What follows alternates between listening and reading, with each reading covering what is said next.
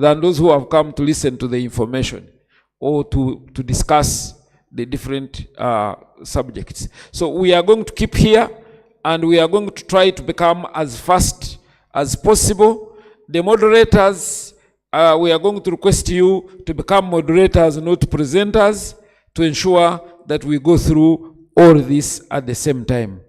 Right now, if I'm following the timetable, we are supposed to have a topic, progress on the domestication of the Rwanda guidelines in Africa, and the speaker is Honorable Commissioner Maria Teresa Manuela, Special Rapporteur on Prisons, Conditions of Detention, and Policing in Africa. This is a virtual presentation because I am informed the Honorable is, I think, in Arusha. Those in the machines, can you kindly connect us to the presentation? It is a short one.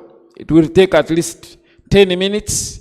Then we go to the next. So meanwhile, the moderator for the next program should be getting organized, and then the panelists, then we can proceed. So PRI, let's be connected to the virtual presentation. Thank you.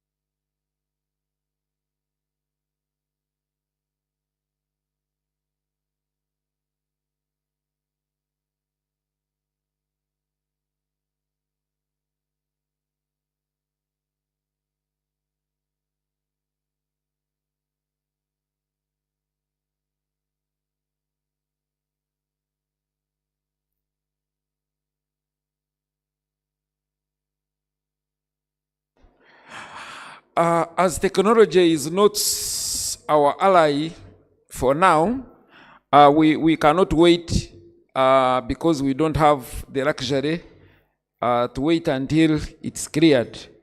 We are moving fast to the next topic, which is promoting gender-sensitive rehabilitation and reintegration services. And our moderator is a director at Uganda Prison Service. Is called Mr. John Bosco Tumwebaze, Assistant Commissioner General of Prisons. And the topics to cover will include implementation of gender-sensitive rehabilitation and services, experiences from Nigeria and Kenya. We have the speakers, Ms. Joke Alansam, Executive Director, Center for Legal Support and Inmate Rehabilitation, Nigeria. Then we also have Ms. Rebecca Mwakali Nabutola, Deputy Executive Director, Clean Start, Kenya. I am going to request the moderator to take over and lead us. Of course, we expect that as a matter of interest, we also touch the topic, practical challenges and recommendations on reintegration of female offender. And we have Commissioner of Prisons, Juliet Nantare, from Uganda, as one of the speakers, and Senior Superintendent of Police, I think. Yes, Dr. Rose Narubega, Assistant Director, Vulnerable Communities, Interpol, Lyon, France. Those are our panelists. Ladies and gentlemen, let's put our hands together for the moderator for this beginning session. Thank you very much, sir.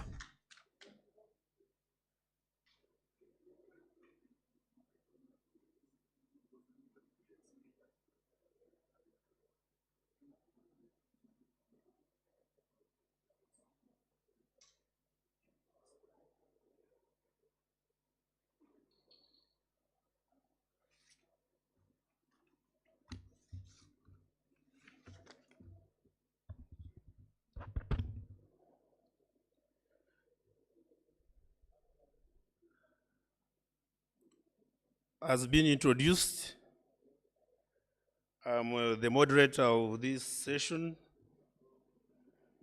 and my name is John Bosco Tumwebaze, the Assistant Commissioner General of Prisons, Charge of Prisons Administration. And I greet all of you. Good morning, dear colleagues. This morning, I'm moderating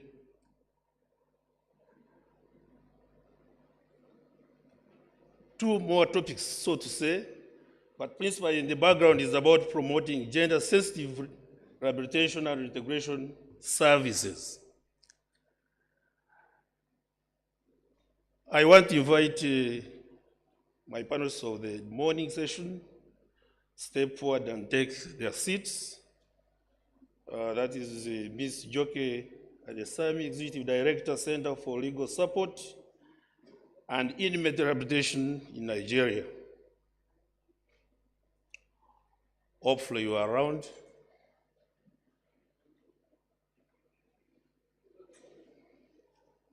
Probably as she comes around, can have Ms. Rebecca Mwakali Nabutola, Deputy Executive Director, Clean Start, Kenya. Let's welcome.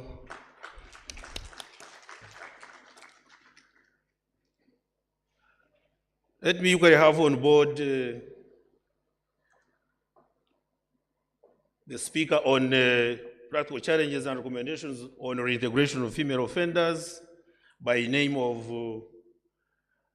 Juliet Nantare, Commissioner of Prisons in Uganda. You're welcome, please. Let me have SSP Dr. Rose Narubega, Stand Director, Vulnerable Communities, Interpol, Lyon, France.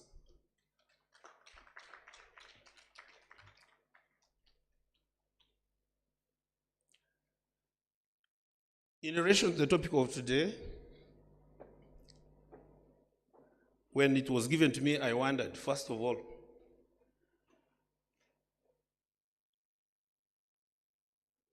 that it is promoting gender-sensitive rehabilitation and reintegration services.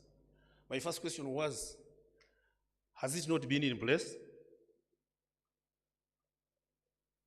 If it has been there, what was wrong? And if we had not got it right, can we gather it together tonight and have it put right so that we move when we are on the equal footing? And I believe our discussions today will try to correct us together and see to it that we have it on paper and record when it is correct and right and how we can pursue it. When you look at the first topic, it has to say implementation of gender-sensitive rehabilitation services experiences from Nigeria and Kenya. Uganda is not there. But I can comfortably say that as Uganda Prison Service, we've been with this. Let's pay attention and listen to our colleagues from the two sister countries, how they are doing it and how they have been doing it. Then the discussion on the plenary, we can reconcile and harmonize and synchronize so that we are all at the same footing. So my discussants of the day, I will want to request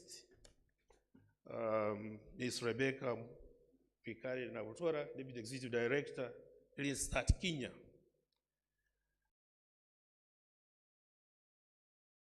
How is it? How have you gone about it? And how do you intend to step it up so that we can be on a higher level? You're welcome. Thank you very much, our moderator, for this panel. Good morning, everybody. It's a delight to be here this morning to discuss this subject on implementation of gender-sensitive rehabilitation services, and I'm going to focus on the experiences in Kenya.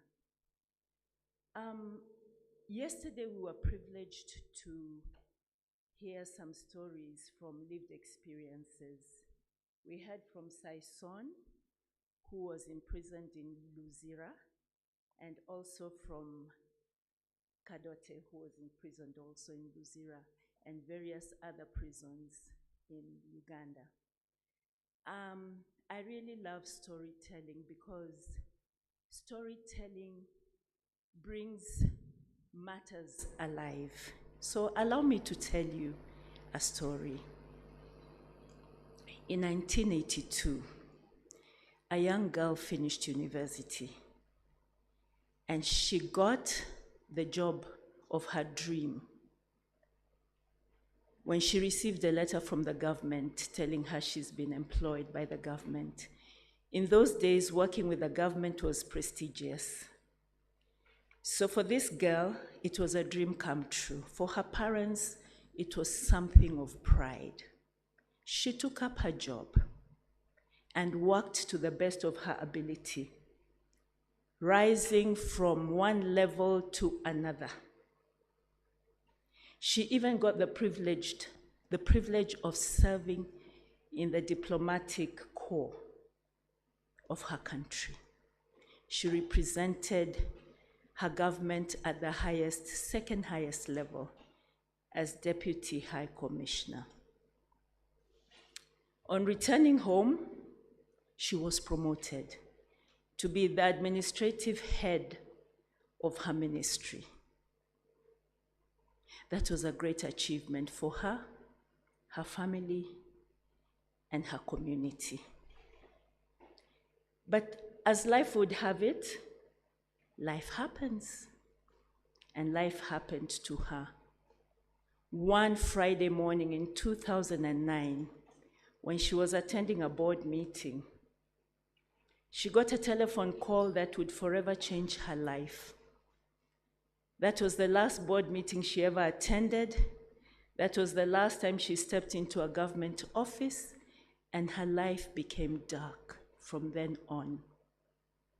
That day she was bundled into a vehicle, taken to court, convicted, and after a gruesome 3 years, sentenced to 7 years in prison.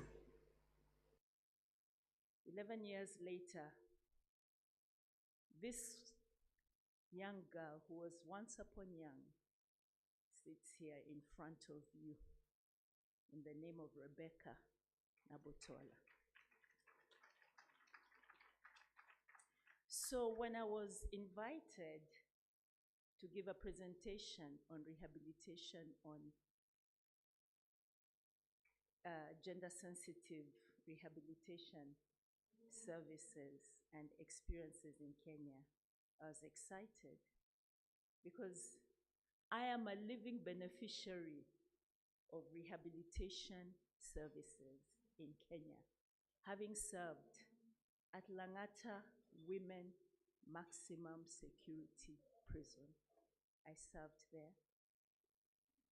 Yesterday we had very interactive, engaging discussions that have been so ably recapped this morning by Madam Olivia.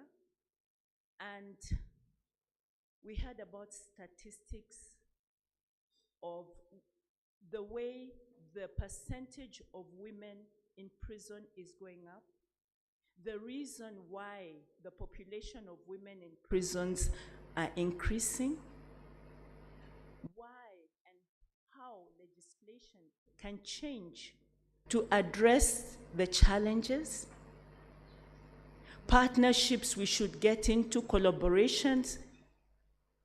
We had discussions around the Maputo Protocol, the Nelson Mandela rules, the Bangkok rules. We know them all. We heard from lived experience, from their challenges in prison and their challenges in reintegrating back into society. Some of us have been through it all. I served in government. I dined with kings. I ate with prisoners. So I feel very privileged to be able to address this topic of rehabilitation, gender-sensitive rehabilitation services in Kenya. I don't want to repeat the things that we discussed yesterday. There were a lot of statistics that were given, and there were a lot of issues that were raised, the challenges of women, the challenges that lead them into imprisonment. I will not delve into that because I don't think it would be fair for me to repeat. However, allow me to say that although I told you about briefly about my experience that led me from government to prison, I did not tell you what my challenges were. I faced many challenges when I was in prison, but mine were not as many or as serious as most women face when they go to prison. Remember that by the time I was getting arrested, I had a good job and a stable family. Most women who are arrested don't have a job. Most women who are arrested are single mothers who leave their children behind. And the first challenge they face is their children, being separated from their children, not being deprived from liberty, not being deprived from conjugal rights, as our Deputy Commissioner General of Prisons said yesterday. The biggest challenge is being separated from her children. You're worried every day about your children. You don't know whether they're alive. You don't know whether they're eating. You don't know how they're sleeping. You don't know whether they're being misused or abused. That is your biggest challenge. Of course, prison comes with its own challenges. Their health conditions, challenges, their mental challenges, their dietary challenges. So over and above the problems that you have left behind, you encounter more problems when you get into prison. Of course, the challenges that women face in prison are very different from those that are faced by men. And then, after you leave prison, you have more challenges to face. There's the stigma. There's the picking up of your life all over again. You have to start looking for your children if you left them behind. I was fortunate because I had a supporting family who took care of my children while I was in prison. Not very many women are fortunate. We heard from the lady from Luzira yesterday who heard about her sibling passing on when she was in prison. And when she got out, she had to start looking for her children all over again. That is a story that so many women go through. That is an experience that so many women coming out of prison have to go through. And then once you find your children, you have to start thinking about what you're going to do with them, how you'll take care of them, how you'll put food on the table for them. That is another problem. The stigma. You have to face the stigma.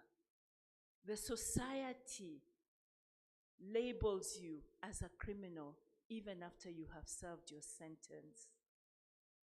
The community do not want anything to do with you because they believe you're still a criminal. So, it is very important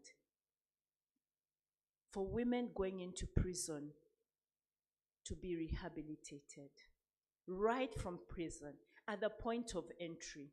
I was fortunate enough to be serving in Langata. Langata Women's Prison has all the facilities, all the services that one needs to be rehabilitated. And remember, not every woman who goes into prison is a criminal. So when we're talking about rehabilitation, we are not necessarily talking about rehabilitation of criminals or people who are going through drug issues. No. We are talking about how you are going to live your life after having served prison. As I said, I was in Langata Women. Langata has very many rehabilitation services that it offers its clients. There's the counseling service, psychological issues are addressed. If you want to go to school, education is available. And I was so happy to hear from the lady from Luzira yesterday that she learned her English while she was in prison. 3 minutes. Oh, thank you. Vocational skills are available. So there are many services that are available at Langata, but Langata is the exception. Many prisons in Kenya do not offer rehabilitation services. Why? Because of the population, and secondly, because our prisons department is not given adequate resources to cater for the population of women prisoners who are in prison today. We heard that the number of, the percentage of prisons, especially female prisons, is growing by 100%. So having said that, let me quickly, because of time, go into Kenya experience. I work for an organization called Clean Start. And Clean Start was founded in 2015 by a woman who herself was incarcerated. And some of you may know her. Her name is Teresa Njoroge. And when Teresa left prison, she left with her the cries of the women and children she had left behind. And she decided that when she comes out of prison, she will make a difference. And some of us joined her after we left prison. 80% of the staff who work at Clean Start are formerly incarcerated women. We have developed a system, a rehabilitation system,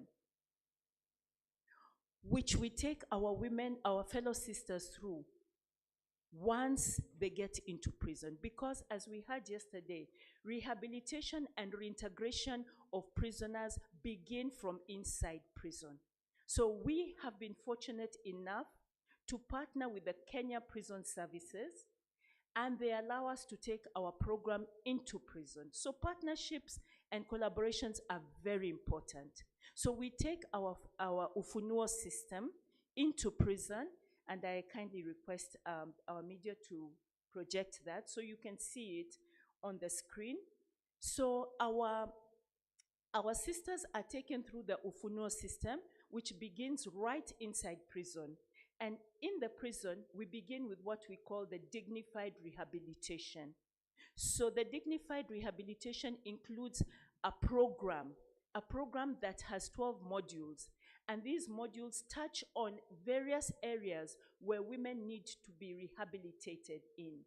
It offers counseling, it offers psychological healing, it offers trauma healing, it offers financial management, it offers family engagement, etc.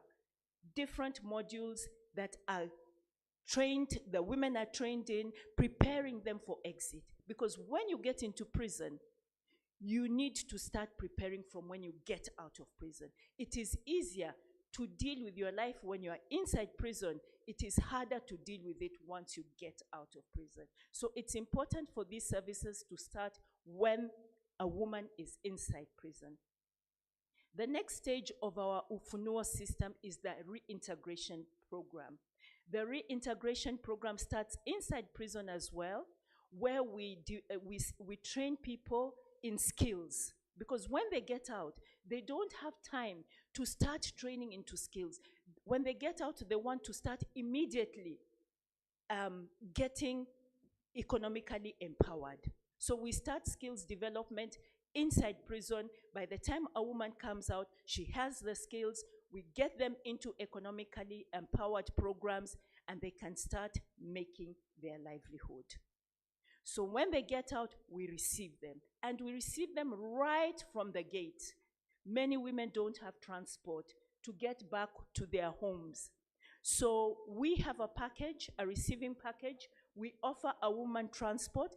If she doesn't have a place to go to, we have halfway houses, which we call safe houses, for women. We don't have very many of them, but when we cannot accommodate them, we try at least and take care of their accommodation expenses, their rent for 3 months. After that, we put them into our production units. We have set up hubs in 5 economic tracks: culinary, textile, bakery, green economy, and construction. Why these hubs? Because most of women who go inside prison start getting their skills development training in these areas. A minute.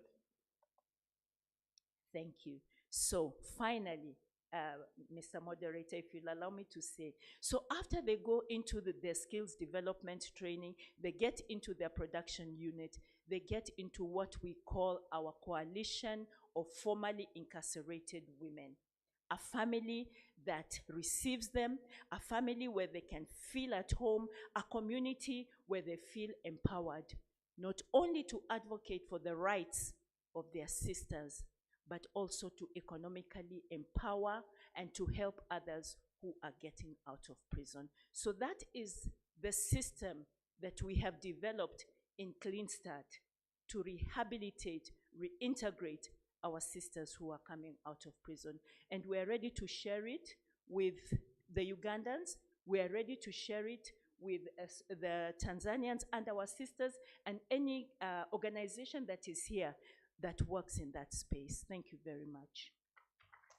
Thank you very much. time allowing, I think at the end of the session, I will request that we run through the slides just to have a peek through, run, and we never know, we may pick something more. And since you are sharing it with us, we should be able to pick tab and we proceed from there.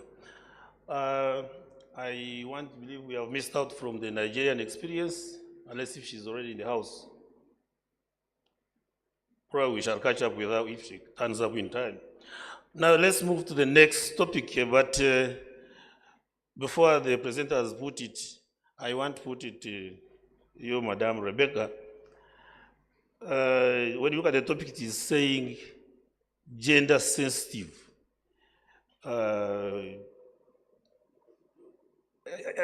Trainings and rehabilitation programs. Is there a limit? Are there those ones which are not gender sensitive at all? So as we wrap up, I want you to put it to us. Maybe there are those ones which are not for women at all, or we are all men and women at the same footing. Crossing over to the next topic, it is about practical challenges and recommendations on integration of female offenders.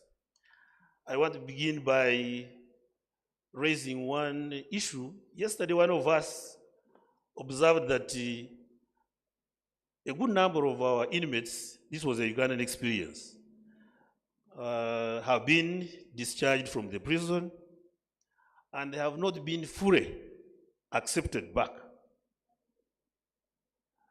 And yet, I thought we were at it in UPS. Have we got it right yet, or we are not doing it at all? Because it came from one of us who is a Ugandan participant. And he gave an example of those who were involved in murder of the husband and blah, blah, blah. So, on that note, can I invite our past speaker to present what the situation is in Uganda in relation to this reintegration? Sir. Thank you, sir. I'm a moderator. Just by way of introduction, my name is Lydia Sesanga, representing the commissioner who is on another engagement. I do reintegration in the Uganda Prison Service, coordinating and liaising with other collaborations that come to work with us. To begin with, the Prison Service is mandated to do social reintegration right from the Prisons Act and from all the articles that we have domesticated. The standard minimum rules put it clearly that at the end of someone's sentence, they should be given as much assistance as possible to help them resettle in the communities. However, we realize that communities are more welcoming to people who are transformed, hardworking, and resourceful. So we do our best to take them through the trainings, the empowerment programs, and the assistance, material assistance, plus the psychotherapy that all of us have alluded to in the different presentations, that women indeed require more psychosocial interventions than the men. So when we are going through the social integration process at the Uganda Prison Service, we have guidance in our standing orders as to how the process should go like. Right from day one, we take all the necessary information, the assessment is done, the needs are taken into consideration when making the sentence planning and the programs where these particular people will be placed to enable them overcome, first of all, the offending behavior, but also to equip and empower them for the time when they'll return to the community. So important to this is also the access to justice component, because some people have appeals to make, and even when convicted, it doesn't stop at putting them into the prison and keeping them for the sentence. We facilitate the appeal processes before we move on. And then the families. Keeping them in touch with the families is very critical to the reintegration process at the end of it all. Especially for women, it is the children. Some spouses come, over time they drop out. But we try as much as possible to maintain the relationships of the children with their mothers. And these children sometimes turn out as the people that they can go to live with at the end of a long sentence. So we find it imperative that even within our collaborations, the children of female prisoners could be given special attention. In our policies, for example, for the vulnerable children and orphans, we may not have it specific to children of female prisoners, but this is maybe a time to think going forward that we could have these children of prisoners, especially the females who are their primary caretakers, taken into consideration as vulnerable. So if this children's outcome is good, even the mother's outcome in the prison is better, because they are more open to participate in the reintegration program and the trainings that we give them. Maybe when the projection allows, we shall have a look at some of the trainings that we do in the prisons, and then at the end of it all, the empowerment, which are packages to help them start up life in the prison. Some people are able to get employment, and part of the employment is empowered by the education programs. Formal education is very active in the prison service. For the prisons, where we have 19 units specifically for women offenders, we have 5 units already engaged in formal education.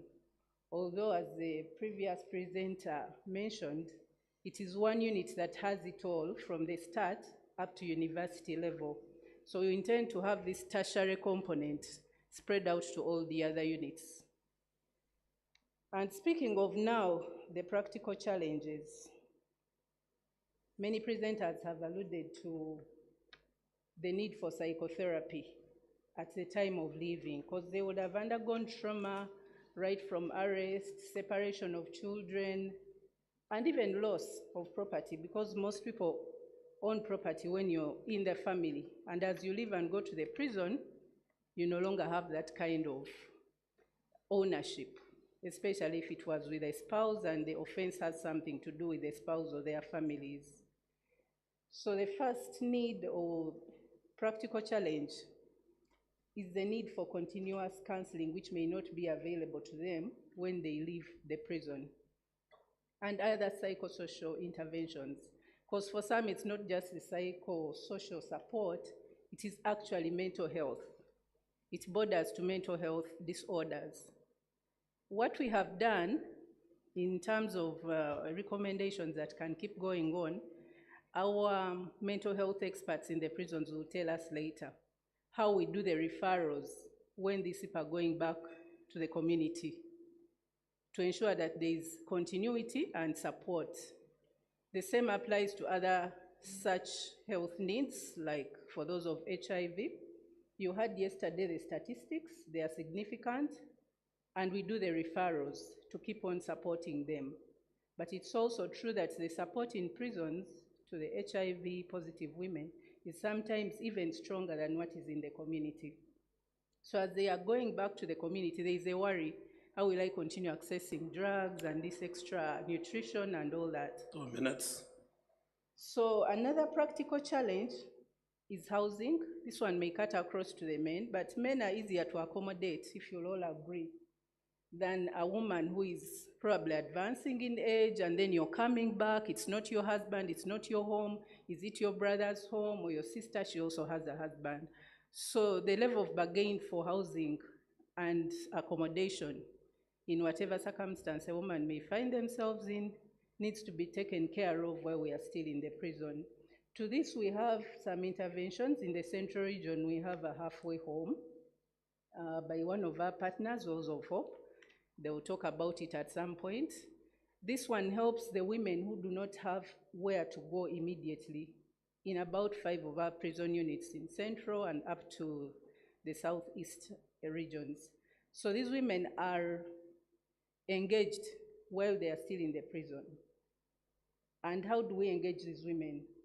We have the discharge boards that sit, like you heard yesterday about the reception boards. We also have discharge boards. These ones are helpful in assessing the needs and the risks that the women are likely to face when they go back to the community. So we are able to identify who doesn't have where to go, who needs to restorative justice interventions. Someone talked of failing to resettle in their own home because they killed a husband. How do we go about it? This restorative justice intervention needs to have started happening like 2 years before this person goes back. Then we assess, we keep reassessing and giving feedback. If there is need for temporary settlement or independent living before you go back to your home, we also update you so that you keep planning better. Half a minute. Thank you, moderator. Just allow me to give one more highlight on the recommendations, and this touches our institutional capacities to provide programs and continuity of care. Yesterday we had a lot of recommendations, and the specific one here not yet addressed is redesigning our female prisons to allow for spaces where all these rehabilitation activities can take place, so that even towards reintegration, the people are already equipped and empowered. And this maybe may call for expansion, remodeling, or even giving us one model female prison that can inform what activities should happen in everywhere else. Then the collaborations can be more active. Thank you. Thank you very much, our dear panelists. I put to you that at the end of it, I want this August house sustainable. And how long will these ladies stay in transit in these houses you are talking about as you look and sort out to eventually settle them? How long should they stay, and how possible and how sustainable is it? Thank you. Next on is SSP Dr. Rose. You're welcome. Thank you so much. Protocol observed. Dr. Rose Naluvega from Interpol Lyon. I'm a secondary officer, and I head the Department of Vulnerable Communities, whereby it's focusing on 2 crime areas: crimes against children and trafficking in persons. So the role of Interpol is wide, but it is mostly to do with cross-border crime management. So Interpol deals with the law enforcement agencies within 195 countries across the world. And here Interpol provides analysis of information. There is a lot of information that is coming in from different countries.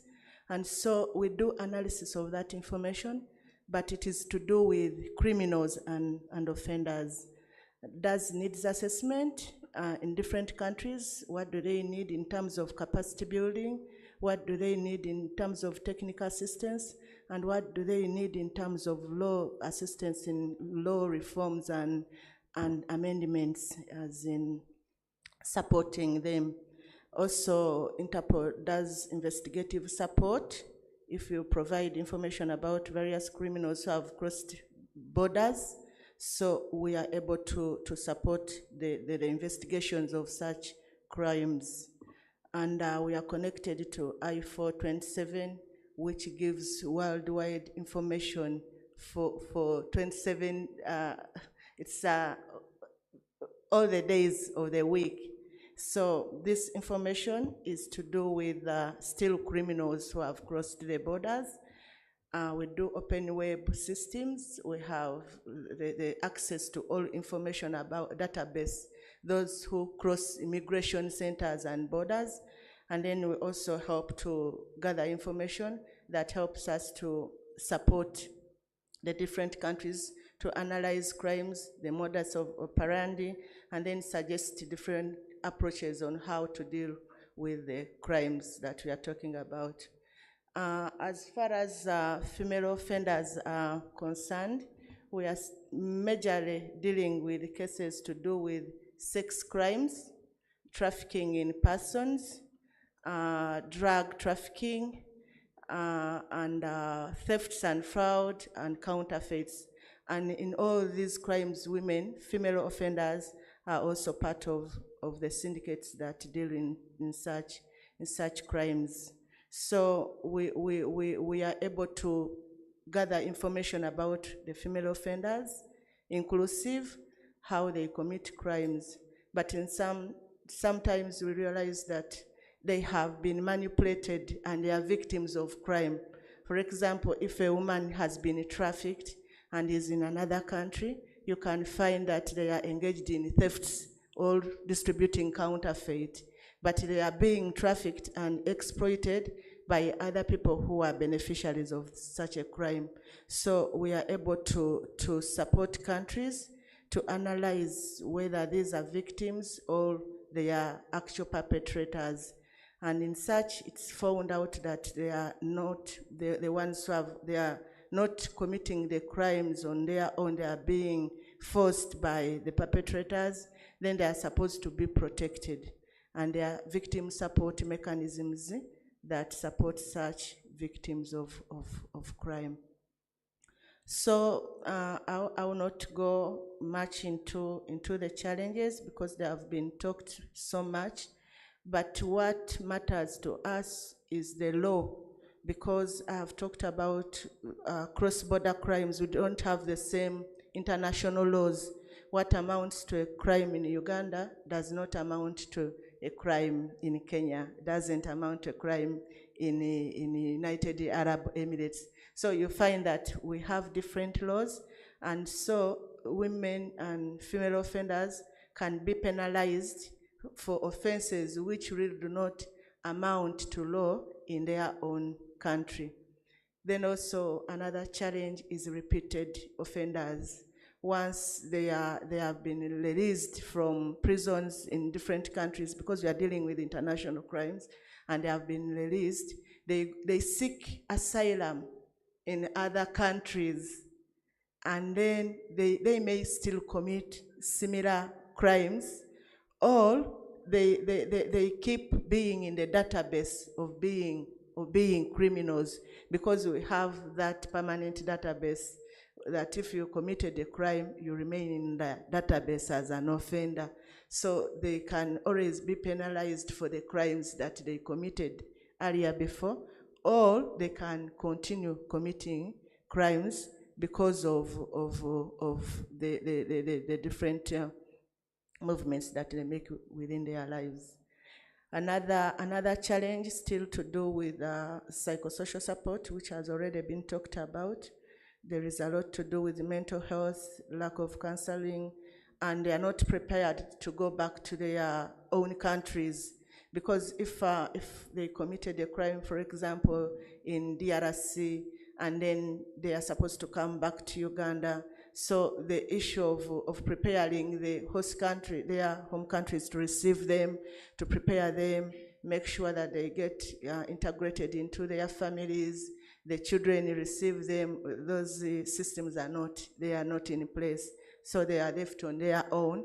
And so we find cases of suicide and then repeated offenders, as I have already talked about it. Discrimination, and it is a vicious cycle of domestic violence if they have been rejected by their family members. A recommendation is to make sure that we look at the issue of psychosocial support, we look at the issue of preparing them for integration and acceptance, because there is one, preparing them, but also acceptance is another. Are they going to be accepted and then live normal lives like others? So those are the key points that I would talk about. Thank you so much. Thank you very much, Dr. Rose.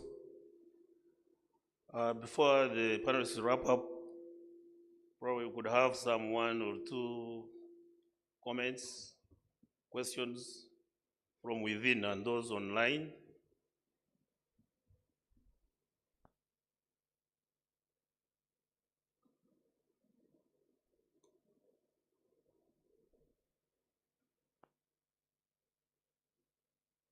Just here in front.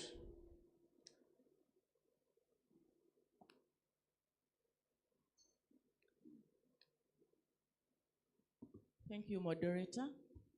Many times at sentencing, the convicts will say, whether it's a man or a woman, that, they have children and there's nobody to look after them.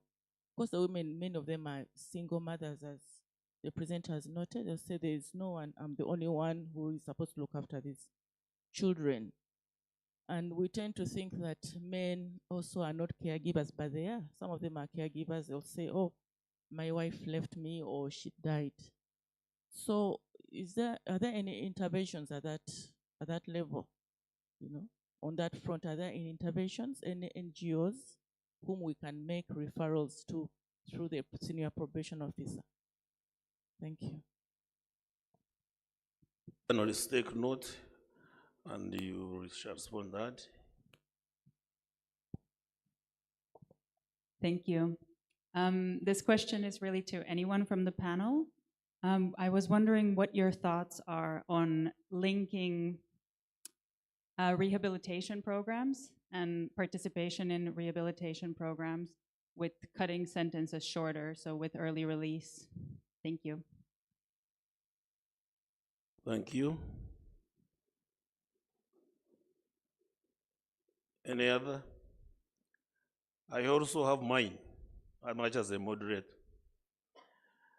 For the experience I have had, and having worked in the Uganda Prison Service, and as an officer in charge, I have found out that at times, even when these mothers have social support from home, they get stuck on their children, especially those that they move within in the prison service. They use it as a bait in courts to attract the sympathy, if I'm correct. And at times they are benefited. And they make these children remain vulnerable. I don't know the experience of Kenya, probably Nigeria, even from any other part of the world, but a good number of these women, they don't want to release these children, even after 18 months, as per our standing instructions. I will seek for your comment, those from elsewhere, maybe in the part of the world. Probably we can now respond to those as you wrap up one by one, starting with my neighbor here. Thank you, sir, and thank you for the questions that have come from the floor. I will choose to respond to your question about mothers using children as bait to get lighter sentences or to be not to be sent to prison.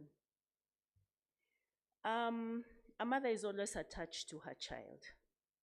And one of the most difficult things is to go into prison with your child. So when you see a woman holding on to her child, especially in Kenya is 0 to 4, we are allowed into prison with our children from 0 to 4. If you see a woman holding on to her child and pleading with a judge on behalf of her child, she means it. There is no way a woman will put her child in front of her to face a bullet. A child will always be behind her. So there is no way a woman will sacrifice her child so that she can go into prison. She would rather go into prison with that child. Even for the ones she leaves behind, she cries for them every day. And if you gave her the choice, she would rather have her children with her anytime. And so, when we see a mother holding on to her child, when she stands before a judge and says, "Have mercy on me because of this child," she means it. She means it. Thank you. Maybe I would like to add on to the process of when the children are 18 months and they need to go. What we have done as prison service, we have the daycare centers, especially in maximum prisons, where the women are likely to stay longer, so that we make the process longer to look for an appropriate caretaker these can stay with us up to 4 years. So far, we have 4 daycare centers, and we are looking at having all the 19 units have daycare centers. But we also have the support of probation and social welfare services in the districts. They take on these children with our participation and the consent of the inmate to foster homes. And these are temporary measures until the prisoner is released or until the family is ready to take on the child. However, we all know that our pockets are limited even to take care of the children who are within our houses. So it is not as easy as it used to be that the next of kin, any relative willing, it's not as easy. In some cases, I encountered women from Karamoja in Mbale. They said their children were going nowhere back to Karamoja because the situation there, we all know. In the prison, they will get everything they need. But back home in Karamoja, they don't know if the child will survive. So we trade off and take a little longer looking for appropriate caregivers. Maybe also the other challenge is we haven't had very enabling policy, but we are in the process of developing one that guides how we manage children that come to prison with their mothers. Moderator, also allow me to respond on linking rehabilitation with early release. We are in the process of having parole and release on license, but we also know that those who have had good conduct, certification of some of the programs, have used it as mitigation in court to secure lenient sentences, and it has worked. So it is working, and we continue to modify. Thank you. What is the sustainability? How is it, those transit centers of the ladies who don't have where to go immediately after release?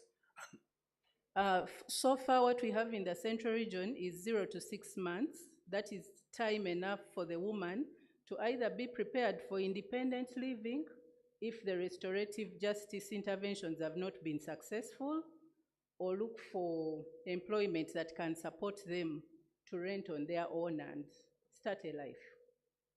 So when the procedures of reconciliation with the families, with the next of kin and all that have not been fully successful, within 6 months you're expected to have found another solution.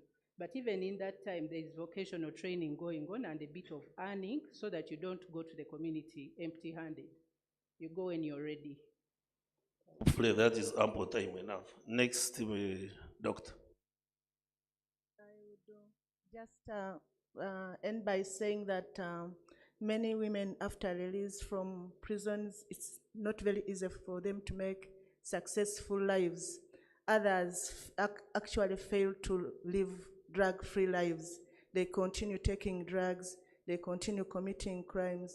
So the issue is, how do we consider programs that make women and prepare them to live drug-free lives, crime-free lives, and fit properly within the communities after they have left prisons. As Interpol, we have a safeguarding project that we are yet to start, targeting the African countries, and it's going to look at the supporting the criminal justice system from the time of arrest up to the time when the perpetrators have been, the offenders have been integrated back into their communities. Thank you so much. Thank you very much. And Ms. Rebecca has just a second or two to summarize something.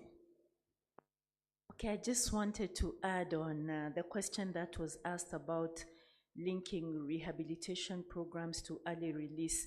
Actually, what we advocate for in Clean Start is replacing rehabilitation programs for petty offenses, so that when you're charged with a petty offense, instead of going to prison, you go through a rehabilitation program.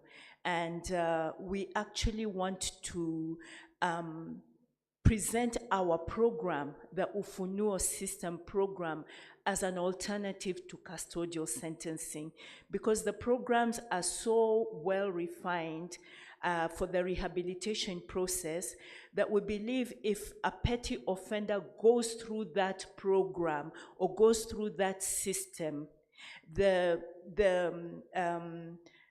probability of reoffending, the probability of recidivism will be almost negligible.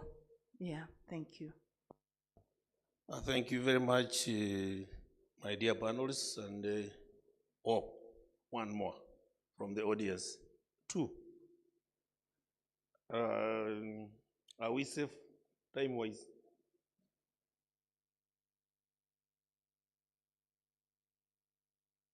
Just here.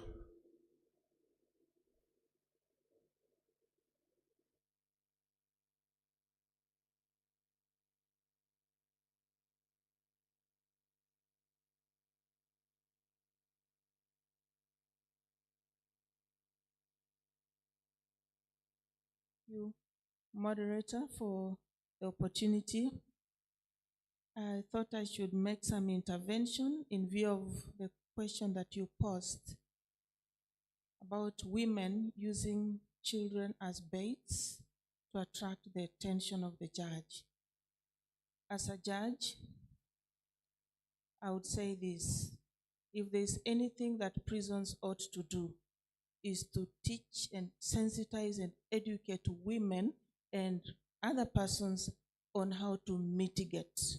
So if a woman or any other convicted person comes to court and their only mitigation is that they have that young child or those children whom they take care of, and therefore they have responsibilities for third parties, then let it be that as a judge, I'll be lenient because of that mitigating factor. Thank you. Thank you for your guidance, Your Lordship.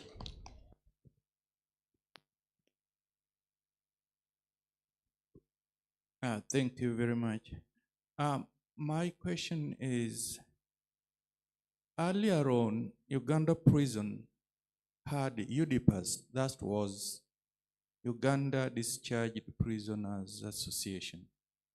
And this UDPAS was based in Bugolobi and was doing a wonderful work with the rehabilitation and welfare officers, doing the pre-release counseling, the visiting the communities and families of the prisoner before they're released. Even with that component of victim offender mediation and some basic assistance or support to the released person. But years long, that stopped. Is it in any process being evolved or being redesigned or something else towards that? Because it was really effective.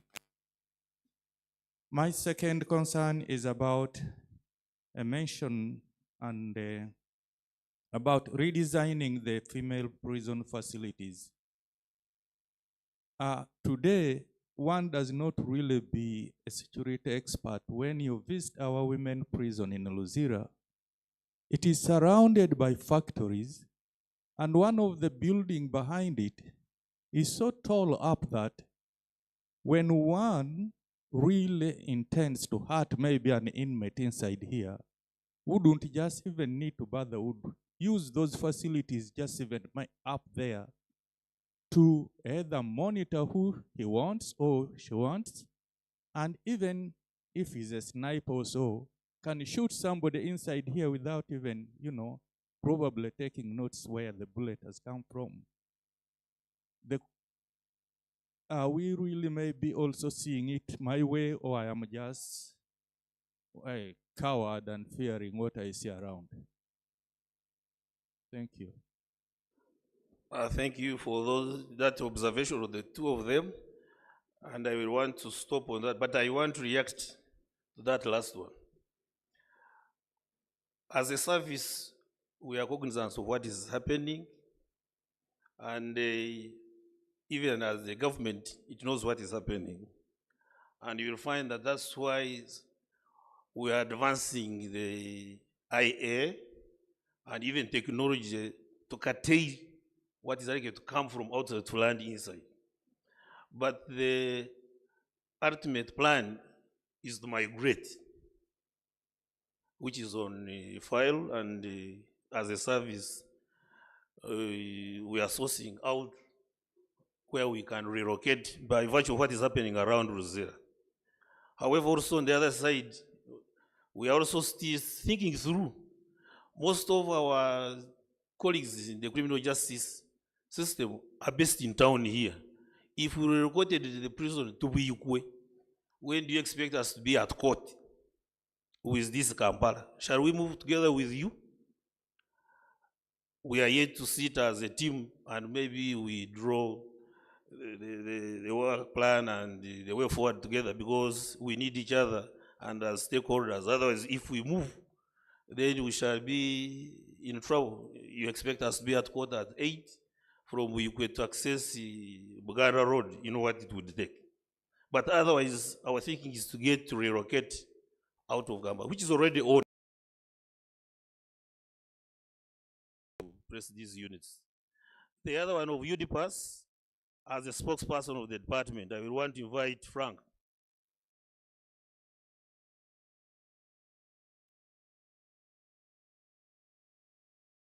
He says he will wrap up with that as we conclude. I want to thank you. We are taking a lot of time.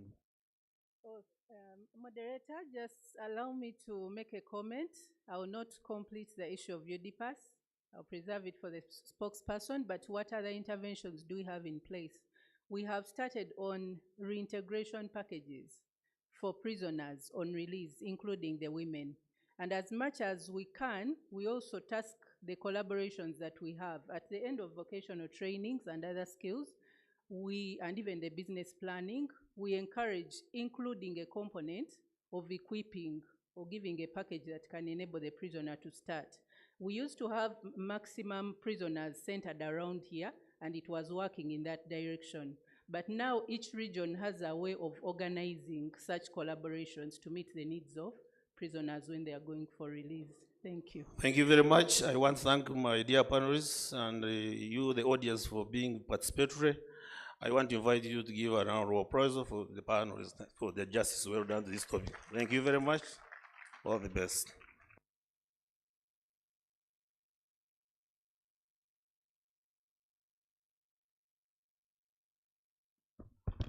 Thank you very much, moderator. Let's put our hands together for the team, more especially the moderator, for the job well done. As we go to the next session, I am asked to comment about that discharged prisoners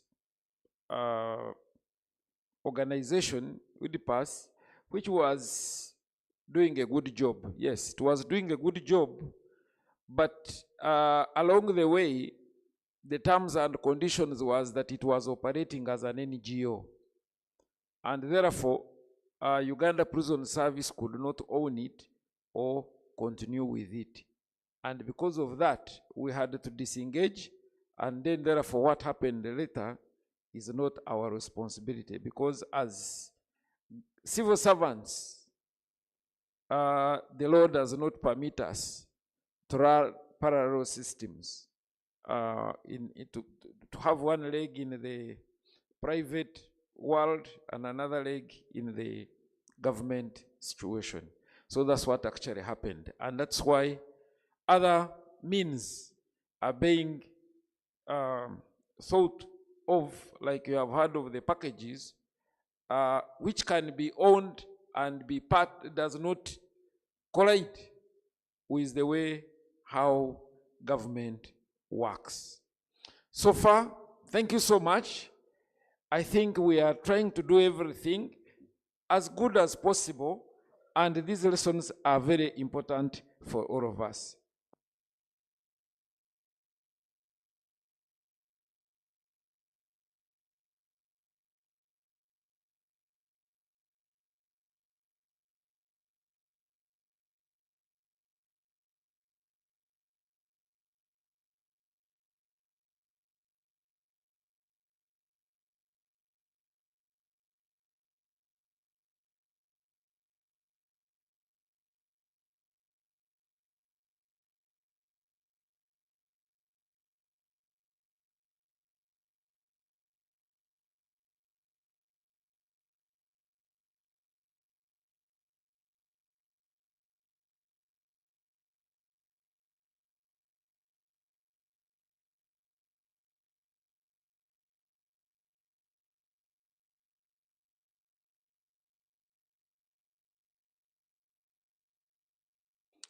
Here we come again with another important session, and our next moderator is SSP Igumira.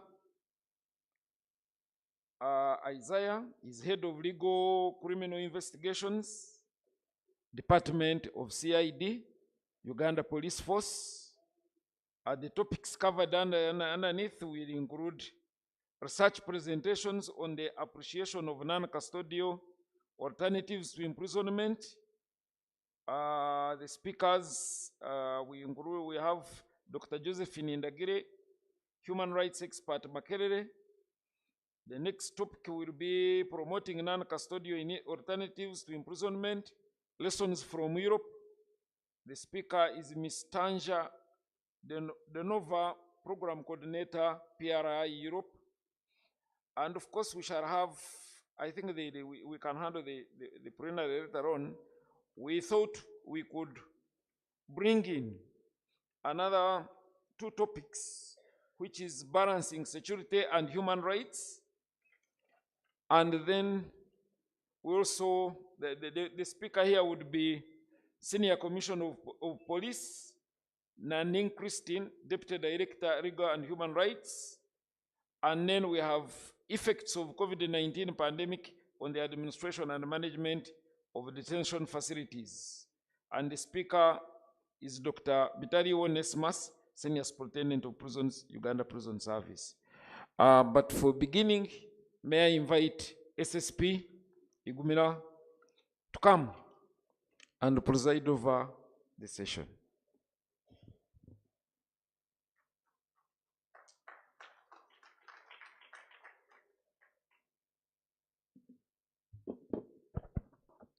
Good morning, everyone. Protocol observed. I'm Senior Superintendent of Police, Igumira Isaiah. I am the head of legal department at CID headquarters. My work today is very simple. I have two panelists that I'm going to present to you.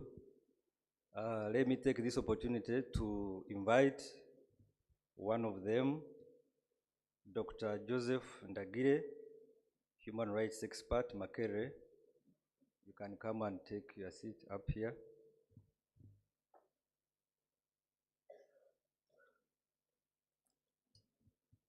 All my speakers have a PowerPoint presentation. I don't know how we should do it, but you can have a seat. The next speaker is Miss Tanya Denova. I think I've pronounced your name right. She's the program. Thank you. And after that, we shall have testimonies from people with the life experiences. That one I will hand it over to our MC. But for right now, let me take you through this discussion. Thank you.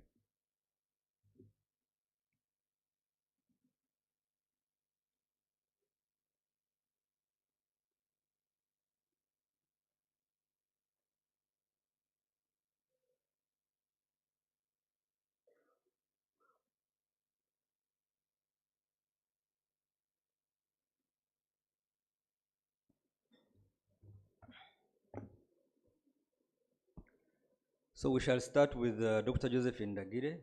You can come and give us your presentation, a research presentation on the application of non-custodial alternatives to imprisonment in Uganda. You will be given 10 to 15 minutes. Be mindful of time. Thank you. Good morning, everyone. Thank you very much, moderator. I'll just check with the IT team. Can we have the presentation up? Okay, great. So I present to you the findings of a study that was carried out this year between June and September, whose main objective was to examine the application of non-custodial alternatives in Uganda. In other words, can we locate them in the law in Uganda? And if we can, are they applied at the various stages? So the study was carried out in 5 districts: Kampala, Masaka, which is the central region, Lamor, which is in the northern region, Fort Portal in the western region, and Iganga district in the eastern region. We used qualitative research methods and primarily collected data through individual and group interviews, key informant interviews, as well as focus group discussions. So we did locate non-custodial alternatives in our legal and regulatory framework. And as you can see from the PowerPoint, which is not up anymore, but we have fines, community service orders, probation, conditional discharge, costs, compensation, and several others. So before presenting the findings, I'll just give you a context. So according to the Uganda Police Annual Report, Uganda Police Force Annual Report 2021, and I show the trends from about 2019, 2020, 21, 22 to this year. There is a marked increase in the number of prisoners, and that includes both pre-trial detainees as well as those that have been convicted of crime. So as of October 17th, 2022, there were 36,785 convicts, and of those, 35,918 were on remand, and of those, about 364 were debtors. So this number is high, quite high, and when you compare it with statistics as of January 12th, 2023, you see that the prison population was at, as of January this year, at 74,444.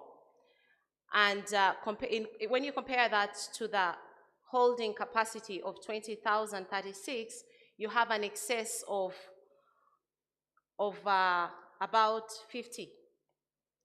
So that is the context, and the point is that the prisons are overwhelmed due to congestion. So which again begs the question, why then don't we apply non-custodial alternatives?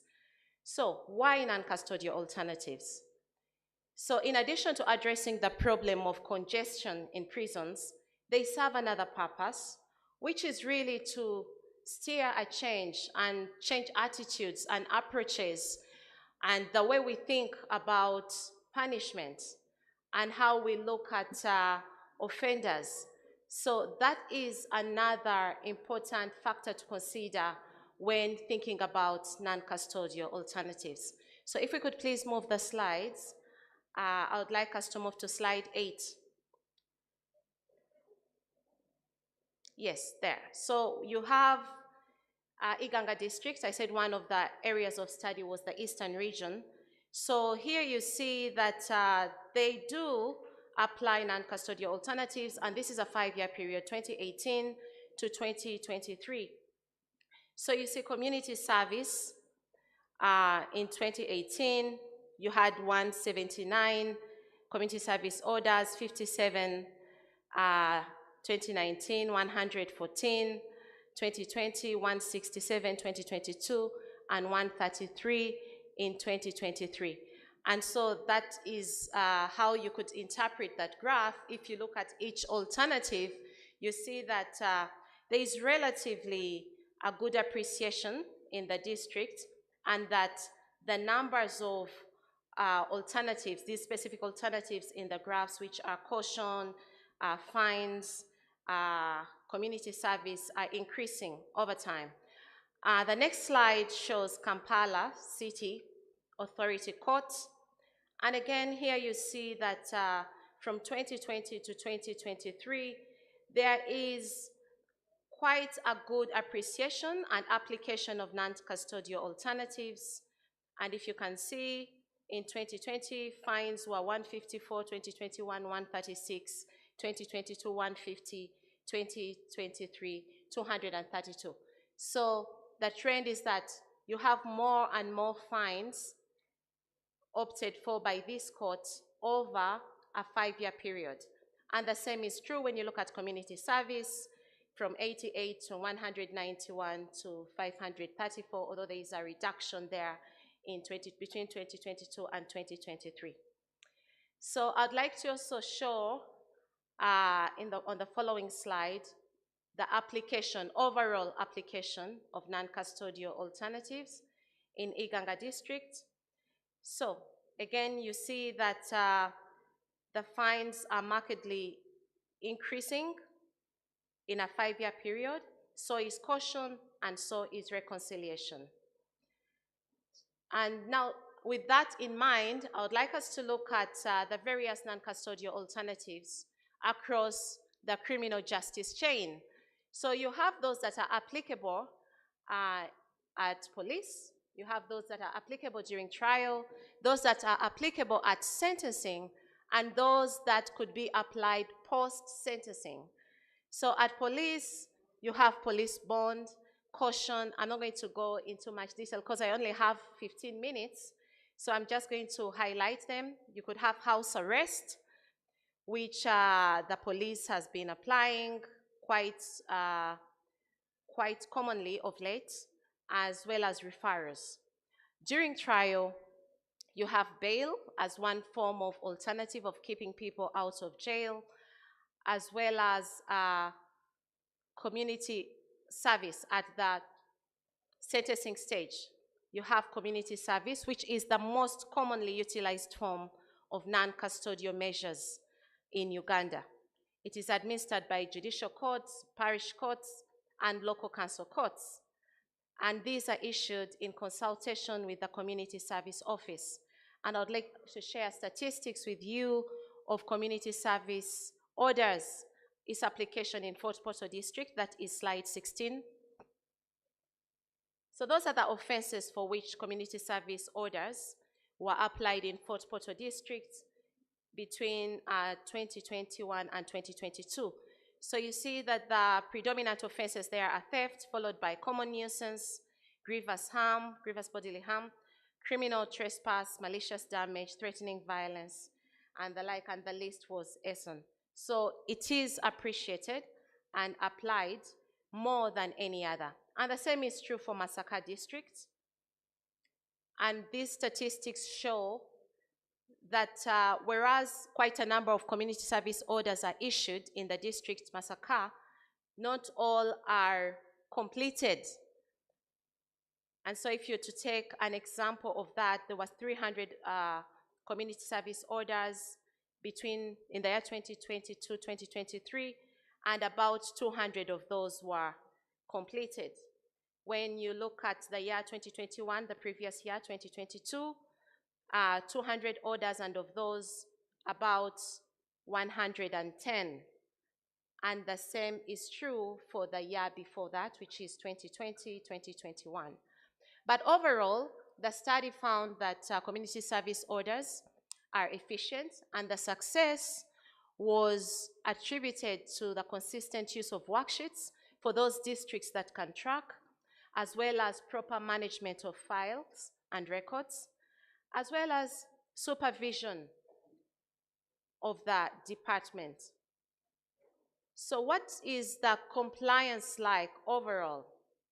Again, if you see the statistics, you see that generally speaking, the orders are well complied with, and that it is a form of alternative, non-custodial alternative that is generally appreciated. So I'd like us to move on to non-custodial alternative at the sentencing stage. Again, you have probation there, diversion, which is mainly applicable to children, with the overall aim of minimizing their contact with the criminal justice system. And I have a quote there from one of the respondents who says that diversion would have been even more successful, but it's not well appreciated, it's not well known by the key actors, the key stakeholders who would help implement it. You also have fines, compensation, as post-sentence alternatives, excuse me. So if we could move to slide 23, I want us to look at the post-sentence alternatives. You have remission there, which is working quite well in Lamo district. And we had during the study that the population reduced significantly between January and July this year, 2023, and that was due to remission. So from 190 prisoners, you now have 89. You also have halfway houses as a post-sentence alternative, although this is not official in the sense that it's not run by the government and only run by an NGO, one NGO in fact in Kasese district, which is the Center for Hope and Life in and After Prison Initiative, Uganda. So what are the barriers to the application of non-custodial alternatives? There are several. As you can see from the study, we have them in the law. They are quite known. They are applied by a few courts, but why aren't they as prevalent, or why are they not having an impact on the prison population?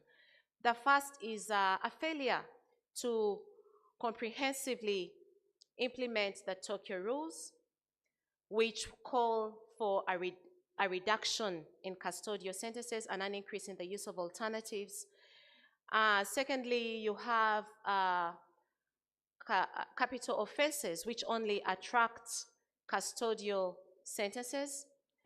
There is an absence of a coherent framework to operationalize alternatives. And we did find this in the field. Quite a few stakeholders appreciate what alternatives are. So in the absence of a framework that is consolidated and applicable to all non-alternatives, it becomes quite challenging to implement them. Limited level of awareness, and then insufficient funds. These cost money to implement in their fullness in terms of monitoring, following up, documenting, and to even track whether or not they are efficient. Sorry for interruption, Dr. Josephine. You have less than 5 minutes to wrap Okay, up. I'll wind up. Then you have the challenge of attitudes with the local community, which perceives punishment as custodial and anything outside of that as not sufficient enough. Then there are frequent transfers and retirements of those that have been empowered in these various forms of non-custodial alternatives.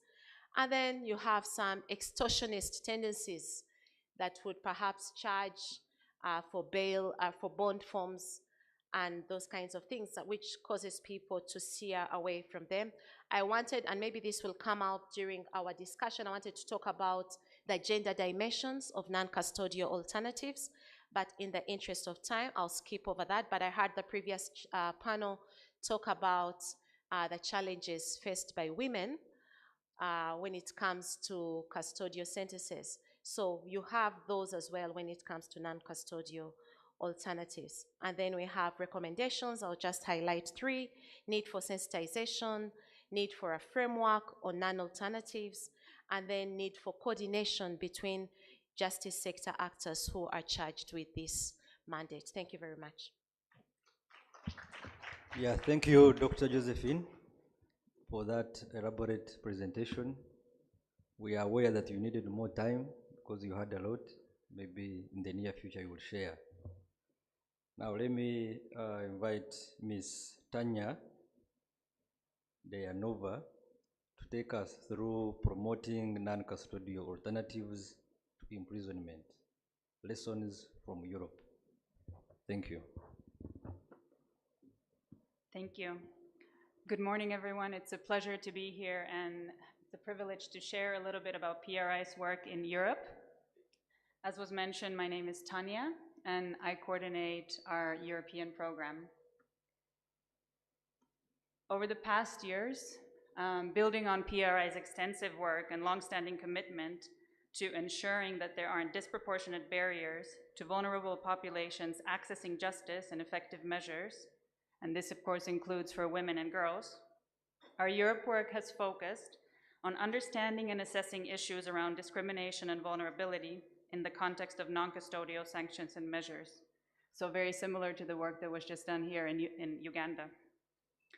Often, of course, we call non-custodial sanctions or measures alternatives to imprisonment. So why focus on non-custodial community-based sanctions and measures? I'll build a little bit on Dr. Nagire's answer to this. Because the community alternatives are a key component of ensuring proportionate, effective, and human rights-based criminal justice. And as prison systems struggle with decongestion, as we heard is the case here in Uganda, they offer one of the key solutions. Understanding how they work, both on the books and in practice, and for all people, is also necessary in order to support non-discrimination across systems. So what did we do?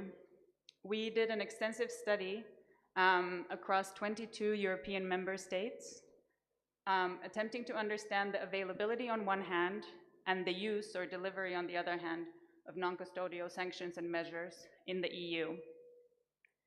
Our research also included a specific focus on the impact of COVID-19 on probation and non-custodial sanctions. And for this one, in addition to the 22 EU states, we also added 2 further countries, Kyrgyzstan and Georgia. Finally, building on the research findings, we supported justice systems, and for this part, we specifically focused on Hungary and Portugal as well, to develop their capacities and systemic awareness to identify and address potentially discriminatory policies and practices, and through this, to better meet the needs of all the people that they're attempting to serve. We also developed several different kinds of materials, and I'll share some of these at the end of the presentation, and this helped us expand the capacity building beyond the focus countries. Now, before I dive into some of our findings and a few key lessons that we identified, I invite you all to pause for a moment and reflect on 3 questions that we return to throughout our work.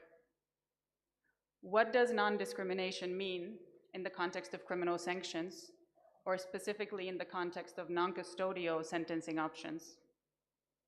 Who may face disproportionate challenges or be left particularly vulnerable?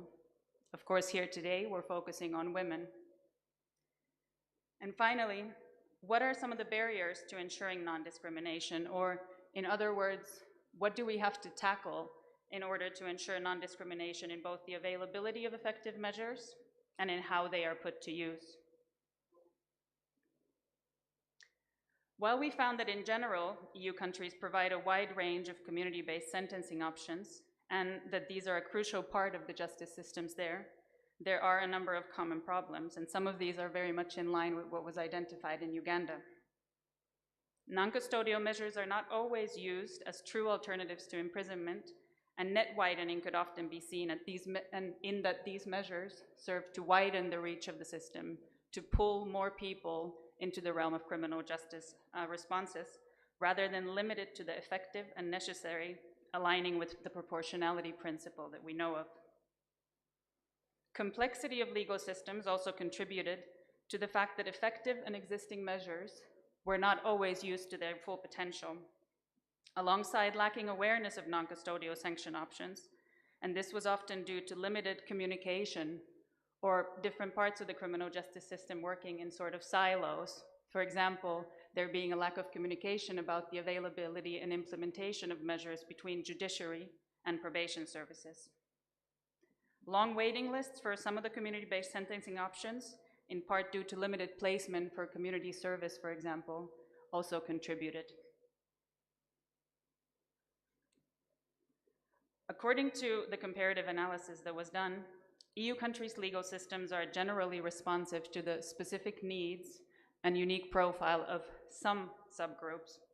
And this included, in many places, pregnant women, for whom custodial sentences are in many instances either deferred or served as home detention, and based on risk and needs analysis, it could be served either with electronic monitoring or without.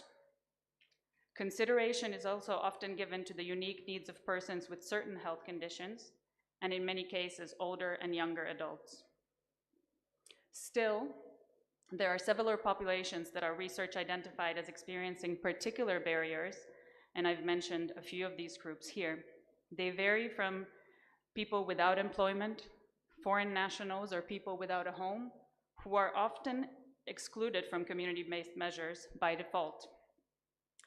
There were also issues with racial or ethnic minorities and people with mental health issues accessing and benefiting from community-based options completely. Probation systems and involved staff across the systems time and time again expressed the challenges that they face in offering needed support and services for these groups. It is important for me to mention, however, that lacking data, especially disaggregated data on subpopulations in criminal justice, limited our ability to fully understand the challenges and vulnerability that was faced by these groups. But what about women? You might ask, what does all of this have to do with specifically the issue that we're talking about here? And I think the first lesson that we identified speaks to that. A point that came up numerous times is the importance of considering intersectionality. This concept that many of you might be familiar with highlights the fact that individuals have multiple, often intersecting identities that each play a role in how they experience the world and systems they're a part of, including justice systems, including experiences of discrimination. For example, if I take myself through an intersectional lens, you would not look at me just as a woman, but you would also consider the fact that in the country where I live in the Netherlands, I'm an immigrant and a foreign national, and my language skills are limited. You would also consider the fact that I've had the privilege to obtain quite a high level of education, and all of these factors would play into the risks and needs I present if I were in the criminal justice system. At its essence then, intersectionality in relation to women in criminal justice calls us to recognize that while there are certain characteristics that often mark women's pathways to criminal justice, many of which we've heard about and reflected on, not all women are the same. Furthermore, or on the flip side of the coin, it helps us recognize the fact that because of these intersecting factors, from caretaking responsibilities to histories of trauma to unfavorable power dynamics and stigma, women are left doubly, in some cases triply, disadvantaged, vulnerable, and often face disproportionate challenges while they're in contact with criminal justice systems. As I mentioned, one of the challenges of the research found that when it comes to the use of non-custodial sanctions, in Europe, legal systems were often unnecessarily complex, and this often presented barriers and limited the flexibility in using available measures.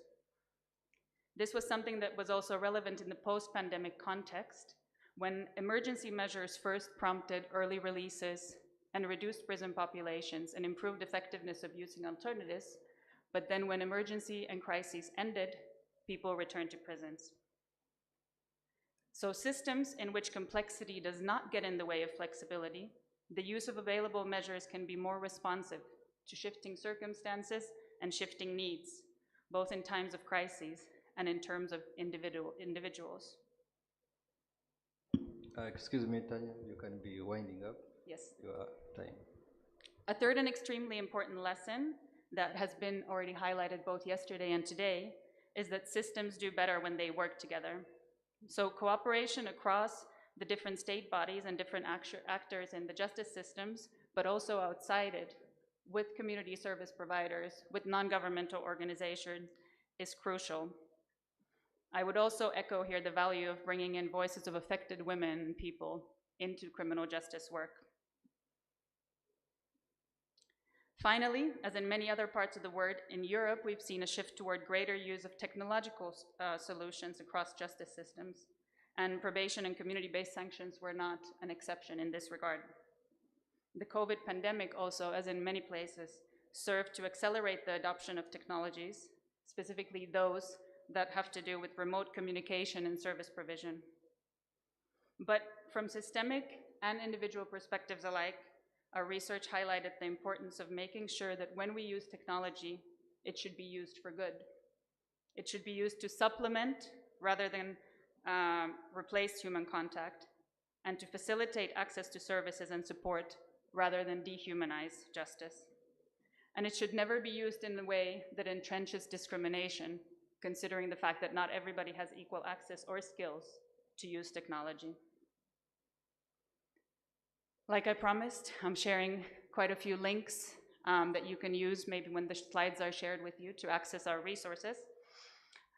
As you may have noticed, I didn't have a chance to dive deeper into many of the recommendations and the guidance that came out of our work, nor to focus on particular good practice examples or solutions that have been introduced in Europe. I hope that you'll take the time to look through the resources and familiarize yourself with much of the work that PRI has done on women, and to take lessons and insights beyond just this brief presentation.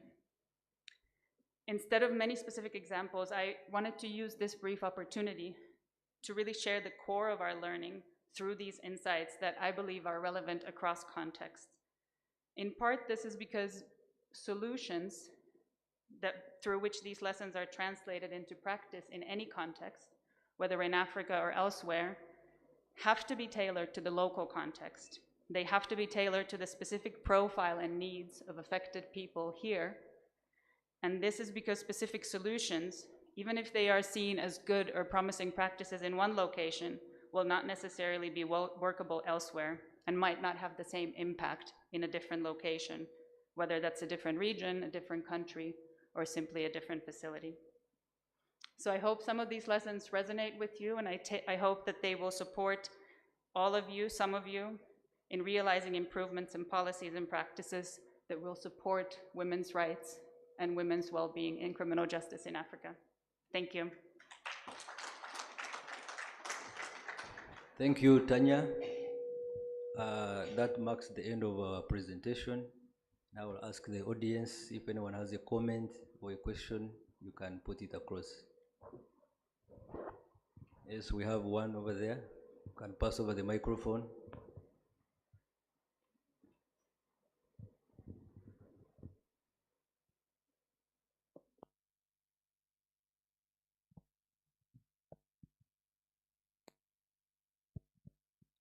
I thank you, the presenters, for the excellent presentation.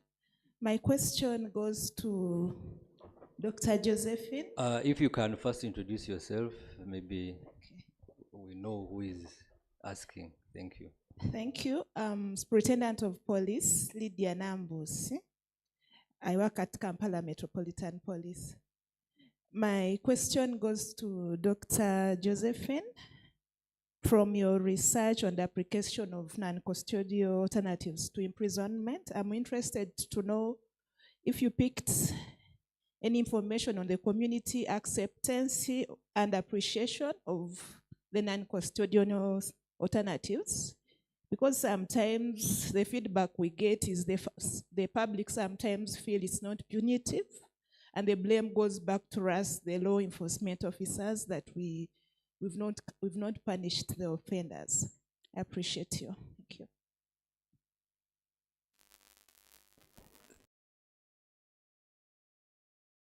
Thank you for the question. Dr. Josephine, would you wish to respond as we wait for another question?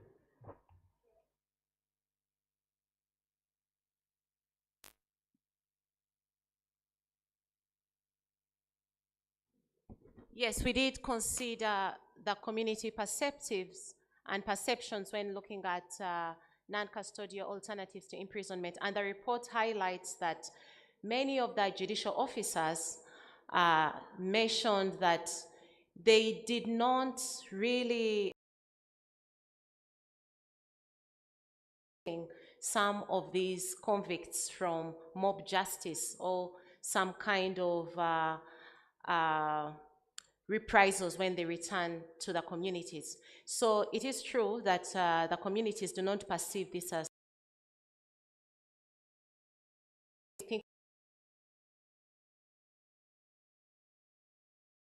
really long time, and these are not. So we did pick that up, and in the recommendations we call for a mass sensitization that is aimed at changing attitudes about what punishment is and some of the other goals that it's intended to achieve. Thank you. Tanya, you want to add? Okay, briefly, thank you. Thank you for your question, and I also wanted to share a little bit from Europe in this regard.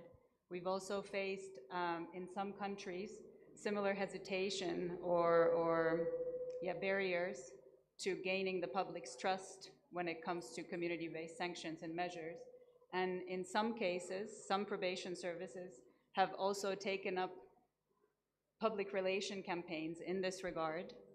And a lot of the time, they've found out through surveys, through questionnaires, that while some of it has to do with perceiving prison and being locked up as the only true punishment, so to speak, a lot of it also has to do with the fact that the public doesn't know about the realities of serving a community-based sentence, and that there are, of course, also elements of punishment in that. It's not just freedom as such. Yeah, thank you. That question has been over-answered. I think you have benefited from the responses. Do we have any other last question or any comment? Yeah, please. Thank you. Yeah, thank you, presenters. Now, Dr. Josephine, did you look at the sentencing guidelines? Those sentencing guidelines, actually, they apply to both the magistrates' courts and the High Court. But if you look at a Court of Appeal decision, I forget that decision, it says that the High Court cannot issue community service orders because we try, grave offenses. Of course, some of us have some reservations about that decision because Community Service Act says, defines the court as the High Court and subordinate courts. Then there's also the problem of, conflict of laws. If you look at the Criminal Procedure Act, it's, it authorizes the appeal court to release convicts on conditional, yes, to grant conditional release. They call it binding over, only at appeal level. And then the sentencing guidelines also provide for the same, for the same kind of, sentencing. So, we are kind of, in that gray area as the High Court is concerned. Thank you. Would you wish to respond to her comment? Yes. Okay, Thank you so much, Justice Walayo. Yes, it is true. We looked at the sentencing guidelines, practice directions of 2013, and we did locate several of these non-custodial alternatives to imprisonment. And it did emerge, indeed, that when you look at the offenses had by the High Court, capital and onwards, they are not the kinds of offenses for which you would issue non-custodial alternatives, generally speaking. And in that, we raise it as a challenge, and in the recommendations, we say, we ask that the key stakeholders develop some kind of framework to offer more guidance, especially when it comes to those gray areas where it is not very clear, because there have been situations where, the High Court is also giving very custodial sentences, yes, but very minimal, very few years, that we felt that if they had actually been able to give non-custodial alternatives, maybe community service, that this person would actually have been, in a much better position, both as a convict, but also in terms of the victims who they affected. Thank you. Thank you, Dr. Josephine. I think this marks the end of our discussion. I want to thank you, our panelists. You have been so wonderful. For the audience, thank you. You have been a great audience.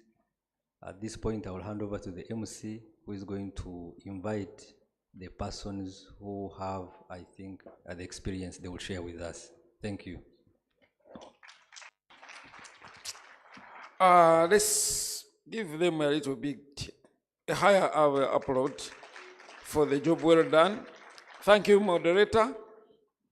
Yes, of course, one of the challenges about non-incarcerative punishment is about the monitoring.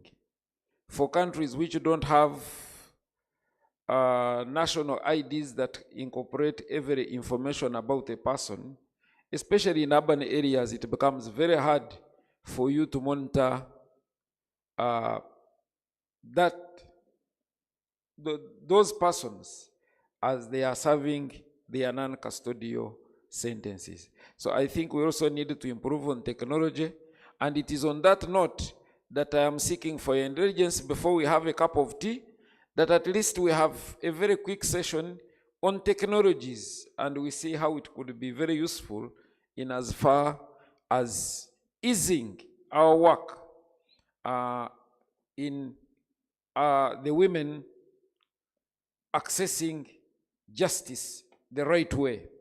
And the next topic is about technology and women rights.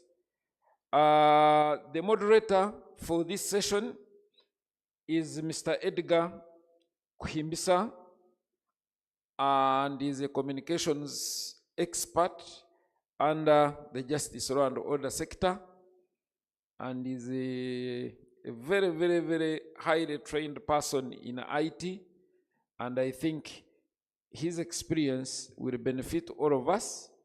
And the topics,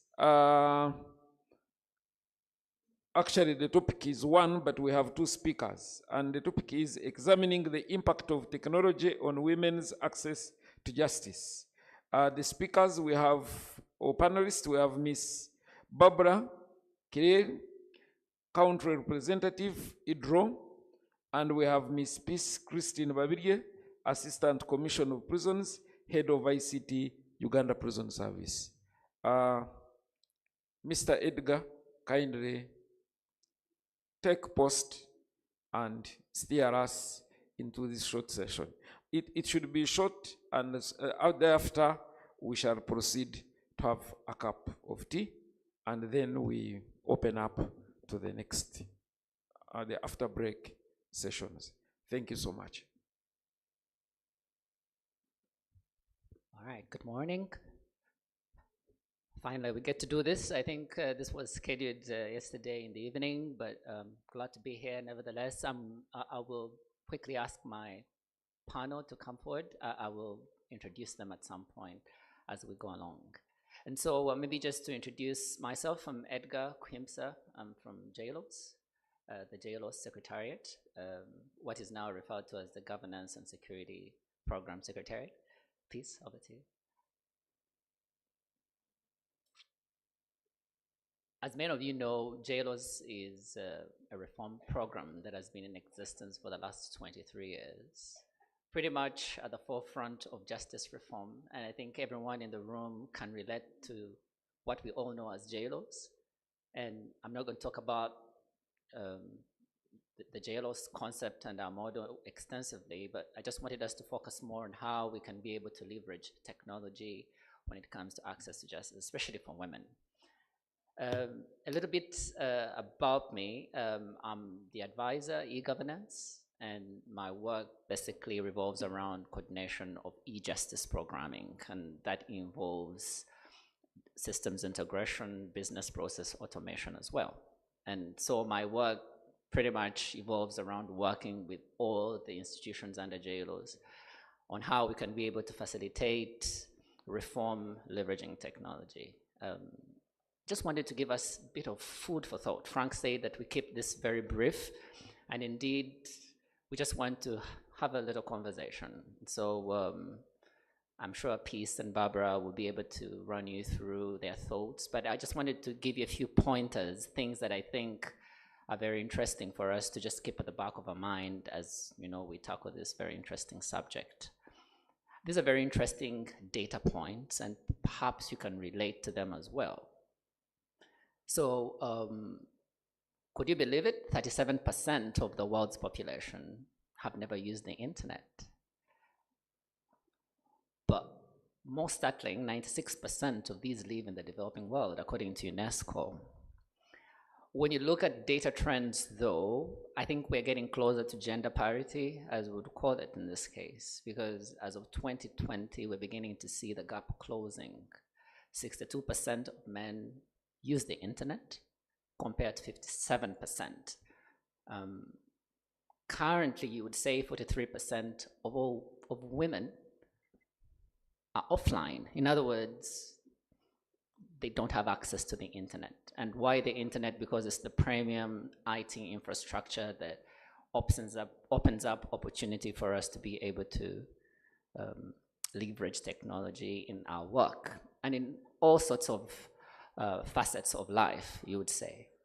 But in least developed countries globally, only 19% of women are using the internet. I think it gets a bit worse when you look at it from an African perspective, 24% versus 35%.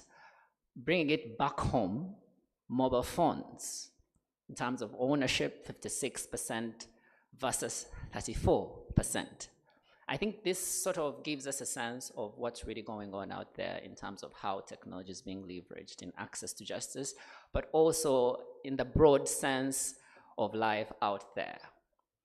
Now, when we talk about ICTs, and I just wanted us to look at it this way, I think we can all agree that ICT has become not just pervasive, but disruptive, but also associated with just about every facet of life at a social and economic level.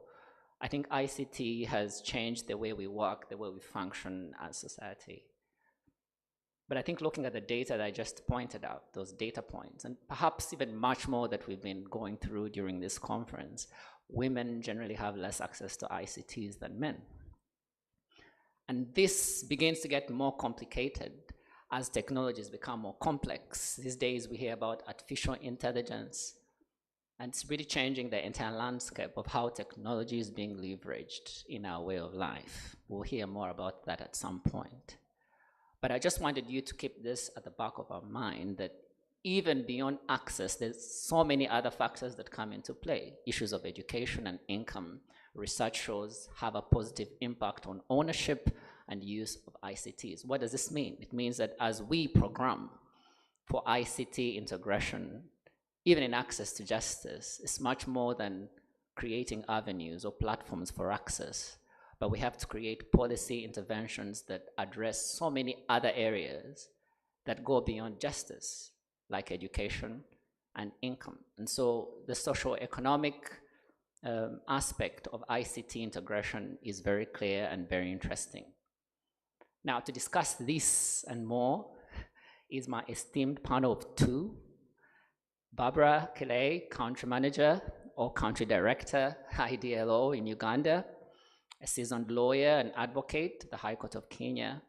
She has been at the forefront of development programming, and she will be able to share with us very unique insights and perspectives from that end. But also as a woman in technology, I think she has a very interesting story to tell. Peace Babirye from the Uganda Prison Service, very distinguished woman in tech, currently leading efforts around digital transformation in the Uganda Prison Service. And I'm sure you get to know more about these distinguished ladies. And so I just want to give Peace the floor to open up this discussion and share with us just her side of the story on how she has been leading efforts around digital transformation as a frontline duty bearer in the Uganda Prison Service. And after that, we'll hear from Barbara, and then I'll open up this discussion. I have very interesting questions that I'll ask, and I encourage you to take note as well and, participate in this discussion. So I'll give it 10 minutes each. And so Peace, you're welcome. Thank you.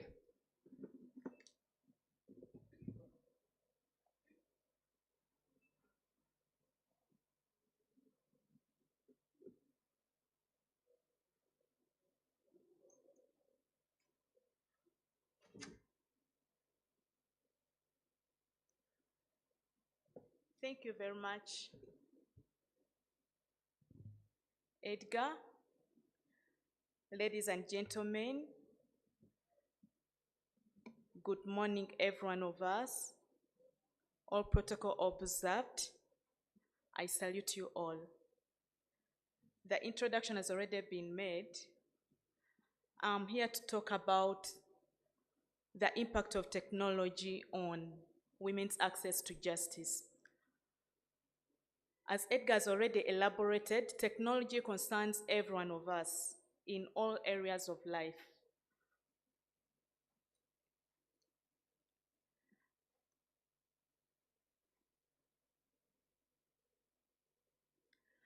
I want us to I just want to bring a recap to all of us that we're in an era of technology and it is evolving rapidly.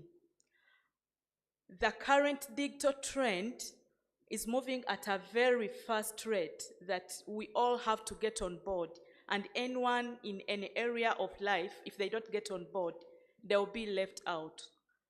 So technology advancement has both negative and positive impact. The biggest percentage is the positive impact. If you adopt and flow with the technology trend, you'll actually flow in your area of life. You'll access justice, you'll do your business well, you will meet your official duties well. So every one of us here, let's adopt technology. The positive advancement in technology has birthed new digital platforms and online resources that are enriched with legal information and various legal resources that can guide us into accessing justice.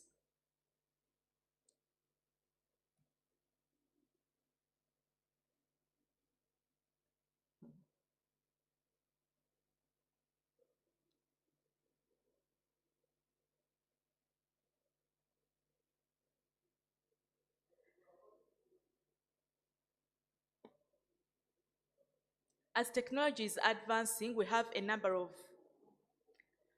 information that is in the big data banks. The big data banks can be accessed via the World Wide Web, and we have online digital databases, online websites, and we have a wealth of knowledge that we can dig from the big data that can help us seek justice.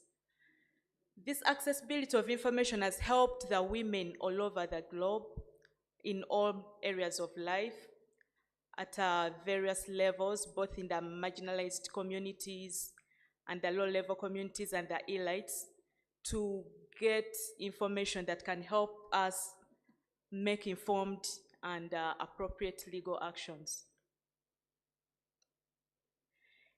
Technology has helped address barriers that women face when seeking justice.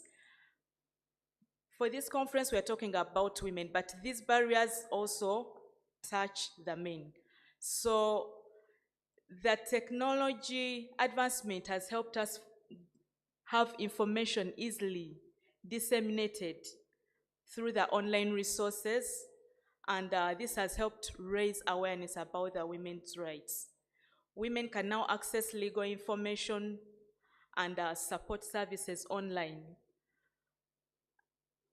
And there are legal aid services and support networks that are available for women once we get into the legal data banks. For example, for the case of Uganda, we have the online legal database called the Uganda Legal Information Institute. If you go onto the URL Uganda Legal Information Institute, you will find a lot of information about the various cases and the previous cases that were handled.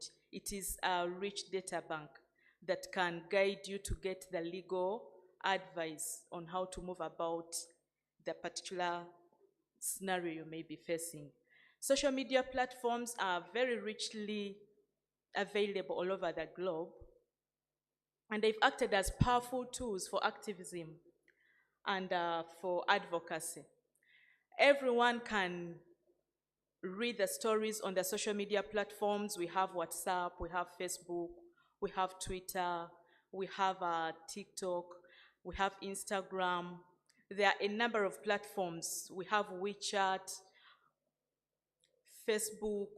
When you get in there, you'll find the virtual communities that have experienced various scenarios that you may be in, and you can connect with the virtual communities via the social media platforms. And in most cases, if someone sends in a request for guidance, you will actually get guidance from someone who has experienced the same scenario that you may be in.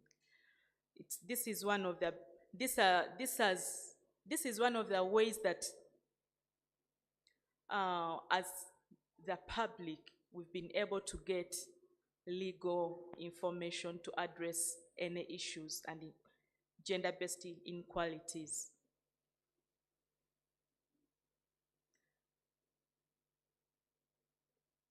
Still under the positive impact of technology on the women's access to justice, we've had technology revolutionize and change the way of reporting about various crimes.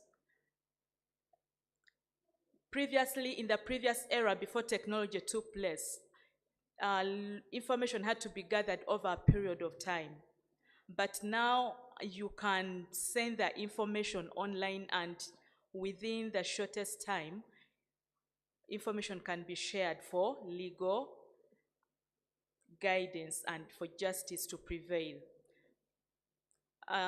This has already been explained through the mobile applications, through the emails, and through the social media platforms. This is a great benefit for quicker access to justice, because you understand that any justice delayed is justice denied. So for quicker access to justice, we can utilize the digital trends that are available to take up and benefit from the quicker justice.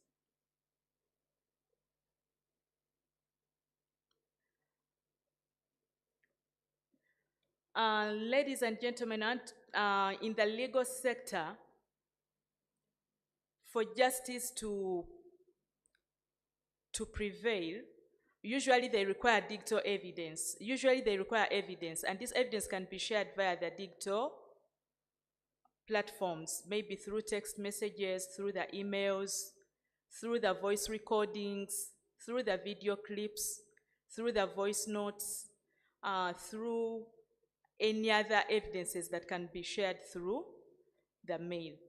So we need to appreciate that technology has played a crucial role in raising awareness about the women's rights. And it has also fostered solidarity among the survivors of violence and discrimination. This is about the positive impact. We're moving into the negative impact of technology on women's access. As technology is so beneficial, if not used well, there are a lot of negative impacts that it may pose to us. The biggest challenge that we have is the digital divide. The digital divide clearly demarcates those who are in areas where the infrastructure is well laid for access to technology, and for those who are in the marginalized communities and the communities where the technology infrastructure has not yet been built.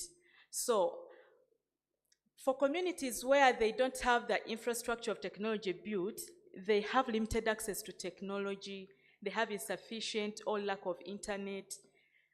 Most of those communities, you'll find the women are not educated about technology. They face challenges of storage of some of the information they may get. For example, someone may be able to get a video clip, but doesn't know that if I get this video clip, I can share it on my cloud. So next time when you find them, they say, no, my phone got lost, so I don't have the video clip. But if they were literate enough, they would have kept that video clip on their cloud accounts.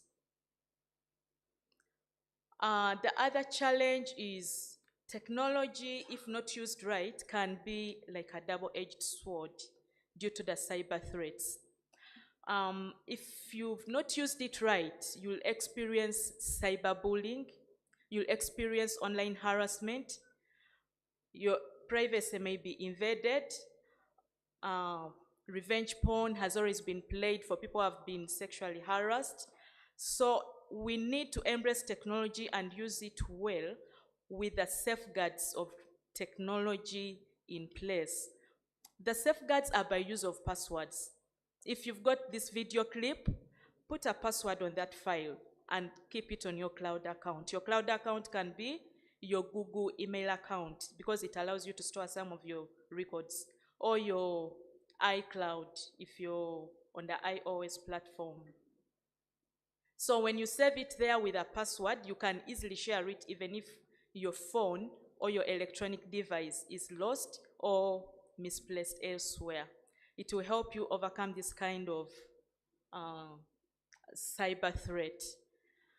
We also have a lot of biases embedded within the algorithms when they are building some of these platforms, and you find that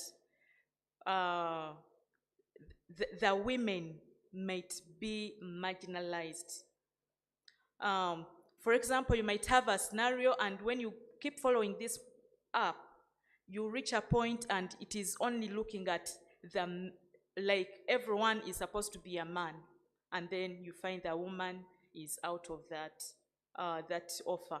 So as technology experts all over the globe, not only in Uganda, we need to include ethical frameworks for use of technology within the justice system that have the gender sensitivity inclusive.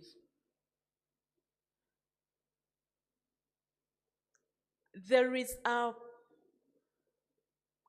principle of anonymity for confidentiality for people who are using technology.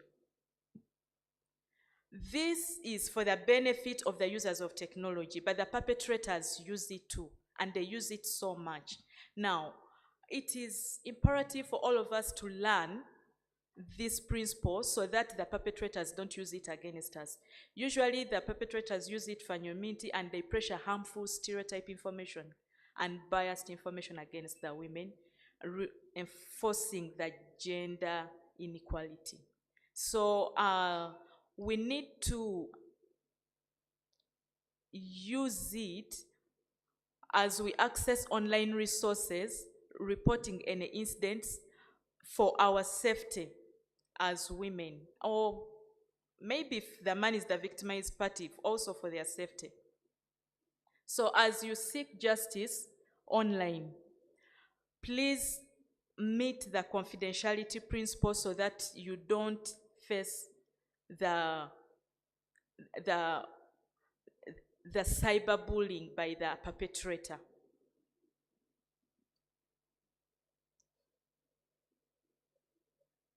In conclusion, technology has both the negative and the positive impacts, but we need to appreciate that while it has improved access to information, facilitated reporting, and also created support networks, there are some challenges like the digital divide, the online harassment, the cyberbullying, the privacy concerns that we need to address in our various positions, maybe by developing the policies that can address all these challenges. Thank you very much for listening. All right, thank you, Peace. Let's give her a hand.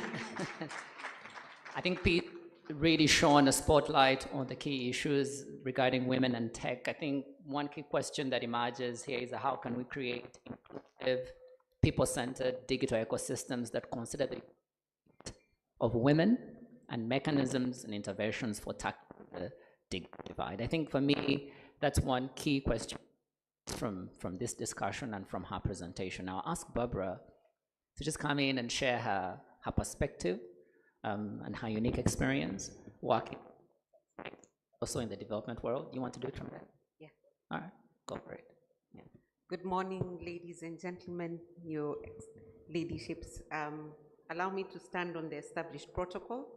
My name is Barbara Kilei. I'm the country manager for International Development Law Organization.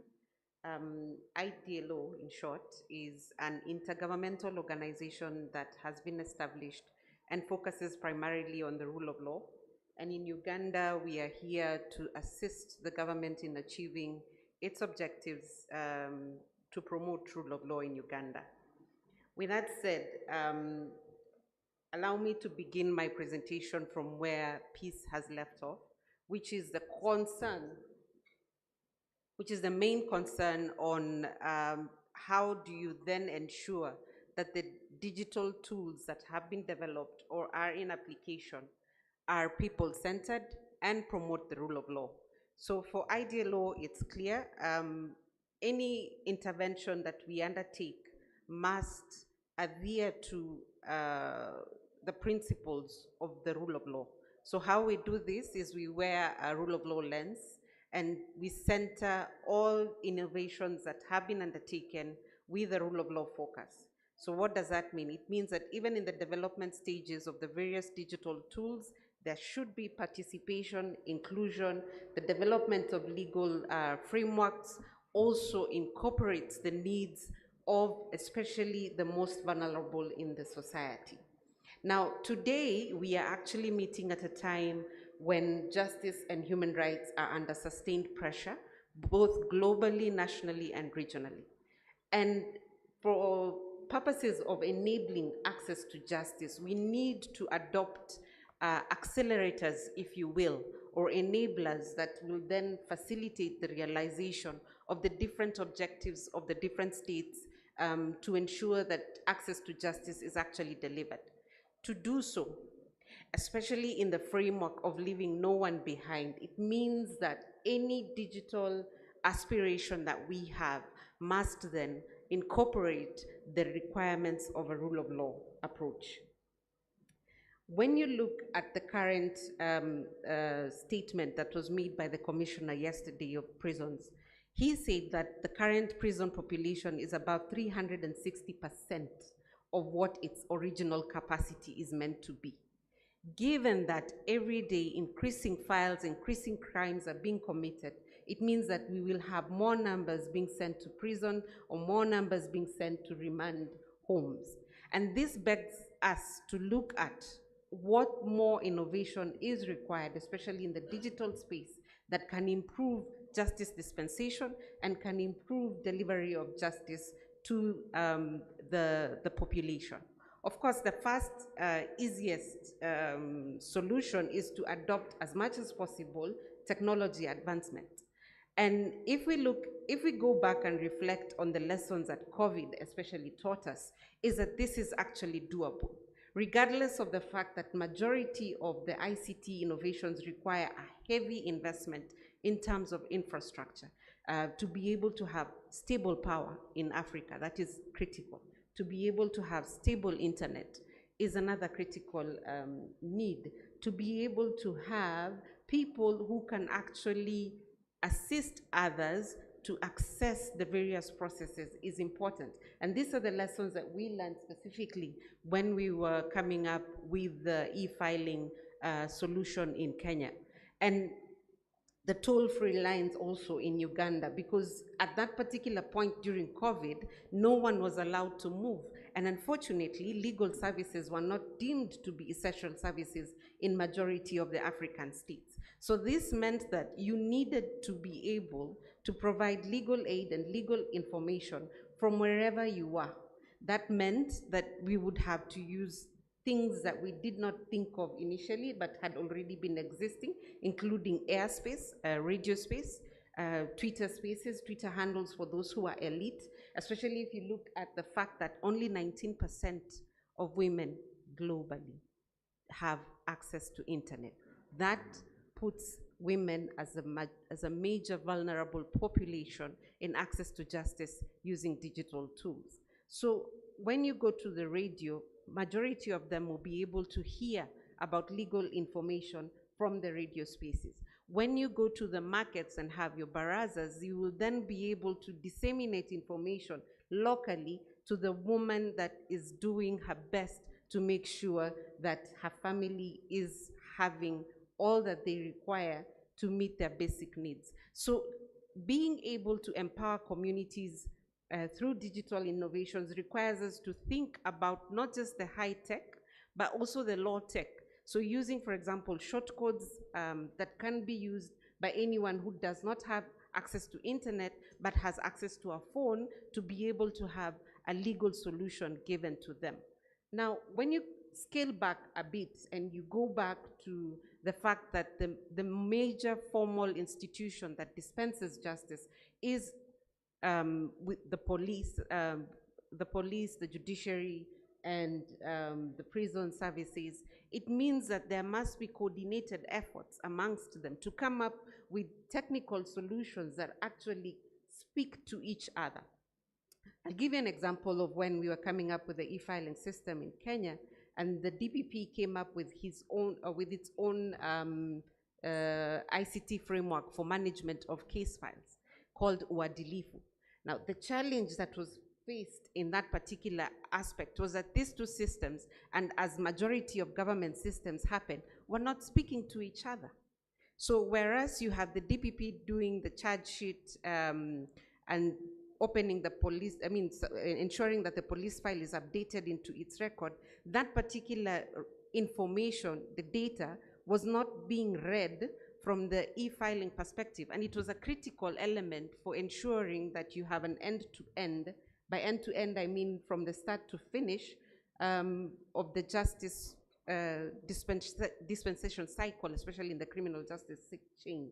And this also would include, for example, the CID, who would then be providing the information that they have done the investigations on. So in the development of any IT tech or any IT solution, and I can see you, Edgar, I'll be quickly wrapping up, it's important to have participation of the critical partners when coming up with a solution so that you are able to facilitate end-to-end solutions that can then be provided to the population, and you can ease dispensation of justice. Allow me to mention the ICMIS solution that is currently in Uganda. If you look at the land court, and I have singled out the land court because, as we all know in Africa, land is an emotive issue.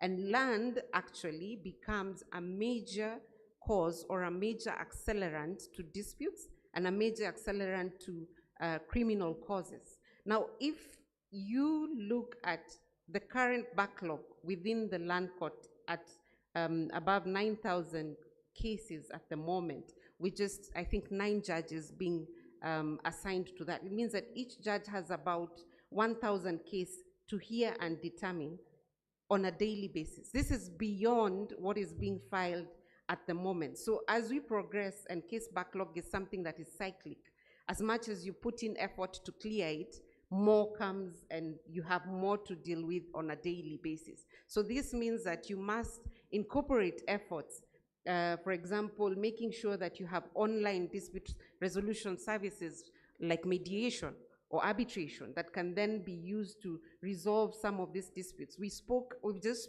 come from a session that focused on community services. Is it possible to use technological advancement to be able to thrash out cases in the criminal justice sector that can primarily be dealt with as community service orders as soon as they are filed, and that you have an AI and an artificial intelligence kind of system that can weed through the cases that have been brought on board for you to be able to tell that this is a case that is primarily should be for community service orders, and it goes that way before that case even goes before the judge. So that by the time the matters are before the judge, you already have a file that has the recommendation that are needed for the judge to be able to just sign off and say, yes, this one community service order as per all the requirements that have been met, or this one requires perhaps to be assigned to a different particular strategy in resolving that particular or in determining that particular dispute. So for me and for IDLO, what we see is that if we take a rule of law lens, it means we will make sure that the technological advancement that have been adopted will ensure that there is inclusivity in the development, participation of the most critical population groups. We will also ensure that the solutions that have been adopted are not only sustainable, but also improve the partnership between the different states, the different agencies and the different service providers, and will make sure that at the end of the day, the focus in any technological advancement is in the resolution of disputes by the most vulnerable in the community. Thank you. All right, thank you. Thank you, Barbara. I have a quick follow-up question for you. From your experience working in the development world at IDLO, how can issues of digital inclusion from a strategic and policy perspective be addressed, to bridge that clearly apparent gender digital divide? So from IDLO, of course, it's in the stages that are taken up when coming up with any solution. I mean, you cannot come up with a system when you're sitting in a room like this by yourselves and then go out and dispense it. Time and time again, what has been shown is that if you do not include the people who you want your solution to speak to in the development process, chances are that it will not be a viable solution. Chances are that the change management process that you would have to undertake to bring on board the people you want to support would be very massive and would have a very high financial repercussion, because at the end of the, at any stage, you must include the people, you must have them participate in that process, you must be able to look at any regulation or any, for example, community of practice or standard operating procedure with the mind or with an open idea that anyone who would need to use the system has the information and has got the opportunity to do so. So whether it will be assisted, for example, making sure you have zones in different counties where people can come. You have the parish units in Uganda. So making sure that the local elders either have the support or the equipment that is necessary for such solutions. So that is what would be critical for that. So highlighting who can give the information, where can the people access this information if they're unable to do so themselves, making sure that, especially for the indigent that would require further support from the justice actors, can actually access it and are not, do not have any barrier in accessing any system that's developed. I'm glad you're talking about people-centered design of technology. I tend to want to narrow it down to women-centered design in a way that focuses on the unique needs of women. So as we design technology, let's have the unique needs of women front and center. I'm going to open this up to the audience at some point, but please, I have one quick question for you. Can you share any particular scenarios or examples currently in the Uganda Prison Service under our award-winning rehabilitation program where women, incarcerated women, are being digitally empowered? Are there any examples that you can share with us right now? Thank you very much, Edgar. For the period that I've worked with Uganda Prison Service, one of our roles is to rehabilitate and reintegrate the prisoners. And under the program of rehabilitation and reintegration of prisoners, we have the formal and informal education. Now, under the formal education, we follow the Ugandan curriculum. And under the Ugandan curriculum, we have computing skills as one of them. We have computers in 3 maximum security units in Chitalia Minmax, in Upper Prison, and in Luzura Women Prison. And these prisoners who are registered under the formal education are getting those computing skills. Luzura Women is one of them, where the women incarcerated are also benefiting.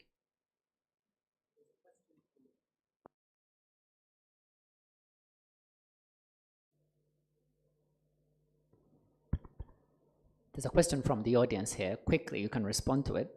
How can the Uganda Prison Service leverage and advocate for technology to aid women in parenting their children while in prison? In other words, what is being done to ensure that children still remain connected to their parents in prison and to mitigate the gaps and traumas that children of incarcerated mothers may likely face? Do you want to go for that as well? Please. Thank you very much for that question. To the online audience and to everyone of us here, Uganda Prisons has a prisoners management information system. It's currently being piloted in the Luzura prisons. And under the prisons management information system, we have a module for visitors management. Now, the visitors management, it is digitized following the normal procedures when you go and visit the prisoners. But under that visitors management, we have plans, if funds allow, to allow virtual visitation arrangements, like in the developed world. The developed world, you can have virtual visitation handled by the visitor elsewhere in any place of the world, making a video call and interacting with a prisoner while they're in prison. Currently, we don't have that infrastructure already built because of limitation of funding. But when you get funding, that will also be met. Thank you.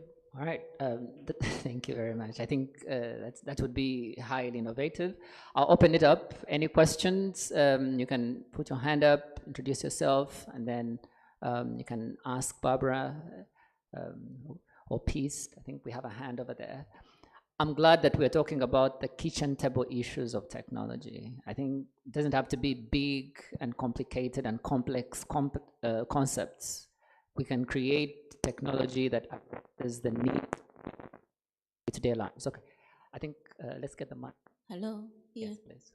I'm Senior Superintendent of Police Nachityo Jane, and I'm happy that this topic was brought out for discussion, because that is where we are heading, and that's the trend we are taking. Repeatedly, since yesterday, we raised about the issue of resources. And I'm happy that we are talking about technology and the digital world. As per yesterday's discussion, we realized that it was mentioned that there are 36% of women are unsentenced and they are in incarceration. So my question is, how can we mitigate this using the digital world with the introduction of e-court session? Can this be possible to ensure that a woman is helped so that she can be reunited with her children and family? Because we realize that the most problem women are facing is separation from their families. Thank you.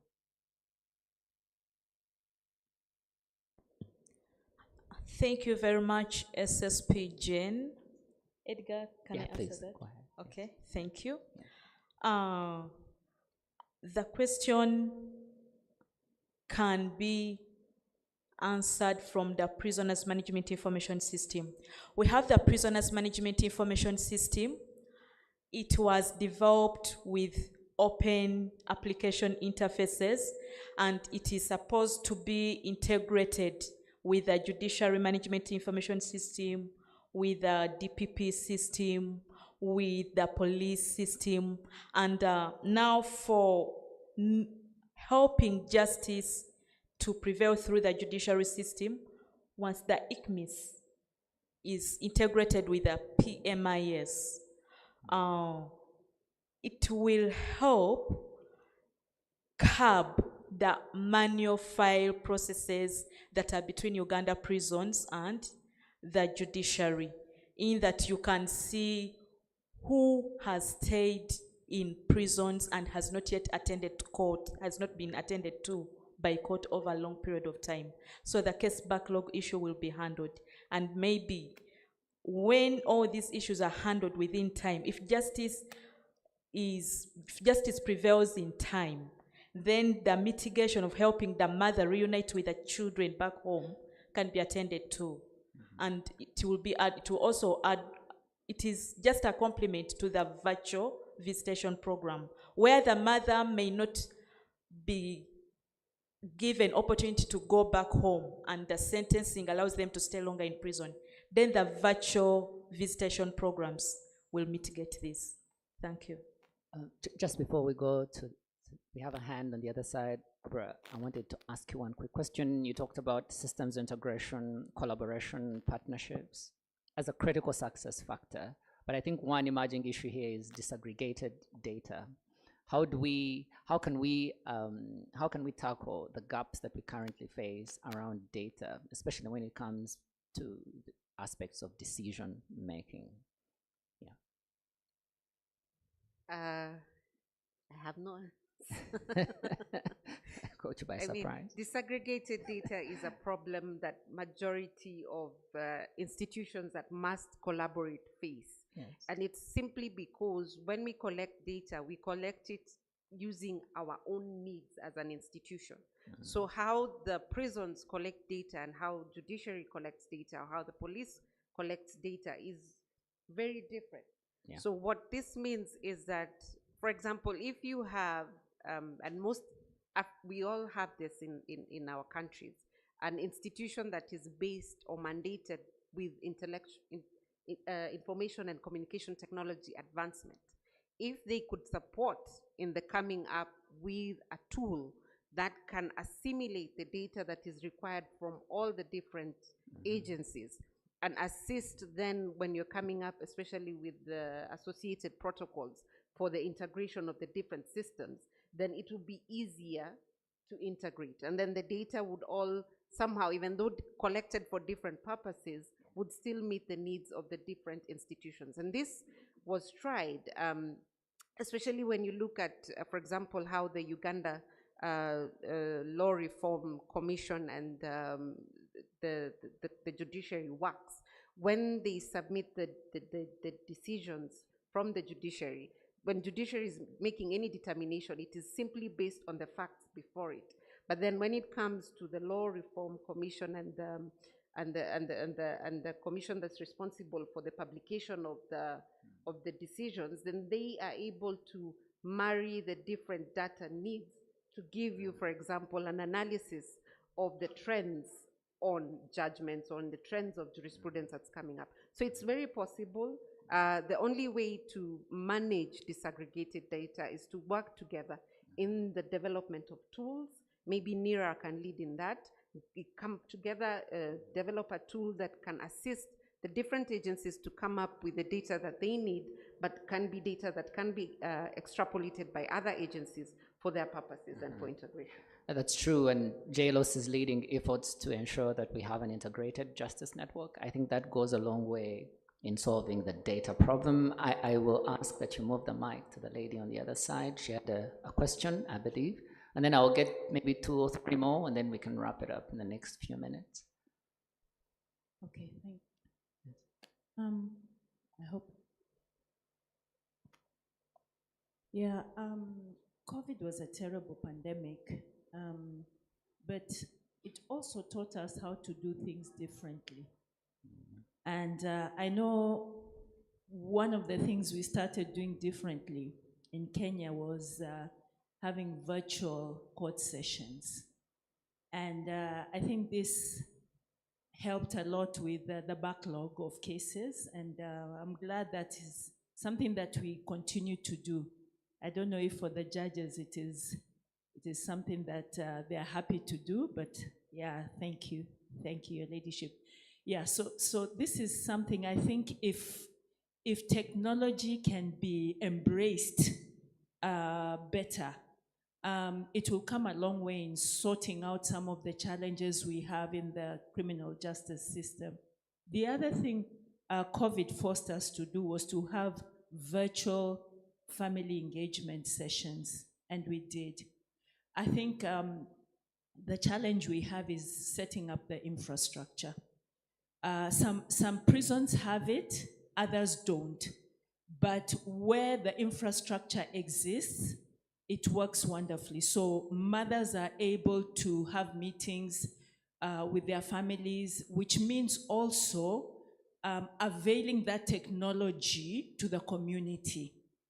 If we can have a centralized place where families can go and they're able to connect with their loved ones or their former caregivers in prison, that will help a lot.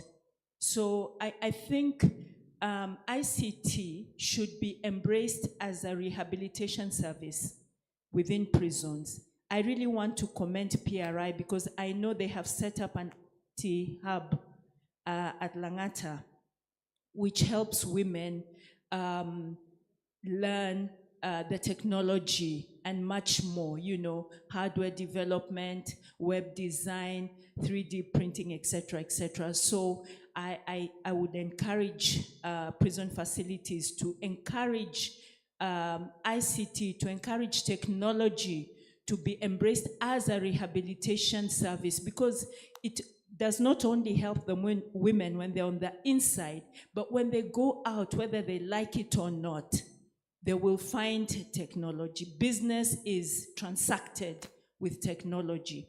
And this is one of the things we do also at Clean Start, is to train women in technology, because it is something they will have to adopt whether they like it or not. Thank you. All right, I think we have another hand over there. Yeah. Quickly. Yeah. Yes. Thank you very much for your two presentations. My name is Julie. I want to posit the question to either of you, but I know both of you are competent. The law rarely catches up with technology, particularly in the area of evidence. We have seen that prosecution of online violence, particularly targeted to women, has been a great challenge. You will find that revenge porn, cyberbullying, cyber harassment is happening, and the persons who put the video are anonymous by their nature. And before you know it, it has gone through various platforms with various people. So ideally, the chain has moved. So who is the real perpetrator? So how can we ensure that our criminal justice system is able to actually protect the rights of vulnerable women in the online space? And what should we do? Particularly in the case where a lot of our evidence acts are very colonial in nature. So even the admissibility of some of this electronic evidence is not very possible. So what is the way forward? How should we ensure that the law catches up with the technology? Thank you. All right. Barbara, do you want to go for that? Or I've thrown you at the deep end. You want to give it a shot? Sure Yeah, thing. yeah. So I'll start with the statement that was made. Indeed, technology is important, and for purposes of prisons and delivery of justice, you cannot walk around technology. And what COVID has taught us is that we need to stop putting IT at the basement of our offices or at the attics, because 90% of previous farms you would find, or government agencies, you'd find IT in the most abandoned corner of any state office. But now IT needs to be an important consideration in budgets, not just the core of the main operations and development funding, but also as a key development need for any institution. So coming up with architectures, enterprise architectures for the different agencies is important, and it must be costed. And it's about that time when we also assist the government to prioritize ICT as an important investment for all its initiatives. Evidence law and laws in general, it's not easy to reform legal processes. That's something we have all learned. It takes time. But the beauty is, and what I have seen the different jurisdictions doing, is that they have come up in the interim with regulations that allow, in the meantime, to accept the different changes because of technology. So previously, whereas WhatsApp, the blue ticks in WhatsApp did not mean anything in law, now it means that you have actually read a notice and service has been effected, because blue tick means that you have actually read the document, so service has been effected. And that is how most progressive jurisdictions are moving forward, taking judicial notice, and this we must commend the various judges, because they do have an opportunity to make law, in ensuring that they, in the jurisprudence development, recognize the importance of allowing changes within the legal framework to support the provision of justice. You mentioned how ICT can be a space, especially one of the negative impact of ICT is in the bullying, as in cyber terrorism. But what we have noted, especially in advanced jurisdiction, is that you are actually able to trace. There are audit trails that can be put in place to actually identify who or where, or pinpoint a zone that this is the individual, or these are the people within this individual who are committing this particular offense, and therefore use resources for purposes of investigation. But until and unless we strategically, and by we I mean the citizens of whichever country we represent here, hold our governments accountable and call them to action to resource ICT for the different state agencies as an important development agenda, we will still be crying that we still have these particular gaps, yet it is actually possible by utilizing ICT for the purposes in which it can enable us to ensure that there's access to justice. So going back to your question on law reform, I think judges play a critical role here. Lawyers play an even more important role by making sure that judges are alive to the fact that their jurisprudence will assist in the development or in the growth of laws as we progress into the different ICT arenas. I mean, just the other day when we're talking about cryptocurrencies, and here I'm going off the cuff, forgive me for that, but at the advent of cryptocurrencies, most of our central banks said no, not recognized as a legal currency. But now courts have to deal with contracts that are based on cryptocurrency. What do the courts do? I mean, these are two people who have sat down, they have agreed on the consideration, there was an offer, there was an acceptance, all the basic needs of a contract have been met. Will you simply say because you agreed to pay in crypto that then that contract is null and valid? I leave that to the judges in the room to answer. Wow, interesting. I mean, that's we can talk all day when we go down that road. But I wanted to bring it home a bit more here for your piece. An accomplished software engineer in a space that is dominated by men. I wanted you to share your story. How did you get there, and how can you inspire the women out there that want to be like you, and that want to be able to be at the forefront of digital transformation in their communities, in their workspaces? Do you want to share your story briefly? Thank you very much, Edgar.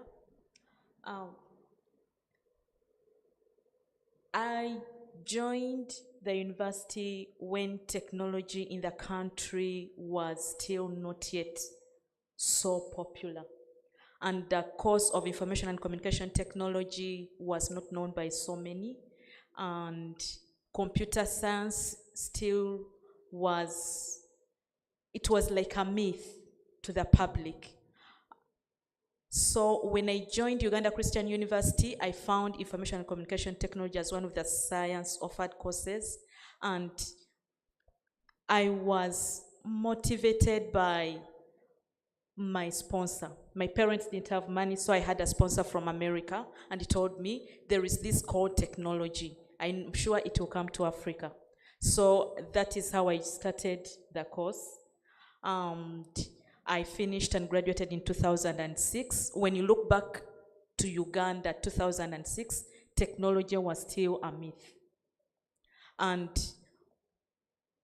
when Uganda Prisons advertised in 2008, I applied. And in 2010, I was enrolled in Uganda Prison Service. It is still a male-dominated job. Our Commissioner General was telling us yesterday. Out of 10 men, you'll find like 3 women in Uganda Prison Service. That's how I applied, and I applied to contribute to the government in the world of technology. Mm-hmm. And today, of course, I did custodial work for like 3 to 4 years. I was in the maximum security unit in Luzura Women Prison. I interacted with most of the women that were under our safe sexual custody. Through the levels, of course, I've grown through the ranks. I've been working towards seeing that as Uganda Prisons, we flow with a national development plan in adaptation and embracing of technology for the government of Uganda. Edgar, as I conclude, I just want to pass a piece of advice to the woman in the marginalized community out there. I know that there are so many women in the setting, both in the urban setting and the rural setting, that still look at technology as a myth. Please let's embrace technology, because today we are doing e-commerce, we are doing online business. You may not need to have a shop to do business or to sell your items or sell your services, but you need a smartphone and just send a message to the virtual community and tell them, I can offer you a service. To the busy mothers who are working, I can come and do the daytime keeping of your babies, and when you come back in the evening, I will leave and go back to my home. And maybe they can pay you a daily figure or a monthly figure, depending on your agreement with the family you may be doing to that service. You know, that doesn't require you to have capital. It is your service, you're offering a service. And maybe as you keep offering this service, you can grow. And if you didn't have a good smartphone, or if you did have a smartphone and you ask for the service through someone else, you can get money to buy the electronic devices. And through my experience while I was doing the custodial services, most of the women incarcerated are either from poor family backgrounds, they are financially not well enabled, or the biggest percentage were illiterate, and very few of them were literate. These women who are incarcerated need to embrace and have social networks of people that can help them. When you incarcerated and you're discharged at one point, you finished your serving your sentence, out there in the community, find someone as a role model. Talk to them, ask them, can you please be my mentor? Can you be my role model? I need to catch up, because by the time I was incarcerated, they were using the small analog phones. But now I find people swiping. How do I learn this? And you'll be helped to get on the trend in the community. You'll be helped to settle in. For example, you may have lost your job. Many times they lose their jobs.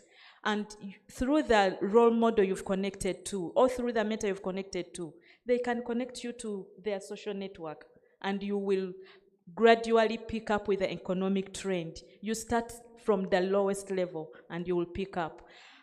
I also want to advocate for awareness and campaigns about technology. If we can have technology awareness platforms raised to everyone, to the lowest person in the marginalized communities, they will pick up, and maybe they will not commit crimes out of ignorance. You know, the law tells us ignorance is no defense. Once you've committed a crime, even if you're ignorant, it will never be your defense. But if we popularize and make everyone aware through technology, they will realize that if I go this extra mile, I might be committing a crime, and it will help them not to be incarcerated. We need to also join social networks. We join support groups. There are women who have faced the same experiences that you are going through. For example, you might have been under prisons for a number of years, and by the time you get out, you find a number of people who went through similar experiences. You can share your challenge, and they will share their testimonies, how they overcame such a challenge that you're going through. This will help you heal emotionally, and it will help you know that surely I'm not alone in this, and it will help the lost hope come back. So please join the social support groups. And then as government, we need to extend the infrastructure of technology to bridge the gap between the digital divide.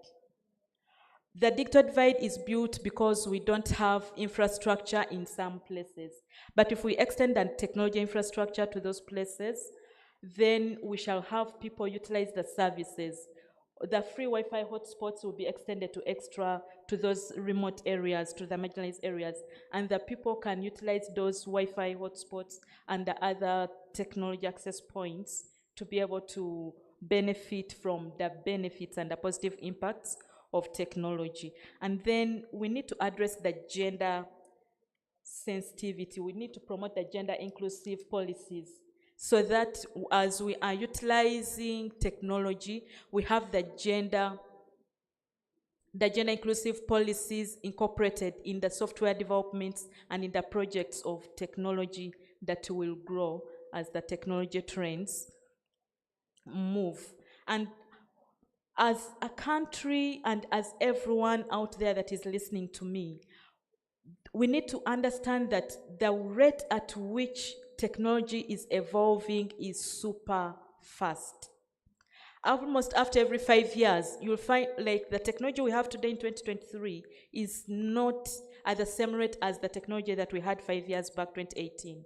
So please, let's pick up with the technology trends, update your applications that are on your mobile phones and electronic devices so that you are safeguarded from the cyber threats. Thank you so much. All right, thank you, Peace. Very inspiring. We are glad to have you at the UPS leading, the efforts and leading the charge. Parting shots, Barbara. You want to wrap it up in a minute? I think as I reflect on the journey that I have had to undertake in the IT world, I would urge us to not think of it as that monster. Most of the time, IT seems too complicated, but it's actually doable. And it eases a lot of our work. But it is also a source of nightmare for many people.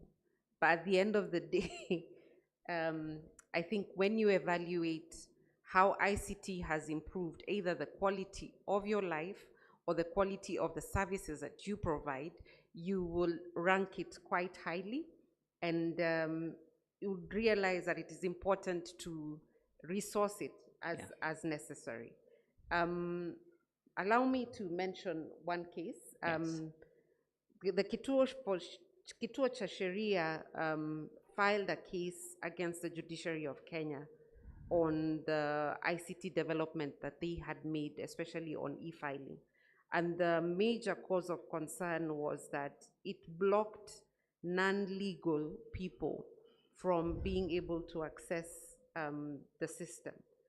And the court, in being progressive, and directed the ICT department within the judiciary to make sure that any innovation that the judiciary will come up with that is ICT-based must have at the forefront of its planning the needs of the vulnerable and indigent in the society. That is my call to all of us here, that any technological advancement that we wish to onboard or uptake, we must always think of that person who does not have access to internet, does not have access to stable power, does not have access to information on how to use any service that you wish to automate, and making sure that the services that we have engineered or re-engineered are developed with that particular person's need at the forefront of the system development.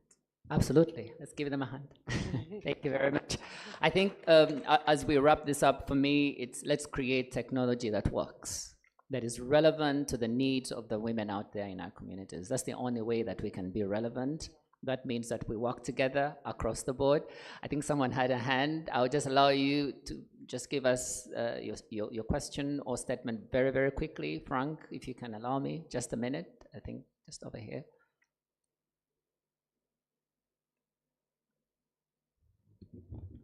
Yes. Over this side, I think, at the front.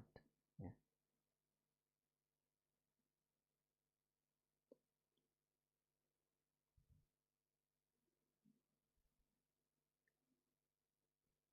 Working?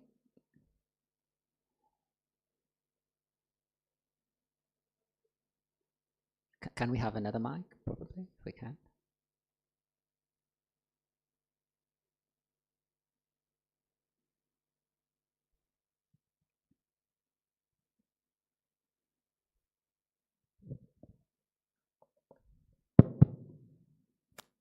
Thank you, moderator, for giving me a minute.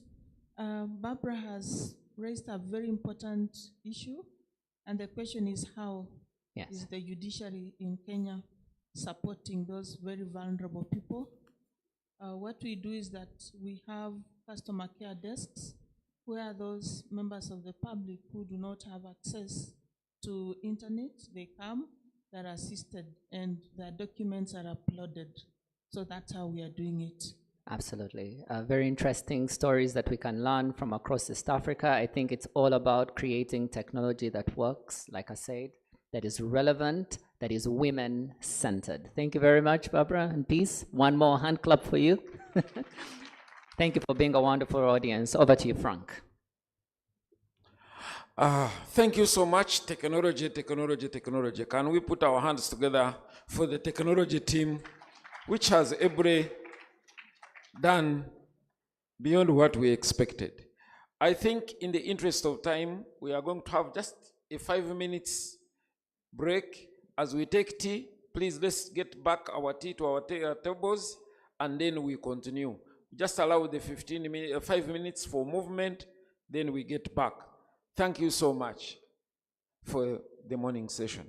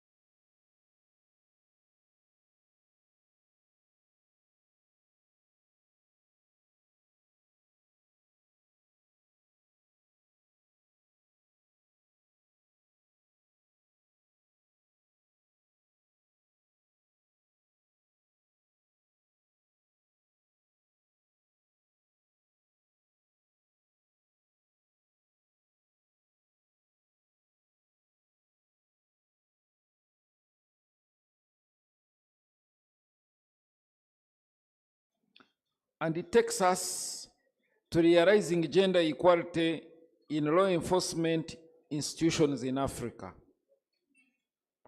Our moderator is Senior Commissioner of Police, Kamia John,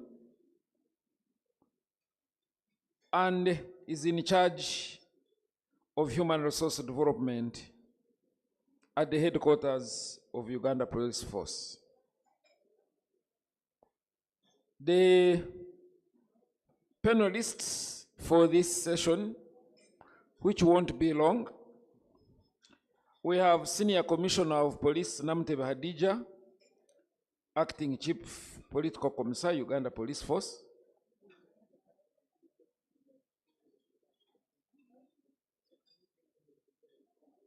Okay. And we have Ms. Aleona Kunda, Commissioner of Prisons, Head of Legal Service, Uganda Prison Service. But to spice up this session, we are beginning with the testimonies. Those who have felt it and experienced it. I am doing this as the moderator is preparing, organizing his team.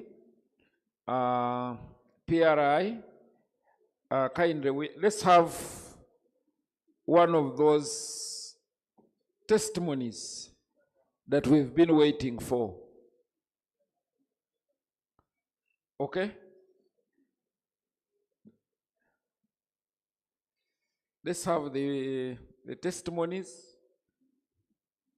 We are having two at a go, one.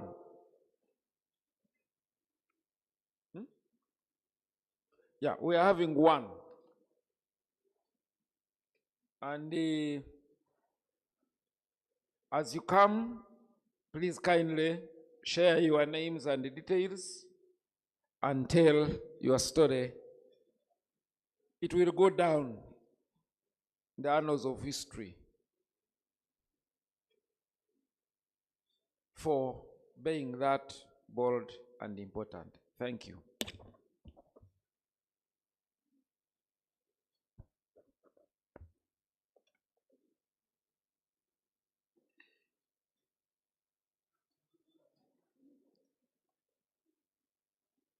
Nsanyusa obbalaba abagenyi ab'ekitiibwa. Mwasuze mutya abagenyi ab'ekitiibwa. Amanya n'eddoboozi mpitibwa Sophia tulina bagenyi. She's called Sophia tulina bagenyi. Neeyanziza okumpa omukisa guno okugabanako nammwe ku bimu ebinnuma bye nze mpitamu. Neeyanzeege.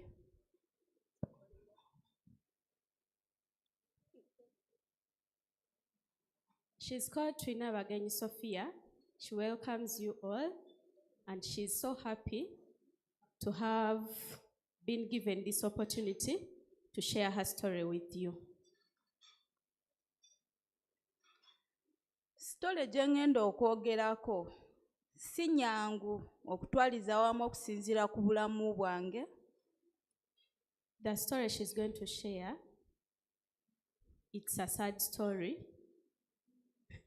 Okuva mu buto bwange, since her childhood, n'okutuuka till mpaka now, lwe ntuuse mu prison. till she went to prison. Story yange nga nkyali mwana muto, before mami wange ng'afudde.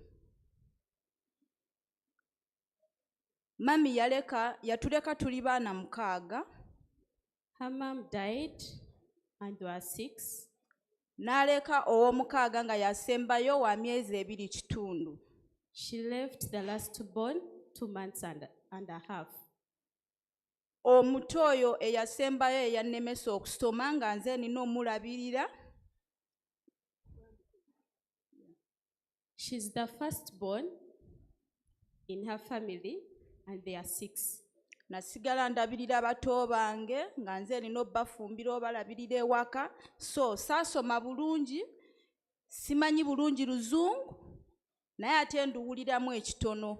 She didn't go to school because her mother died when they were still young, and she left her with a 2-year-old month's baby to take care of.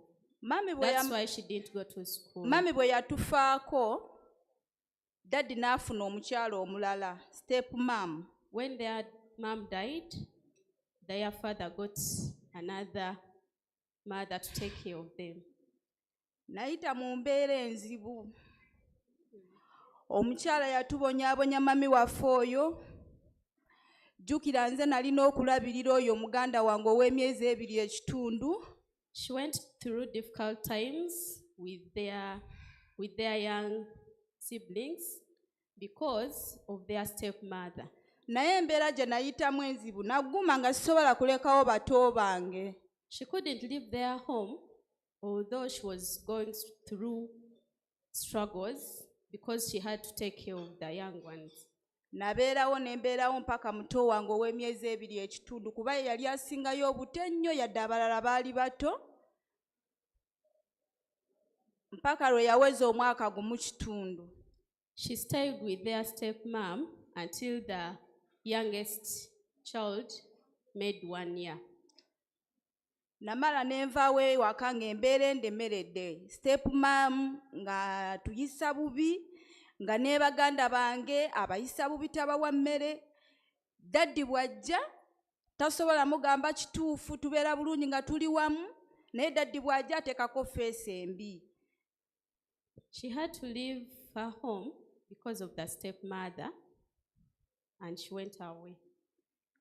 Daddy n'abuuza lwaki mami wammwe atunula bw'ati, naye nga nange sirina kye nsobola muddamu kubanga nali sisobola kudda mu kamwa ka daddy wange oba mami wange okumuddamu mu kamwa nti oba kumutyoboola. Nali sobola kuwaayiriza lwa nsonga ekyali kibawo kyonna kyonna. Daddy yayagala ng'okitegeera naye teyasobola ng'okitegeera. She couldn't report to the father what transpires during the day because she was scared of her stepmother. Olw'okuba nali sisobola kwogerako byonna ebyabawo olw'okutya muli kubanga daddy wange yali mukambwe, saasobola kumubuulira. Embeera n'enema nenvaawo awaka.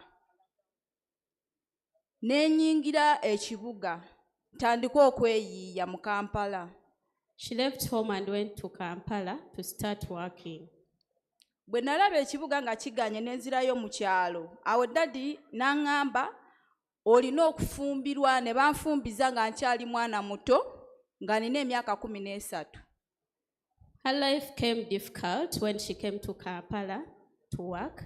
Then she went back to their father, but her father decided to take her into marriage at 13 years. Nali siina kyemanyi. She didn't know anything. Nenyingira obufumbo nenzaalayo omwana omu, nenziramu nenzaala owookubiri. She went into marriage. She got pregnant and gave birth to her firstborn, and then she got a second one in that marriage. Omwami gwe nali nina yali mukulu kunze, obufumbo ne bundema olw'embeera eyaliwo nga sigisobola. The husband that she got married to was older than her, very old than her. So she decided to leave the marriage. She couldn't handle since she was young. Kati ate obwongo ne butandika okukola, ate nenzira mu kibuga ne ntandika okukola. Abaana bange ne mbalekayo ewaka. Nabajjayo ewa daddy waabwe ne mbaleeta ewa jjajja wange. She left the marriage with her 2 children, took them to her father, to their grandfather, and came back to Kampala to look for money. Mwana wange bwe yatuuka omukulu okusoma, ne ntandika ng'okuyiiya ssente nga nze nsomesa omwana wange oyo omuwala. She used to pay the school fees for her children when they started schooling. Awo we nafunira omwami omulala mu Kampala eyantuusa ku kino okugenda mu prison. Then she got a second husband who led her into prison. Engeri gye nali mpiseemu mu bufumbo obwasooka, ate naye ng'ayagala kunziza mu bufumbo nagaana kubanga nali ndi mukola nga ndubirirwa future y'omwana wange asobole okusoma. The first husband couldn't let her work, that's why she left the first marriage. In this second marriage, the same man didn't want her to work. Omwami owokubiri yagenda okulaba nga kyaŋŋamba si kyendiko. Yali aŋŋamba kumufumbirwa naye nga sisobola kudda mu bufumbo okusinziira kiri kye nalaba ate ekyasooka. Awo waviiramu ensonga empayiriza. Yankubira essimu n'aŋŋamba tumiitinge nze nga simanyi nti alina pulaani ze. When she got the second man, they weren't in marriage, they were in courtship. So this second man wanted to marry her. But since she went through difficulty in the first marriage, she said no. Kati bwe nagaana nampita tumiitinge, kwolwo saagaana ne ngenda mpulire kyaŋŋamba. Nawuliriza story gye yali anyumiza okudda mu bufumbo n'enjigaana. N'enzirayo olwakomawo era nampita. N'aŋŋamba jangu nkugulidde ekirabo ojja okikime. Nasanga ngulidde ekirabo gwali mufaliso gwa mitwalo 15. When that man brought an issue of marriage, she refused the idea. When she refused, the gentleman wanted to meet her and they met. They discussed about the same issue. She indeed insisted. On the second time of them meeting, he had brought a gift for her and it was a mattress. Nali simanyi nti yalina ekigendererwa omufaliso ogwo kwe kwaviira okuntwala mu kkomera. Mba ndi awo ng'essimu enkubirwa nga baŋŋamba nti bampita ku poliisi. Ne neebuuza ate kiki kye nazizza. When they met, she was given a gift of a mattress. She didn't know that the mattress that was gifted to her will result into her going into prison. She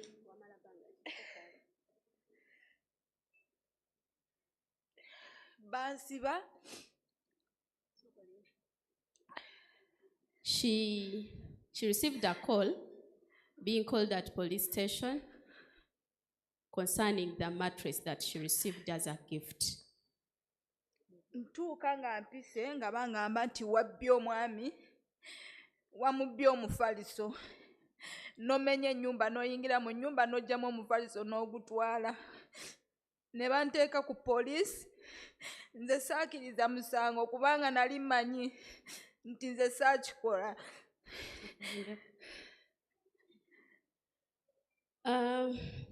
When she was called to police, she was told that she broke into the man's house and she stole a mattress. She didn't agree on that case since she had not committed it.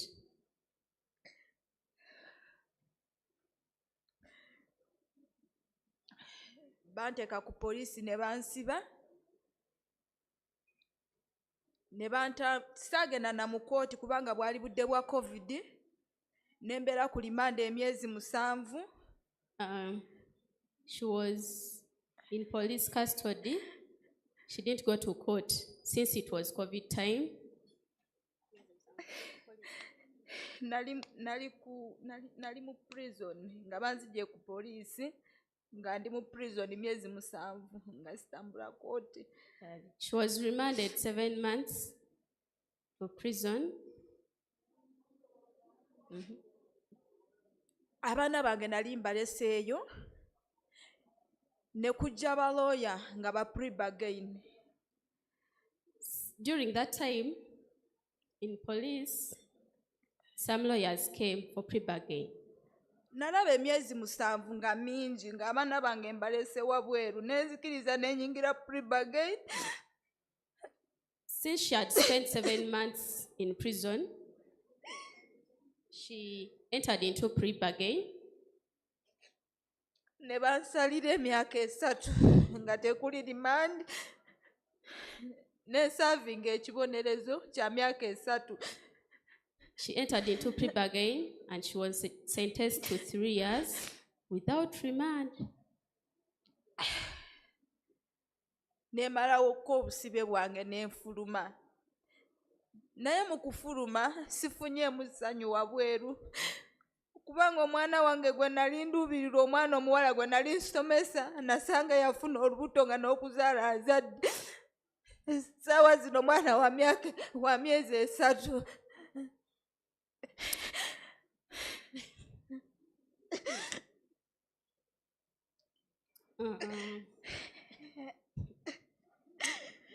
Sorry, this is so emotional, but when she entered into pre-bargain, she was sentenced to 3 years in prison, and she served the sentence.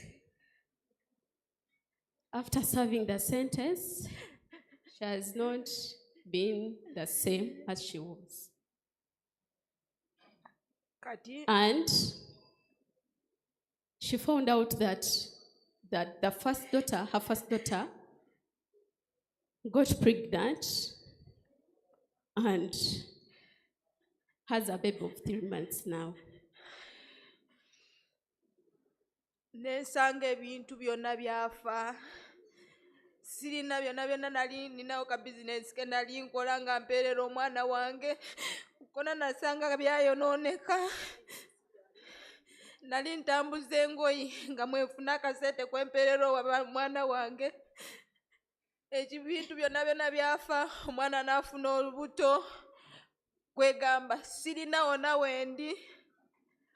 Omwana bwe yategeera nti nvudde mu kkomera n'afuna ennamba yange kubanga olwedde bansiba nga bamaze okunzibako essimu nga tebakyampuliza. Sirina muntu yali ampuliza mu kkomera. Nankubira ate ng'ali mu kunsaba obuyambi ate obw'omuzzukulu. Nange sinaba kutereera nga nze omukyala. Sinaba. When she left prison, before she went to prison, she had a business of selling second-hand clothes. So when she came back, she found all her things destroyed. She didn't know where to start from. And now her daughter, who is now a mother, calls her asking for some help, yet she is not yet right back on her feet. Gyembeera gye ndi mu kuyita mu mukadde kano. That's the situation she is now. Era bakama bange bano baali bansuubizaayo ku kasente akatonotono kwengenda otandikira okukola kensuubirira bwe naaba nkafunye nfune wempangisa sobole okubeera n'omuzukulu wange kubanga kati okusoma kwagaana naye wuuyo azadde nsobole okukola muze mu ssomero mbeere n'omuzukulu aleme okubeera ate nga nze bwe nabeera n'omwana wange. Penal reform, they have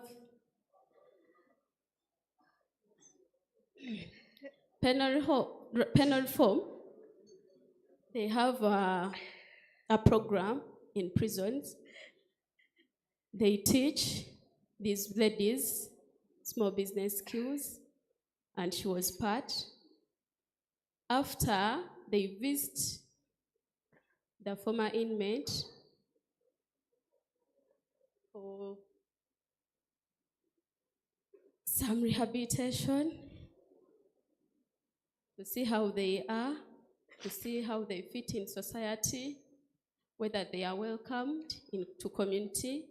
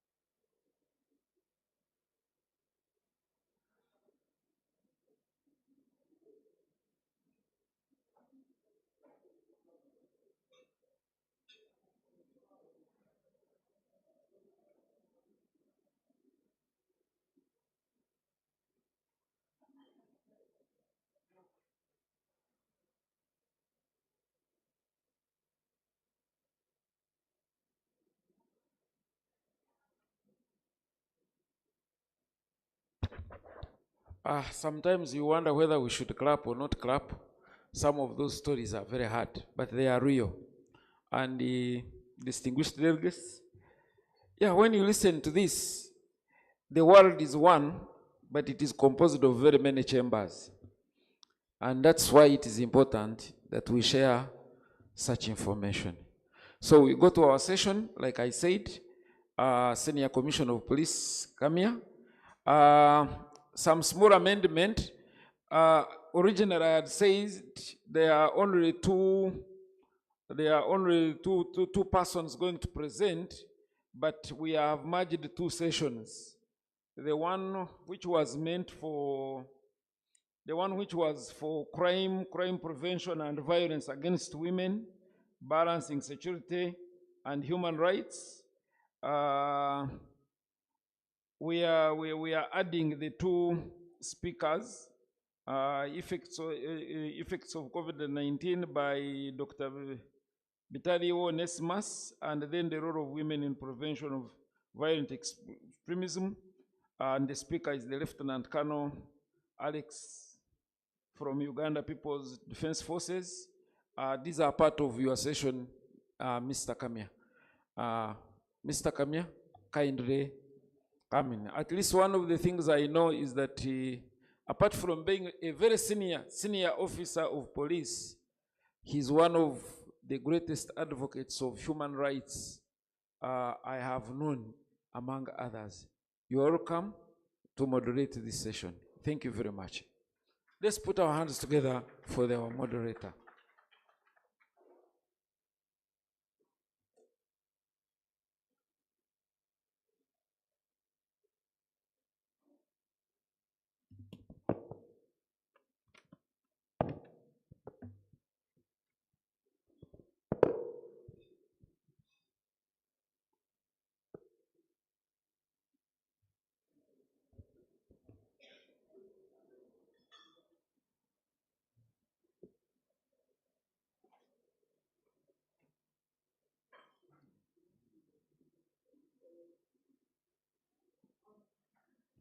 Thank you very much, Mr. Frank. Distinguished delegates, ladies and gentlemen, Frank has already introduced me, and I'm happy to moderate this session, which on the program, if you look at your program, it was meant for 2 o'clock today. But there was also one meant for 10, so we have combined both. The one of 10 was crime prevention and violence against women. And the one of 2 o'clock is realizing gender equality in law enforcement institutions in Africa. So if you are trying to follow the program, you just know that we have combined those. So to set the stage, inequalities based on gender exist in every country and in all aspects of social life, and are echoed in the vast divides between men and women in their ability to access, manage, and benefit from social, political, economic, employment, and other aspects of life. Women the world over have suffered the biggest brunt of gender inequality for millennia in all aspects of life. Gender equality means that the rights, responsibilities, and opportunities of individuals will not depend on whether they are male or female, whether they are handicapped or able-bodied, young or old, white or black, or from rural or urban settings. And women in particular are entitled to live in dignity and safety and security in this quest for gender equality. Article 1 of the Universal Declaration of Human Rights says that all human beings are born free and equal in dignity and rights. And indeed, many other international and regional legal and human rights instruments, including those in the African Union, and our national laws emphasize gender equality. Yet this gender equality is so this gender inequality is so visible in employment, especially in law enforcement institutions in Africa. So, to help me understand this, or to help us discuss this situation, is Madam Senior Superintendent of Police, Victoria Chirunda.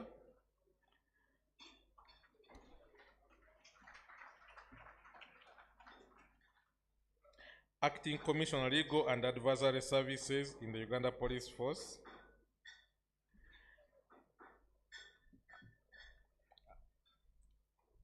Senior Commissioner of Police, Namutebi Hadija, Chief Political Commissar in the Uganda Police.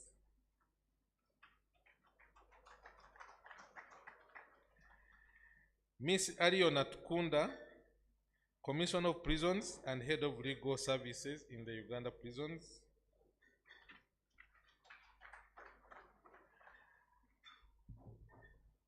And because we are combining two sessions on crime prevention and violence against women,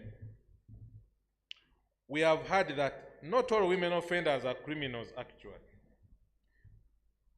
The lady who has just given us the testimony has already explained that. Some are actually victims of violence that send them into crime, others are actually innocent, and others commit crimes in self-defense or when they are being pushed to the edge because of a lot of violence. Others are just trafficked, as Dr. Rose told us, or manipulated into crime. So this aspect also, to help us understand this particular aspect, actually that's the aspect that Madam Victoria will help us understand.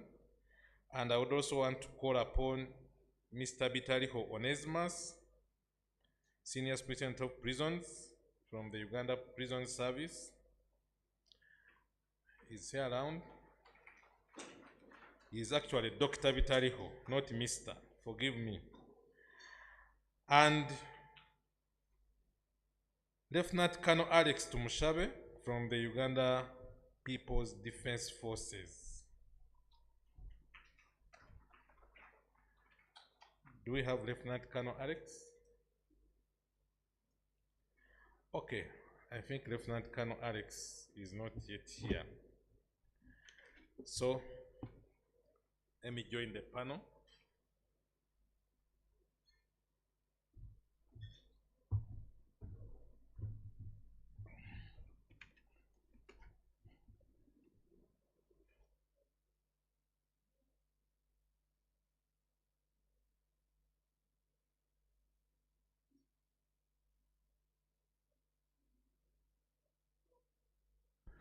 Dr. Hadija Namutebi, I would like to start with you. We have heard that there's a lot of gender inequality in law enforcement institutions in Africa. Why is this, and what are the barriers to gender equality in general?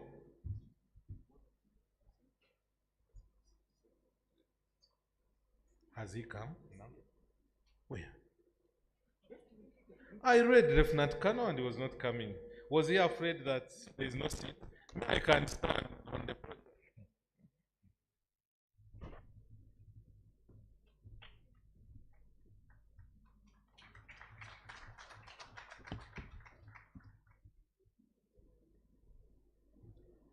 So, Dr.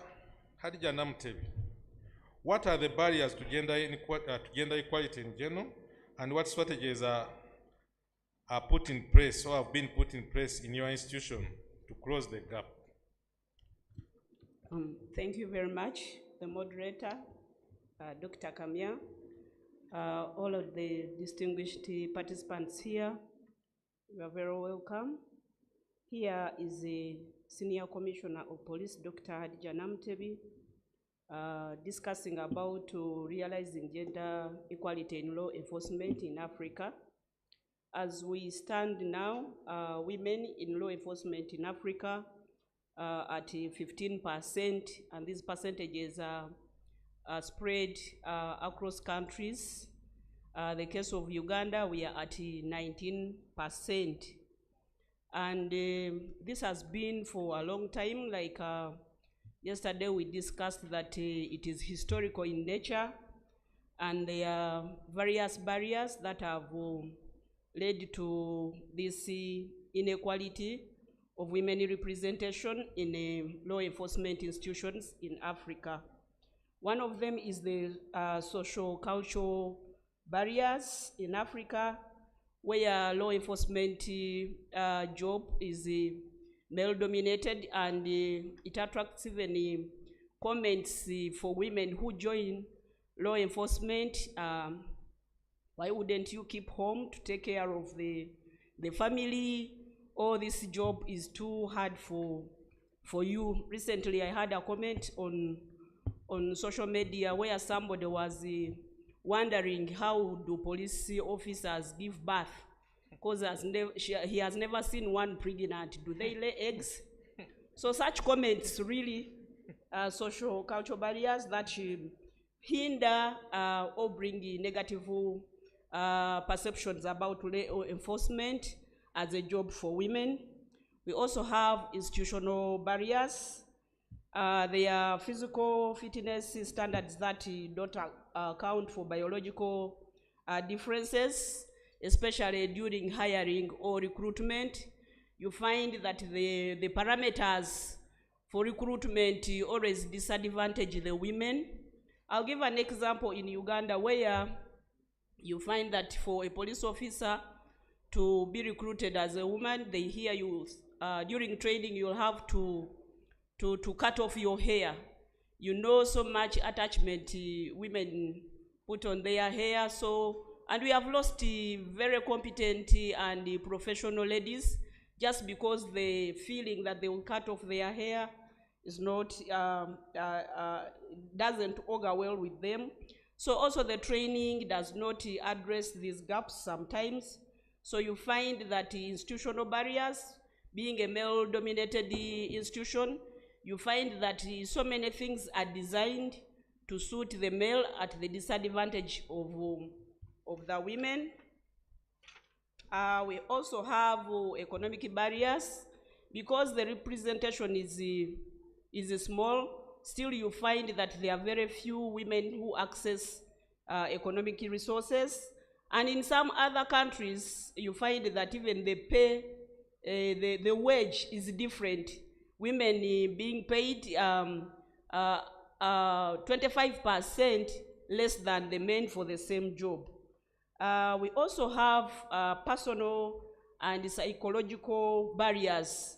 So many female officers in the society, they have backlash for choosing the career because we are very few, there are very few mentors and role models to work as people who inspire others. So you find also the self-pity amongst women. You find that it disadvantages them and it hinders them. Even those within the institutions, you find that sometimes even when they are assigned tasks that take them far away from their families, they decline to take them on, and you find that their personal pity on themselves really hinder those from the start from joining, and those within hinder them from career progress. Those mentioned and so many others, the stereotype, the sexual harassment, those are some of the barriers. But there are strategies. For example, if we have policy reforms, formulate policies that can address recruitment, welfare, retention, zero tolerance to sexual harassment, adopting gender-sensitive hiring processes, and policies that will help to regulate to close this gap. We also advocate for training and awareness amongst the communities to put it across the communities that law enforcement job is not only for men, but as well as it is for women, and it is a good job that women can take on. We can also amplify this through celebrating achievement by women, so that people can see women who have done it in force to inspire the young generation by those who have made it in forces or in law enforcement institutions. We also have to improve infrastructure and resources to tailor female-friendly facilities, such as facilities that can help them if they have become mothers while on duty. Even the suspects who come to the police stations or go to prisons, that the facilities cater for their unique needs as women, as well as putting resources, because when you are looking at improving gender equality, it has a cost attached to it. So deliberate efforts should be made to ensure that these facilities are budgeted for, to ensure that the environment under which women are working is good enough to help them succeed in their career as law enforcement officers. We should also adopt mentoring and role modeling from those who have navigated the dynamics of law enforcement as women, to do the work of role model, and also mentor positively the young people that they can make it as women. We also, the strategy of collaboration and the partnerships. This is a very good space where we are building synergies and partnerships to ensure that the efforts across gender equality are put at the forefront by the different organizations and the partners. Another strategy is strengthening male engagement. What I've realized that has been hindering progress in advancing women cause is to just inform men about it and not deliberately bringing them closer as very important and interested partners in this cause.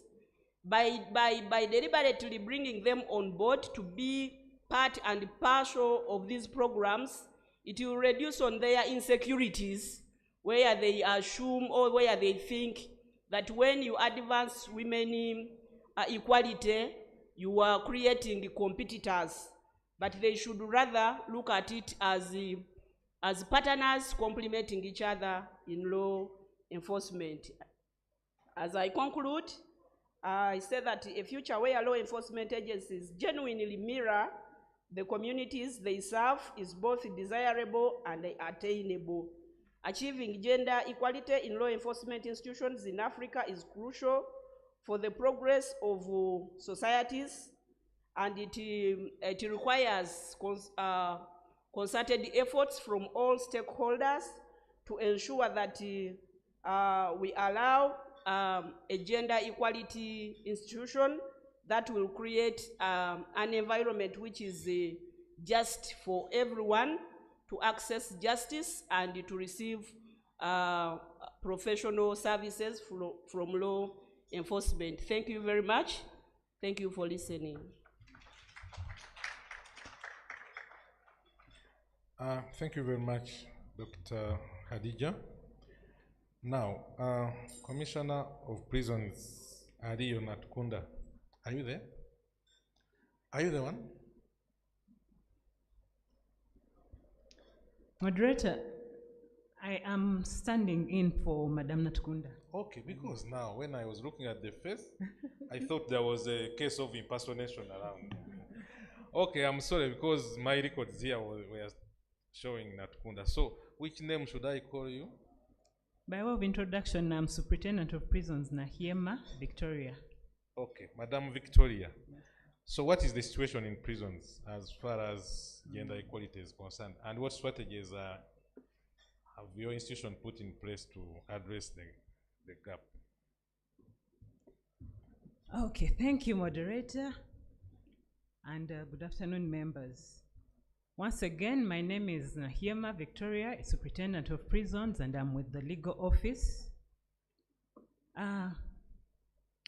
Women and men are equal before the law, and they have the right to equal protection and benefit of the law. It is important to achieve gender equality in the workforce, as is enshrined in several international instruments, notably the Convention on Elimination of All Forms of Discrimination Against Women. There's Resolution 34-180, which says state parties shall take all appropriate measures to eliminate discrimination against women in the field of employment in order to ensure a basis of equality between men and women, so that rights are observed, human rights. The same with the Beijing Declaration and Platform for Action, which called for action to combat gender-based violence and achieve women's empowerment and full participation in our service, the prison service. I can see that since Uganda ratified these instruments, we are on a deliberate effort to ensure that this is happening in our service, because member states are urged to ensure gender equitable representation in these agencies, the police and prisons, which are the law enforcement institutions that we have, especially represented here. A number of the things that, that Dr. Namtevi has listed, we are also doing.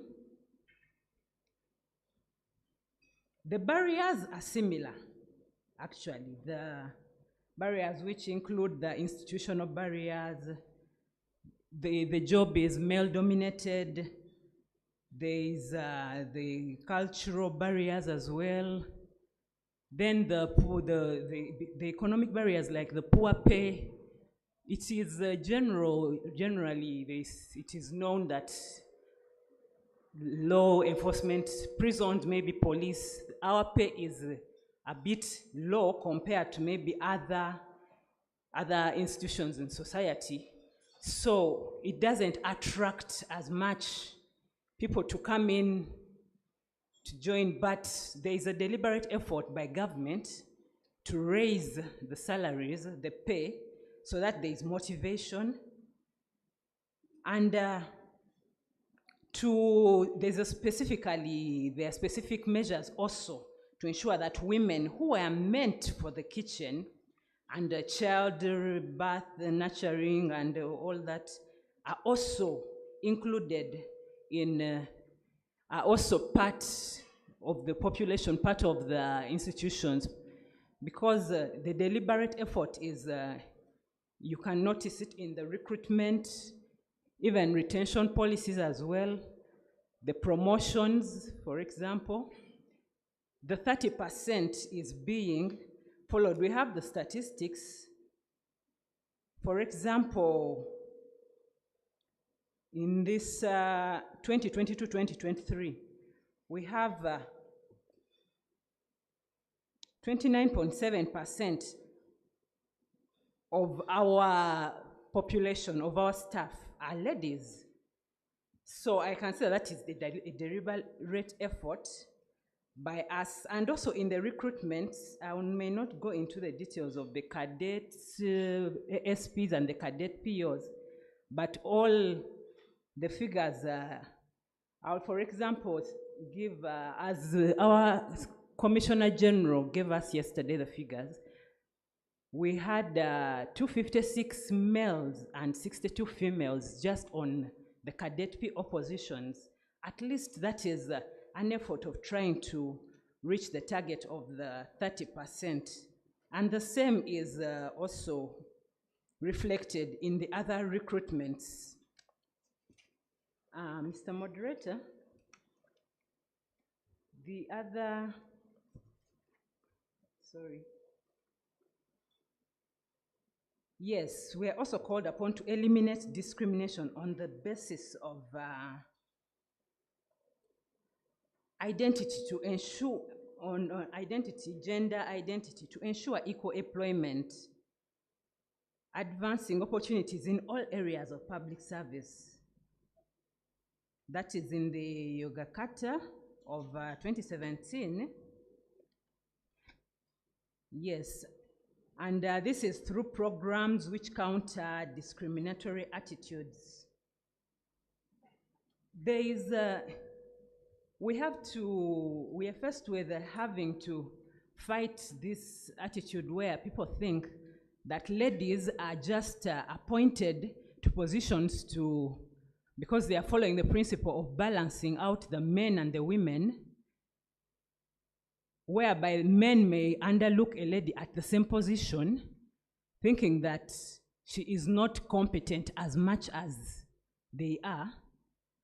And yet, ladies have shown that they also have the same capability, they have education just like the men. So in prisons, it is on equal basis. And where it has been a bit difficult, at least there has been deliberate efforts to ensure that each position, there must be slots in promotions maybe. For example, there must be slots that are meant for women.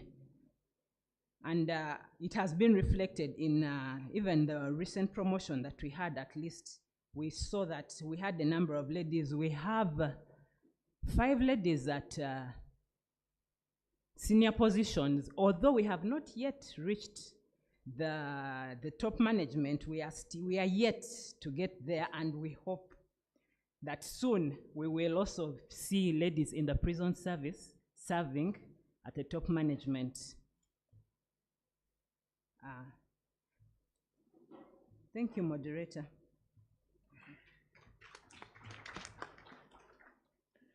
Thank you very much, Superintendent. This shifts us to the other theme of crime prevention, crime, and violence against women. And I will start with the Senior Superintendent of Police, Chirunda Victoria.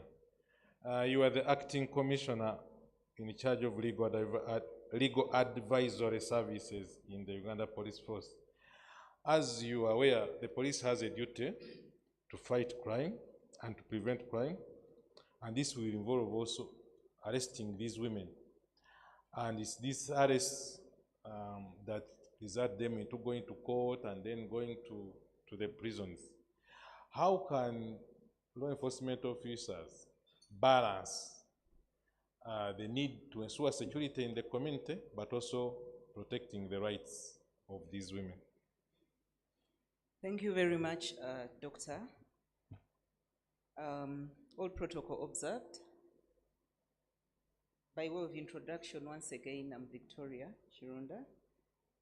I wear many hats when I look into this room because I've under so many projects like the SGBV, we've had opportunity to interact with the judiciary, Justice Mutonyi, I'm seeing FIDA here, I'm seeing civil society, I'm seeing the law society, so I think this is a very good space. First and foremost, as legal advisory, the fundamental thing here to state is that human rights are derived from the Bill of Rights under Chapter 4 of our Constitution.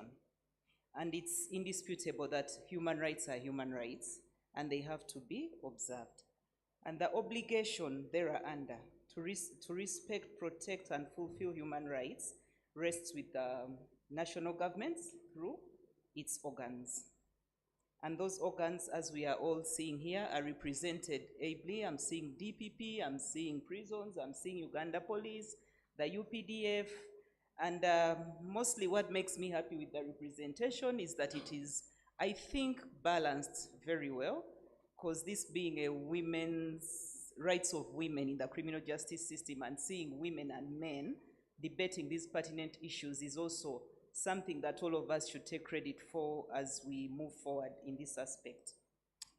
Now, human rights and national security are closely interlocked. When you closely look at them, we cannot have one without the other. However, human security ranges from a broad concept which is concerned with the well-being of individuals to a narrower concept of protection from a certain number of threats, now which becomes the human rights. So national security doesn't have to be discussed apart from human rights, because without the national security, it is very hard for people to enjoy their human rights. So the topic at hand here, we are looking at human rights and national security. In my point of view, they are contemporary concepts and need not to necessarily contradict each other. We can have national security as well as the human rights. Although seeing where we've come from and what we have, like in the cases, day-to-day work, there has been a derogation here and there.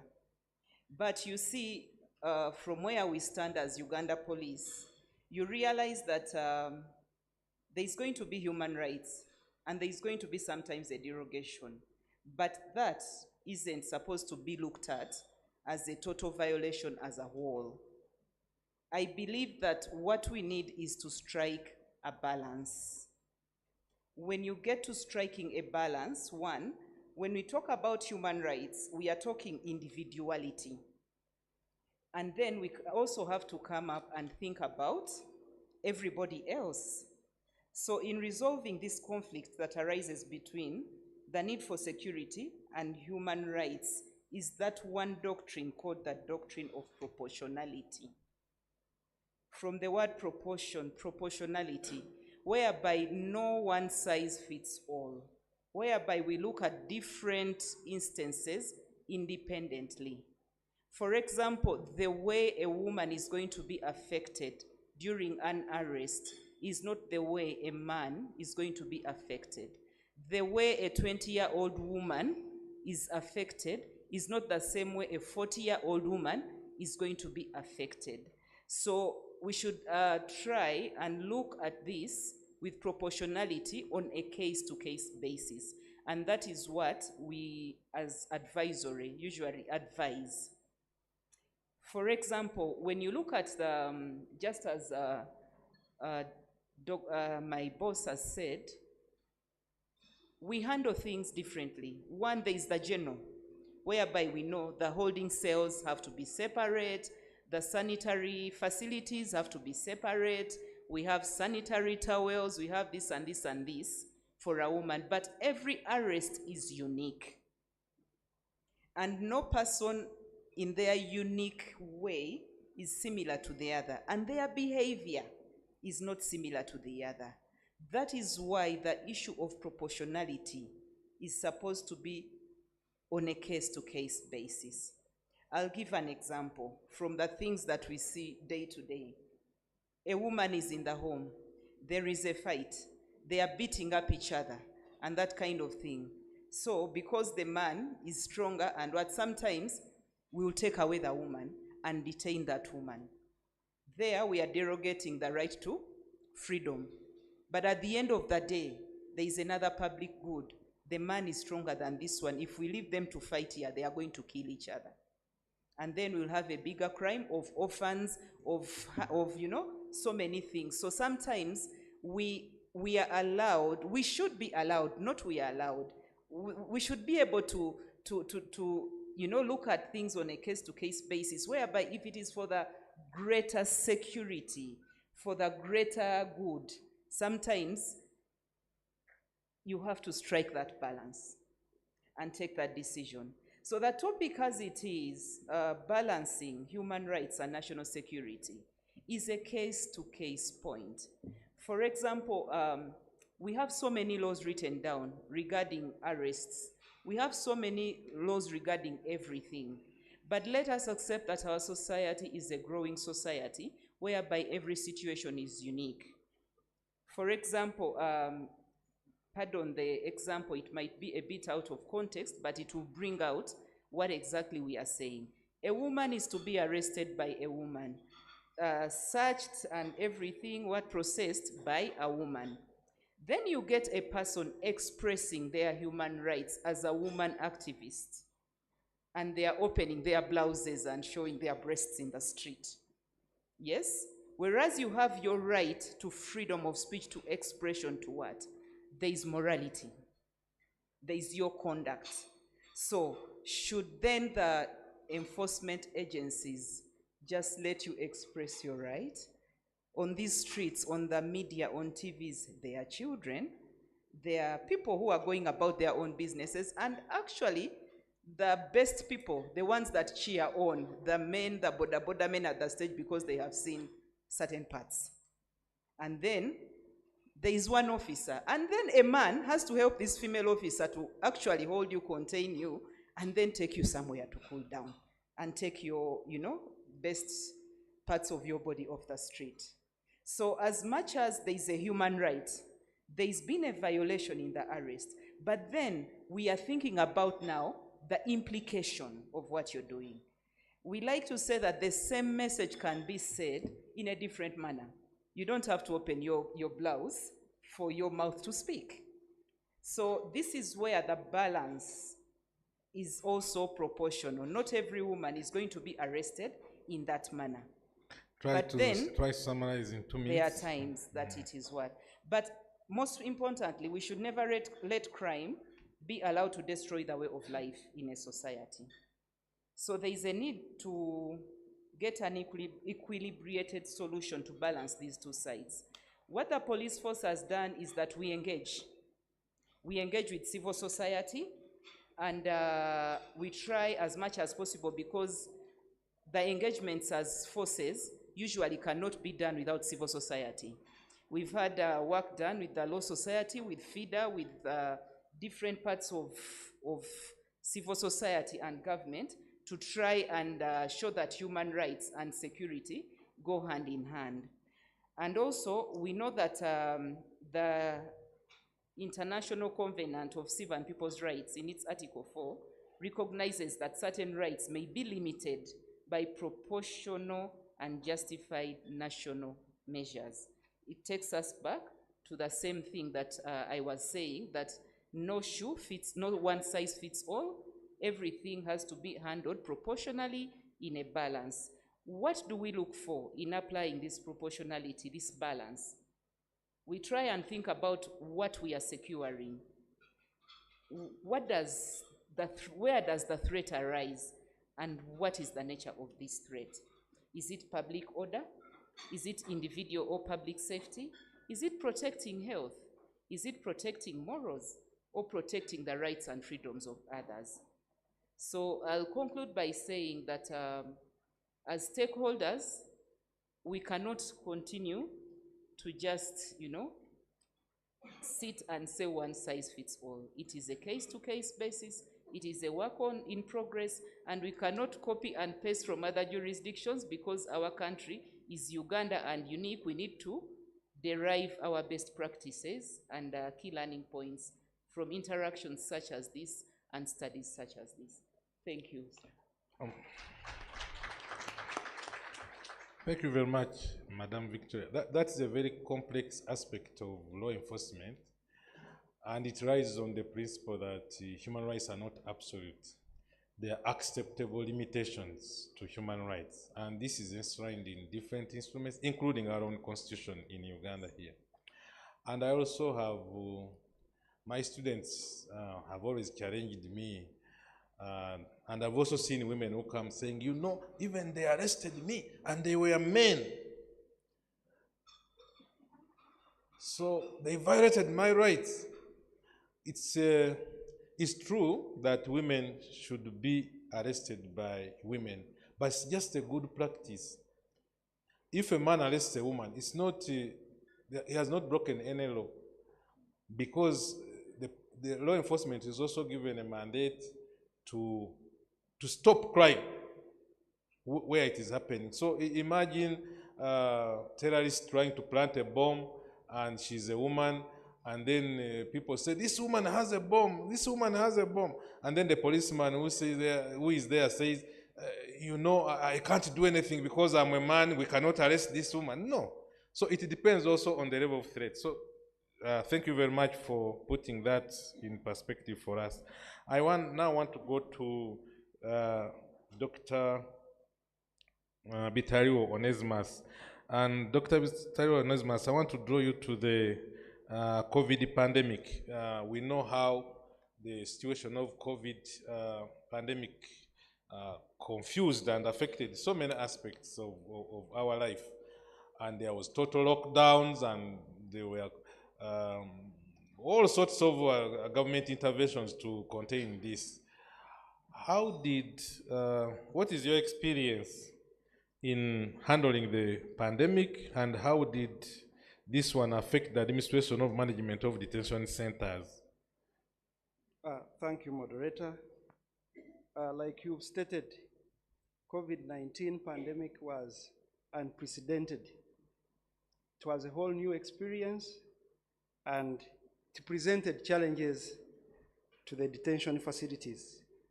This discussion will get inclined to the prison situation because they had the biggest percentage of the sharing of the challenges. And the key considerations for that, WHO regulations and guidance on the preventive measures were 3: social distancing, medical isolation, and quarantines. And for me, this was a source of detention challenges because our facilities were not designed for such. Just to look at the statistics, the cumulative registered cases for prisons, that is staff and relatives, there were 2,232 cases. And out of these, we had 2,227 recoveries, and we had 3 deaths in that category, with 1 female. The prisoners, the cumulative registered cases were 422, and the recoveries were 419, with the 5 deaths registered under that category. And we had no female. In terms, like the Commissioner General said, there was an increase in the prison population. For the period under COVID, we registered an additional 13,678 prison population. And out of this, the female increase was 28%. So you can see the challenge under that. The Commissioner General yesterday asked, why not the other way around? I was privileged that COVID-19 presented me that experience, that for 1 week, I was in charge of female prisoners. And the experience, on day 1, I received 4 Chinese. And the next morning, a warden, a female, comes, knocks, "Afande, I need sanitary towels." I said, "What do you mean?" Because I didn't know what sanitary towels meant. That I need pads. For who? For the Chinese. All of the 4? Yes. How come? And these were between the ages of 20 and 23. And indeed, I think because of the confusion, and they poured.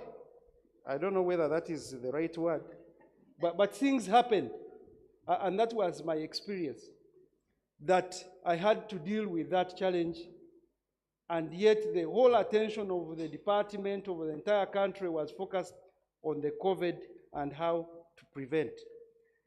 Then the second situation was about another group of category of women. And I'll say, in quotes, that some women have perpetuated this vulnerability. These were street women,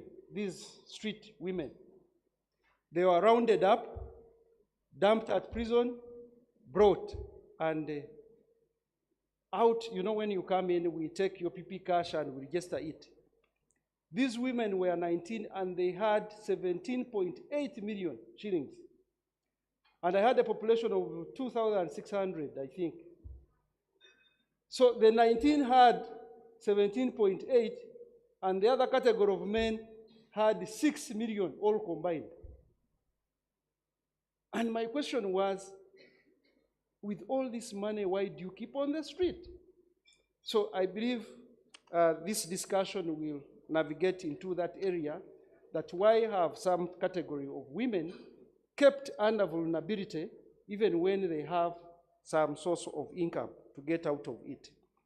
Amidst that, we had varied efforts to reduce the pandemic. One of them was early release, because we could not contain the numbers. So all these pre-detention and the small cases were released. But the challenge in there was the reintegration of the female offenders. I realized that women don't have a claim in society.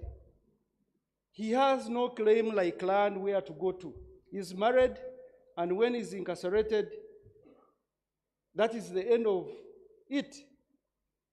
So we had situations where people would be released and say, I don't have where to go. Keep me for another time until the lockdown is done, so that I can be able to mingle with the rest of the community. So that was a realization that women really, there must be something done in that direction. Then there were also other interventions like alternatives to detention, where courts came in and really gave community service. We had video conferencing, and I'm happy UNODC came in timely. But where these facilities were situated were in the male-dominated prisons, because that is where the catchment area was. And you could find that somebody who is on a case file with a man appears before a court or a magistrate. And because these facilities are not in the female section, that opportunity is missed out on the female counterpart. And that caused a challenge that as many of the male counterparts were being discharged, many of their female counterparts kept in prison. Like I highlighted that we did not have any death on the women side because of the enhanced cleanliness, and women are good at that in our prisons. We had suspended, definitely, visits, and like we earlier realized that women don't benefit most cases in these visits. The male counterparts are visited and the female are not. So this suspension did not in any way impact on the women. Then definitely there were CCTV surveillance to help monitor the situation. To get to the challenges, one, in 2 minutes. In 2 minutes. One was overcrowding. Commissioner General of Prison said there are some facilities and privileges that women enjoy. For instance, beds they have, but the COVID pandemic appeared with that because the numbers were overwhelming and that could not work for them. Then inadequate infrastructure, like I said, isolation, quarantine, those things failed to work, and we are kept at the mercy of God. Health care service for the other diseases, the whole attention countrywide was on COVID-related cases. So if you had these infections, really there was little attention for that. Staffing shortages, the work became overwhelming, I remember still, and this impacted on the female staff. I remember one staff coming and saying, I think I'm done with this. And when you look at the numbers, still COVID-19 impacted us in terms of attrition rates. We lost many staff. A female staff came and said, I think I am done with this. Because the workload increased. You have to admit people and go through the prison system. But remember, the rate at which they are coming in and they are getting discharged because of the other factors I've mentioned, decongestion, it became overwhelming and many staff could not bear that. Risks associated with transporting detainees. Our carriers, remember, we had suspended visits, we had suspended taking prisoners to court, and the only agency which was doing that was the police. And their vehicles sometimes are not that good for the female suspects. So you find that a woman is bundled down, the men are top. It was really not a good thing. Variation in guidance and the oversight, this impacted us so badly. You find that Chief Justice is issuing these guidelines for the court system, Commissioner General is issuing these guidelines for the prisons, and when the other side opens up, for us we are still closed, and until you have another administrative instruction to clear you, the time there impacted on how people were getting access to justice. Dr. Nazmas, please. The takeaway from this, I would say that it's high time that prisons and other detention centers have emergency and disaster preparedness plan for future pandemics or any other occurrence that we may have. And lastly, we must deal with overcrowding in detention centers, and this is a multi-sectoral, multi-institutional task so that we are able to deal with the challenges that may come in the course of our execution of duty. Thank you. Thank you very much, Dr. Nazmas. Indeed, that was a very difficult time, and it's good we get lessons to learn from there. Now I come to Colonel Alex Tumushabe. Colonel Tumushabe, there is a growing concept of violent extremism. People are getting radicalized and they engage in a lot of violent acts that we see in the world today, and they have come to our communities also here. What is the role of women in the prevention of this phenomenon of violent extremism? Thank you, sir. I first want to make a clarification. I'm Lieutenant Colonel Alan Kitanda, Dr. Tumushabe. I'm also the Director of Psychological Operations with the UPDF. And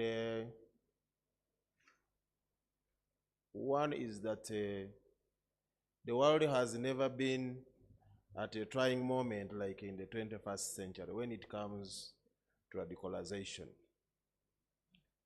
As we talk here, for us in the security, we have conceptualized the aspect of insecurity.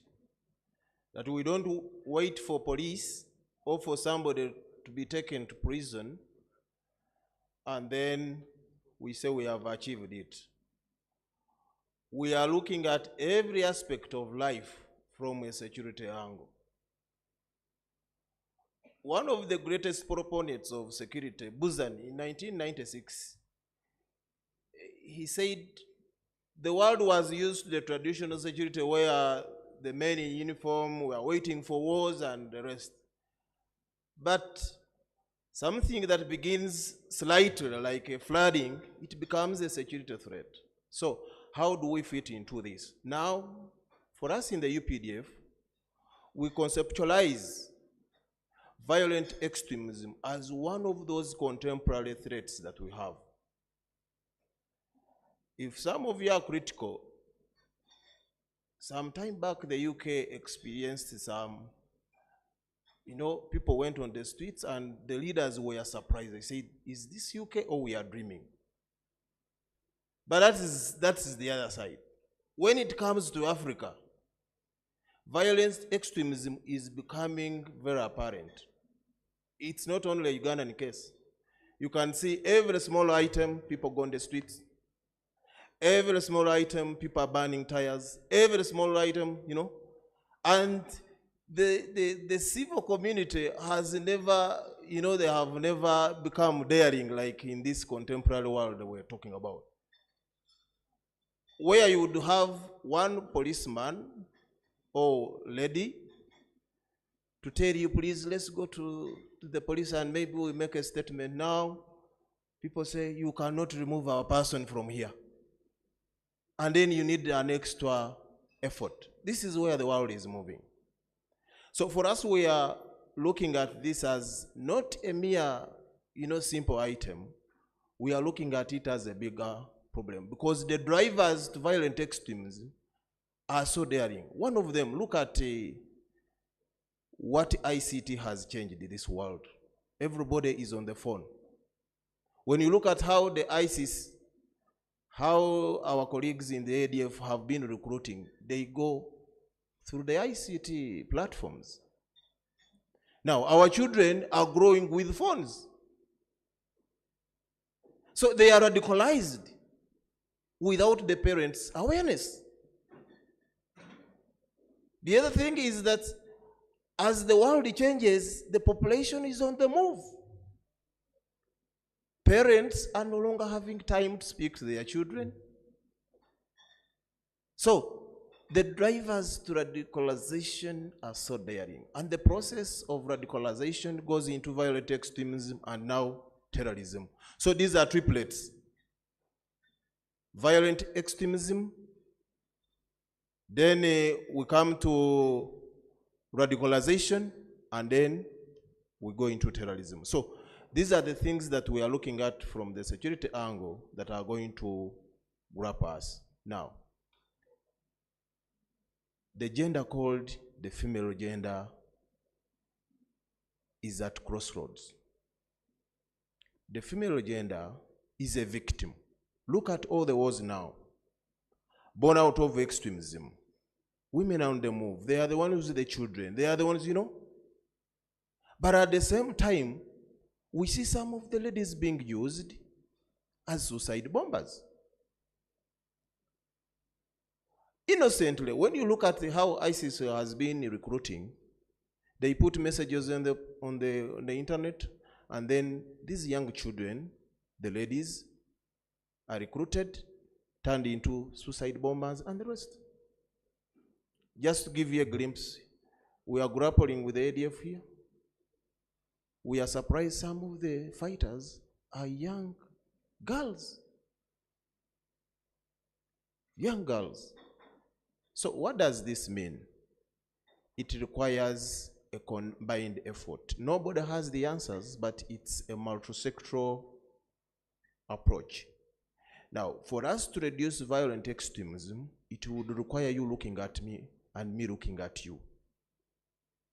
But right from the home, we see that as the most interesting step. So for us, from the security point of view, we are trying to rally all the stakeholders, the religious leaders. We are looking at the parents, the schools, where we take these children in the boarding schools and we forget and we say the teachers will take care of them. That is also another point of radicalization. So, ladies and gentlemen, I know I'm speaking to the converted. These are trends that are all over the world. Uganda is not an exceptional case. Some of you looking at me, we have donated our children to FET. Children are in schools and we don't know what they are doing. And because we have the boarding schools craze, everybody says the boarding schools will take care of our children. But there is a lot of radicalization that takes place in all these things that we are talking about. So, what do we predict? Radicalization, violent extremism, and terrorism are going to rule this world if we don't come in as stakeholders to avert it.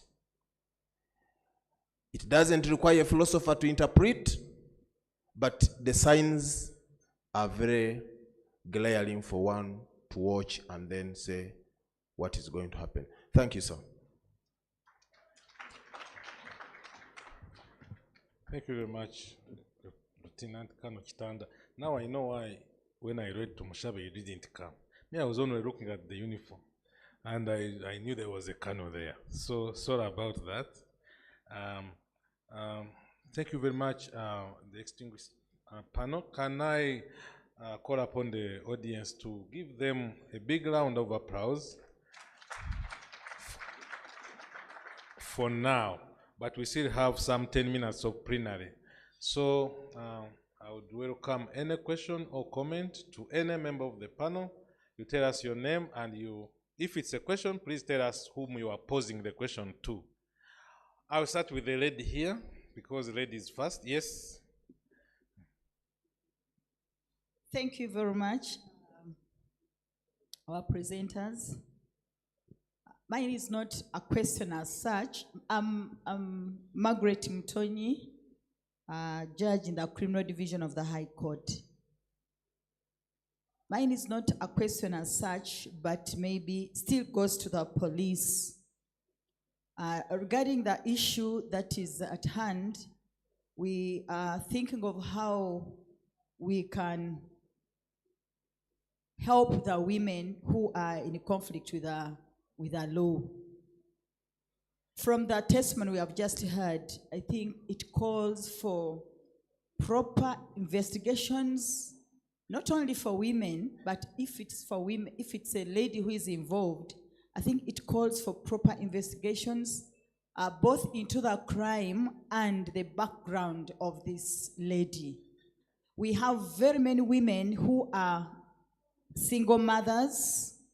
Some are married, but they are like the men. I think, I'm not offending any man here, but the trend is some of the men have really abandoned their responsibilities. So we have very many homes that have men, but the women are actually the heads of the families.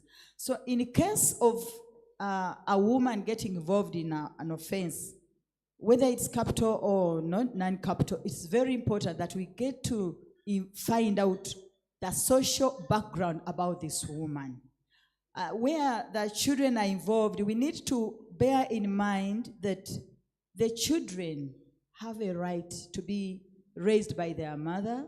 They have a right to be looked after. So where a woman is the sole breadwinner and we are leaving her, we are taking her into custody, what happens to the child? In the end, the children's rights are violated. No wonder in the testimony, she came out when the daughter is pregnant. She was a victim of crime, of torture herself. So we should not only stop at investigating the crime that has been committed. Let's go deep and find out. And I think it's high time we involve the probation and social welfare. If this lady has to be put in custody, where do we put the children? Okay, thank you very much, Madam Margaret. Mr. Kasozi? Are you now Dr. Kasozi or Professor Kasozi? Oh, okay, whatever the case may be. He was my lecturer when I was doing my master's in human rights. George Kasozi is That's my why name. I'm imagining whether he's now a professor or... Well, don't worry. When we are in class, then I will talk about my titles. When I'm in a Okay. conference, I am George Kasozi, okay? Thank you very much. George Kasozi is my name. I would like to comment on the issue of human rights from from Afande Namutebi's perspective and also Afande Chirunda's point of view. Sorry to tell you this, but I've been involved with human rights and human rights activism for some time. I've been teaching a few places, but I know that when you talk about human rights, it depends on who is talking, who is on the floor. If it's a person who is associated with the executive, he or she will always present the side of the executive. If it's a person who is an NGO, yes, he will advance the side of the NGO. And for us in the academia, we try to balance the two, because we are saying that human rights, well, should be looked at in their right perspective, whereby you are looking at human rights not as an activist, not as an executive arm, but as a person who is trying to be neutral. For that reason, there are two theories here. Do human rights begin at the police station, or human rights, do they begin at breakfast table? Of course, the answer is very, very challenging. When we talk about the rights of the people not to be harassed, not to be tormented, we are saying that police should do their work and make sure that they observe the standards. We know that there are exigencies of the situation. For example, you talked about a bomb which is being planted by a terrorist, and this is the woman terrorist. There is no woman soldier around, but you, Vande Kamia, please go ahead and arrest her. But in arresting her, please be as humane as you can. Do not violate rights under the guise of enforcing human rights. This is the bottom line. As you try to enforce rights, as you try to even enforce the law, please try to be as humane as possible. I know it can be very challenging, it can be very difficult. I've got other comments, but in interest of time, I'll stop here. Thank you very much. Thank you. But sometimes they kick us when we are arresting them. Okay, and yes, the gentleman there. Okay, I'm coming this side. Thank you so much, Mr. Moderator. I'm Chaplain Joseph Sira, building on just the recent speaker. Well, Madam Chirunda, this is more especially to police in the execution of your work sometimes when you are called upon. Well, it has been also evident in some occasions when actually female police officers' rights are abused and even attacked. Like sometime one came with a hammer attacking a police female officer, and that one was uncalled for, and I don't think he was even a hooligan, but I would call him a murderer. So, but again, the concern is sometimes as you do this duty, you face a challenge that when pursuing all these, call them demonstrators, you go off guard by, for instance, hurling tear gas in family quarters where there are these mothers and their children who were initially not the part and parcel of the, maybe the rowdy crowd that you are trying to. And this sometimes has gone even to school compounds. I think it's a challenge which is to be further looked into and scrutinized as you do execute your work. Okay. Please summarize the question. We have very few minutes. Okay. Yeah. Someone can take off. Okay. Madam Superintendent, Senior Superintendent here. And then my sister here.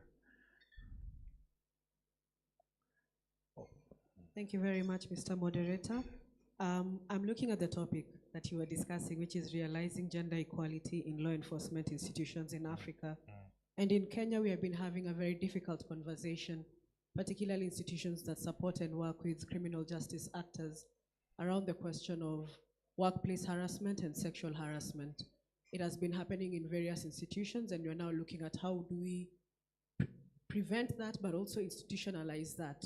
So my question would be, the uniformed services are based on hierarchy and command structure. The world right now is advancing legislation and policy on workplace harassment and discrimination. It is even more complex in your area of work. How do you deal with this situation, particularly internally? Are there systems and policies, and can we learn from you? Maybe you have advanced it, so I'll borrow back lessons. Because I think it's very difficult for a junior woman to report against a senior gentleman, and even the other way around, for a junior gentleman to report against a senior woman. So how do you do this? Because gender equality moves hand in hand with gender protection. Okay, thank you. Madam Jane Nachitio. Thank you, sir. Senior Superintendent of Police, Nachitio Jane. My concern goes to Light Colonel Alan Chitanda. In your explanation, you talked about women being affected so much when it comes to extreme, violent extremism. And at the same time, you said they also play a role, they are recruited. So my question is, does this mean that women are easily radicalized into violence because of their vulnerability? And if yes, what steps can we take, and what is UPDF doing about that to ensure that their security and peace is assured in Uganda? Thank you. Thank you very much, and I'm going to beg that we stop the questions here because I was given 1 hour and we have consumed it. I will ask whoever wants from my panelists to start with responding. Who would like to? You put up your hand if you want to respond to something, and I allow you. Okay, Madam Namtev. Thank you very much for the feedback from the participants. Let me respond to the workplace harassment, drawing particular examples or experiences. The UPF. Uganda Police Force has a policy which was developed in 2019, and it expressly puts it across how sexual harassment is handled in the UPF. And on top of that, we have a zero tolerance to sexual harassment. And the Uganda Police Force has also created a Department of Women Affairs, specifically to internally look at the issues and problems that hinder performance of women, and that it is free space, regardless of the rank, regardless of the office. And equally, much as it is a Women in Affairs department, it also listens to issues first by men, because we can have other cases of men also being harassed by women, regardless, not necessarily a senior woman to harass a junior officer, but even junior officers do harass their bosses. So we have zero tolerance to sexual harassment, and our internal disciplinary mechanisms are well utilized. If it translates into a disciplinary offense, even if it goes to criminal. So you find that officers have been have undergone disciplinary mechanisms over sexual related issues against female officers, and should it translate into criminal, they are also taken on criminally. So it is free space. So we try to empower women to come out and report these cases. So empowerment is at the forefront so that they don't suffocate or keep quiet, because eventually it can explode and can have negative impact on the performance of the officers. Madam Namtev, summarize the answers. Then maybe on the issue of Justice Mutonyi, how do we handle, how do we help women in conflict with the law, especially with the testimonies we had?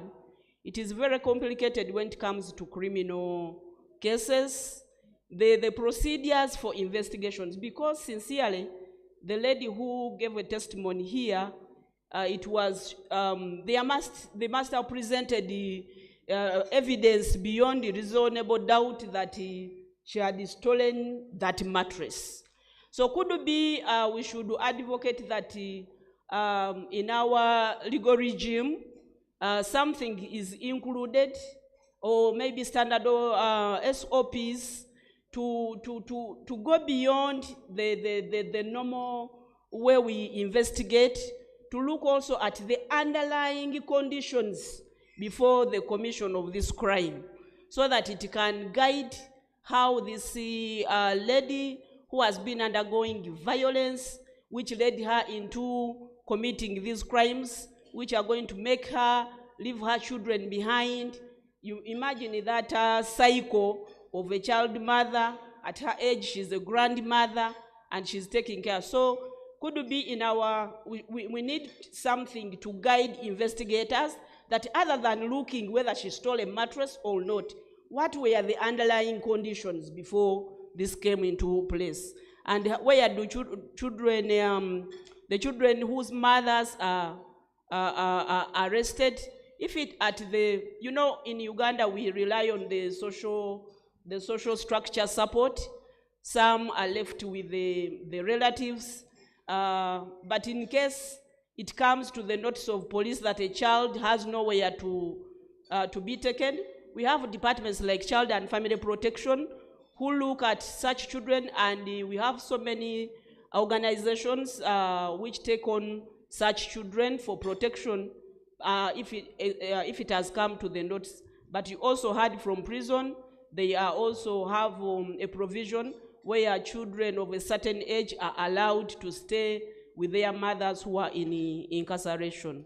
Thank you very much. Thank you. Is there another response, Madam Chirunda? But let's keep the responses short. Okay, Audience, you know that these panelists who are eating into your lunchtime. Me as a moderator, I'm innocent. So please, can you summarize? Your Lordship, Justice Margaret Mutonyi, the other aspect that Senior Commission has not talked about, as the Legal Directorate, we have tried, the Advisory Directorate, we have tried to give the regional police, human rights legal officers at the region lists of helplines. Now, when the women in conflict with the law are brought in, we encourage these people to get in touch with the legal aid offices nearby. Now, what these legal aid service providers have been doing is they, upon availability, because you know, so the civil society and the legal aid service providers also are sometimes incapacitated, they go to the victims, and when there is a child, together with the probation officers, especially the minor children, they are placed with the nearest relative, because we don't have foster really homes structures in the country, but together with FIDA, LASPNet, Legal Aid LDC, actually they do call, and sometimes I also personally call and say there is somebody at a particular place, she has a child on the back or something, and so this networking also is a thing that we work with to usually help with that. Then what Professor said about where human rights and the way we do our work. First of all, in a very humble manner, I think we can all acknowledge that even law enforcement officers are human beings.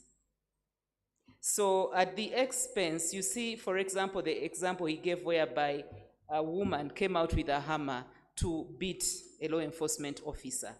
At the end of the day, that's the same thing I was talking about, that human rights and security of person, of nation, go hand in hand. For example, if there is no way we go out to do our work knowing that there is going to be a threat. Usually it is reactionary. I'm not going to come and cajole, be humble and nice when somebody is throwing a stone. So as we advocate for the fact that people have to enjoy their human rights, let us understand that the people who go to the field, law enforcement, are also humans. Okay, You know? Okay, and lastly, the Article 4 of the ICCPR also acknowledges that this happens. That's why it says, it gives guidelines on when human rights may be limited by proportional and justifiable security reasons. So let us not, you know, like I said, human rights cannot be enjoyed without security of person, of others, of the nation. I think I have, oh, and the most important one was the tear gas in barracks and what. Now, the Uganda Police Force, as you have seen in the news on media, whereby people complain and they're demonstrating because their activity of demonstration has refused to be authorized. I think we have already had that on media. Now, what happens if people want to have a peaceful demonstration, they request, they put it in writing.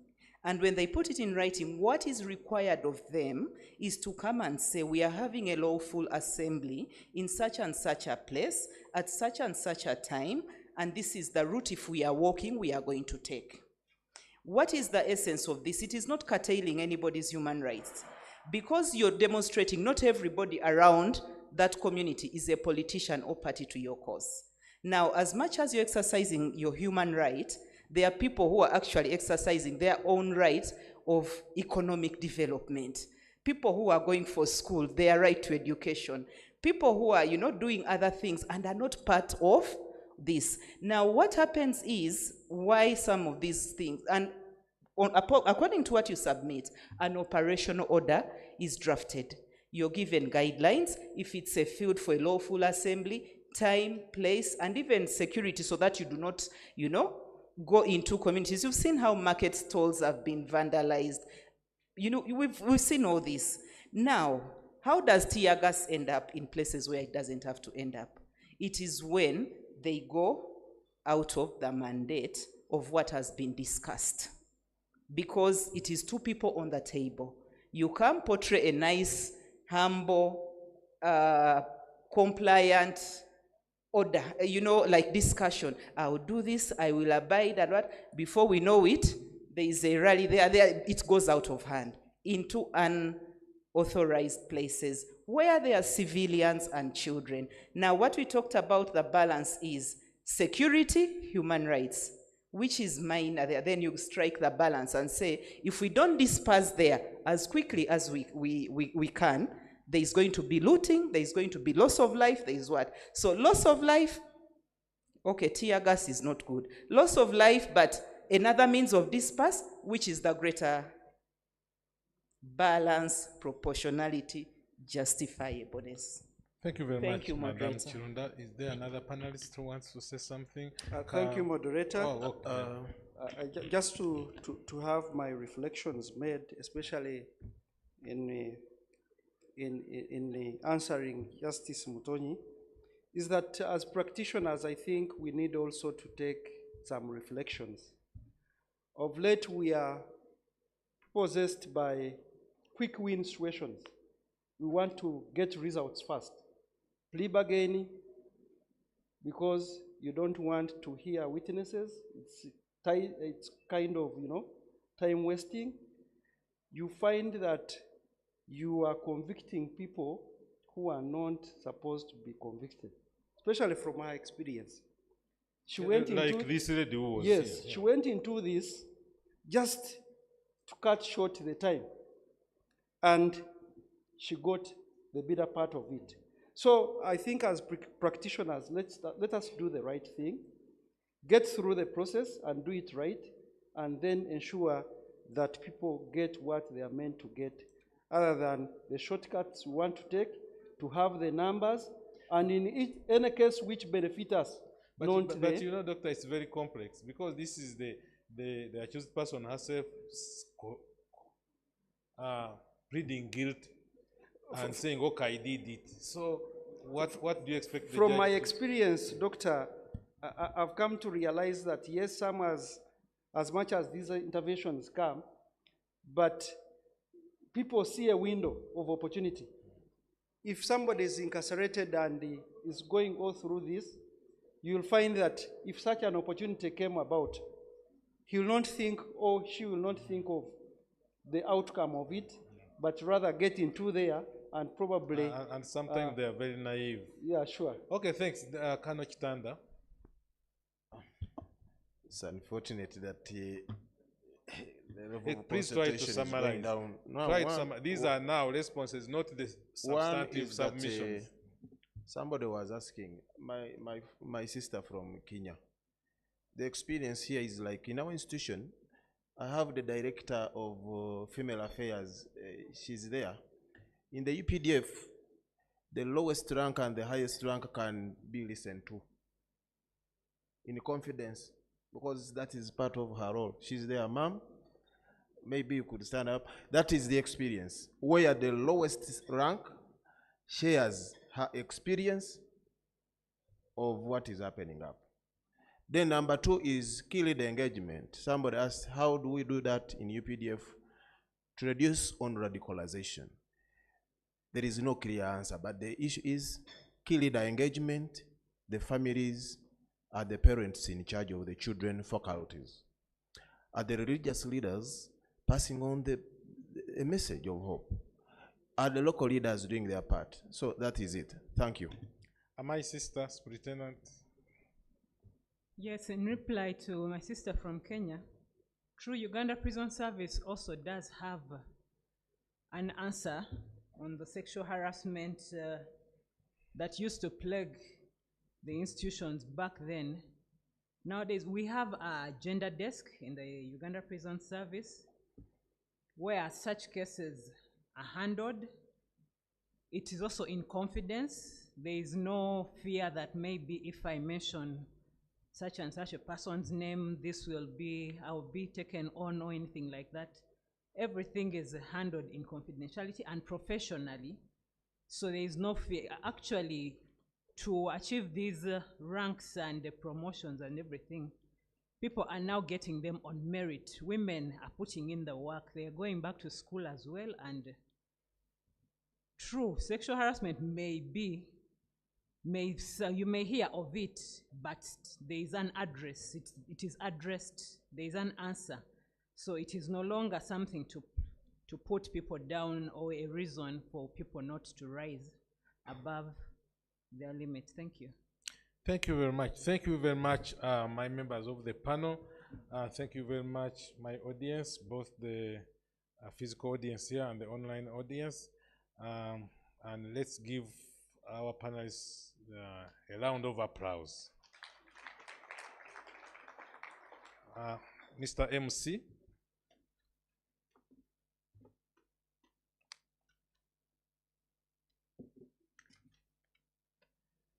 Kindly join me. Let's put our hands together for the deliberations, which have been wonderful. You know, preventing crime touches all of us.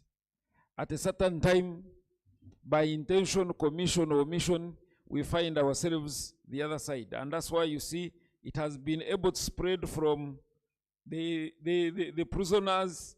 Now it has entered the offices, and it is in the public with the tear gas. So it is a spreading story and a conversation that makes it very important.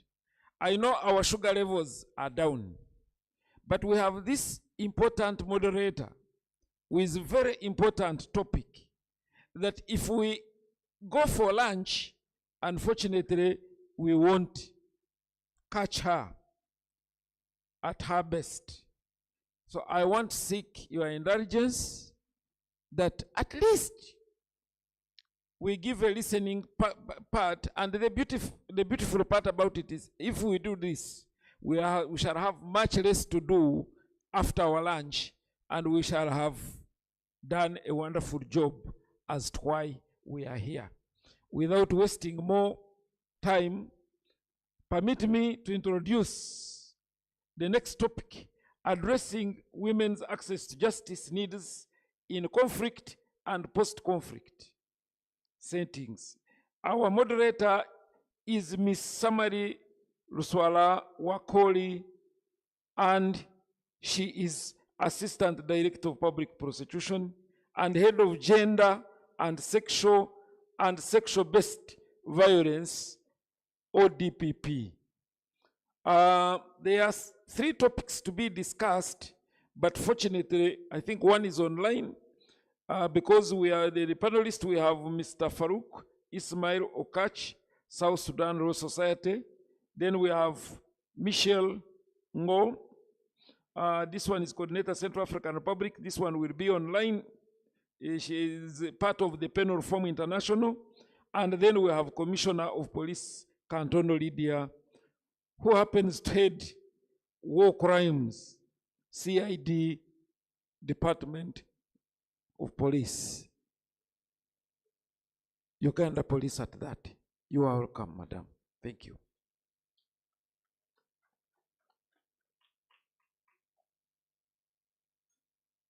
Thank you, sir. Indeed, the sugar levels are really down. I could see from the clapping. Please turn to your neighbor and tell your neighbor, hang in there. And your coupon, because I come here when the coupons have been supplied. Your coupon, look at your coupon. Tell your coupon, kindly, be patient with me. Be patient with me just for a few minutes. We will be done. Thank you so much. I will adopt the protocol.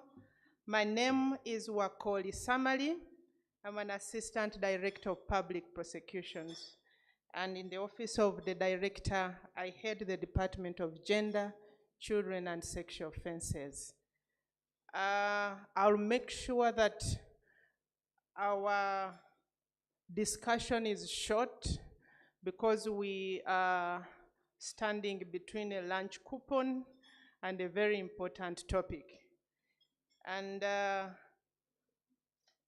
quickly, the topic we will be looking at is on how to address women's access to justice and their needs in conflict and post-conflict settings.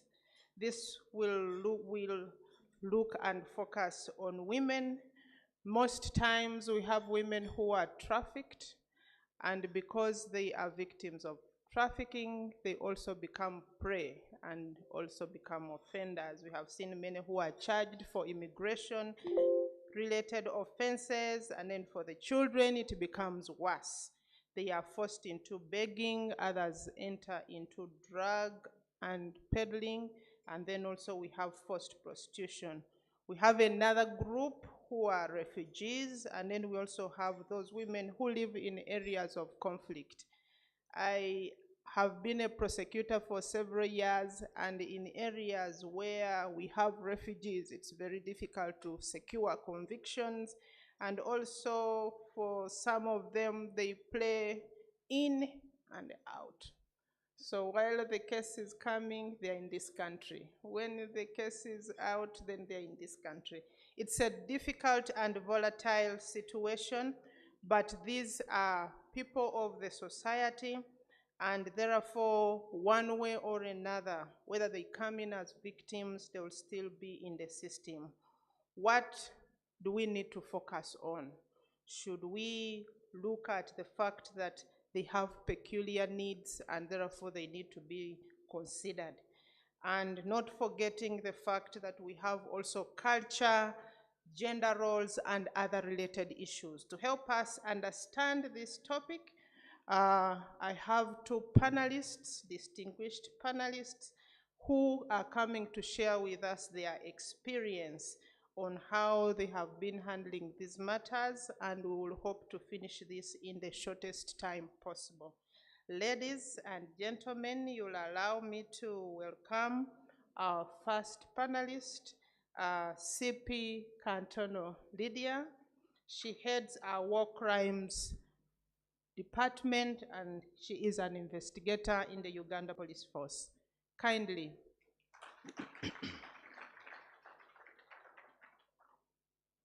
And our next panelist is Farouk Ismail. He is an advocate and a lawyer and practicing in Law Society.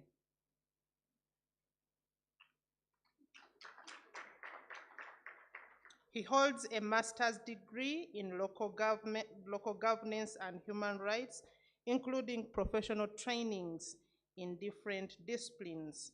He is currently working in South Sudan Law Society as a programs coordinator. Kindly welcome with me, Mr. Farouk. All right. I'll get an opportunity to also sit with my panel members. I'll not be unlucky like Dr. Kamya because his was full. Mine is not full.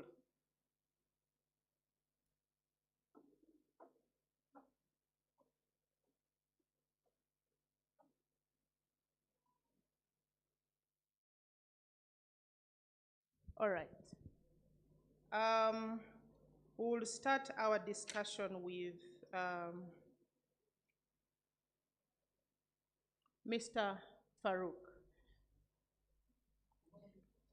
As an advocate who has been in practice, we would like you to share with us your experience of and observations that you have made while working with women in conflict and also in post-conflict times. Thank you so much, my moderator and my colleagues, dear delegates, good afternoon. Good afternoon. Yes, today I'll be, I think since yesterday we've been silent, learning and listening. As a person coming from South Sudan, I had to put my ears on ground to learn so many things, and I'm glad that we've really learned. That's why we could not throw in some weight at some point, but was typically a learning session and a way of opening up in regards to how the South Sudan country can cope up with what other regions are going through and how far they have gone.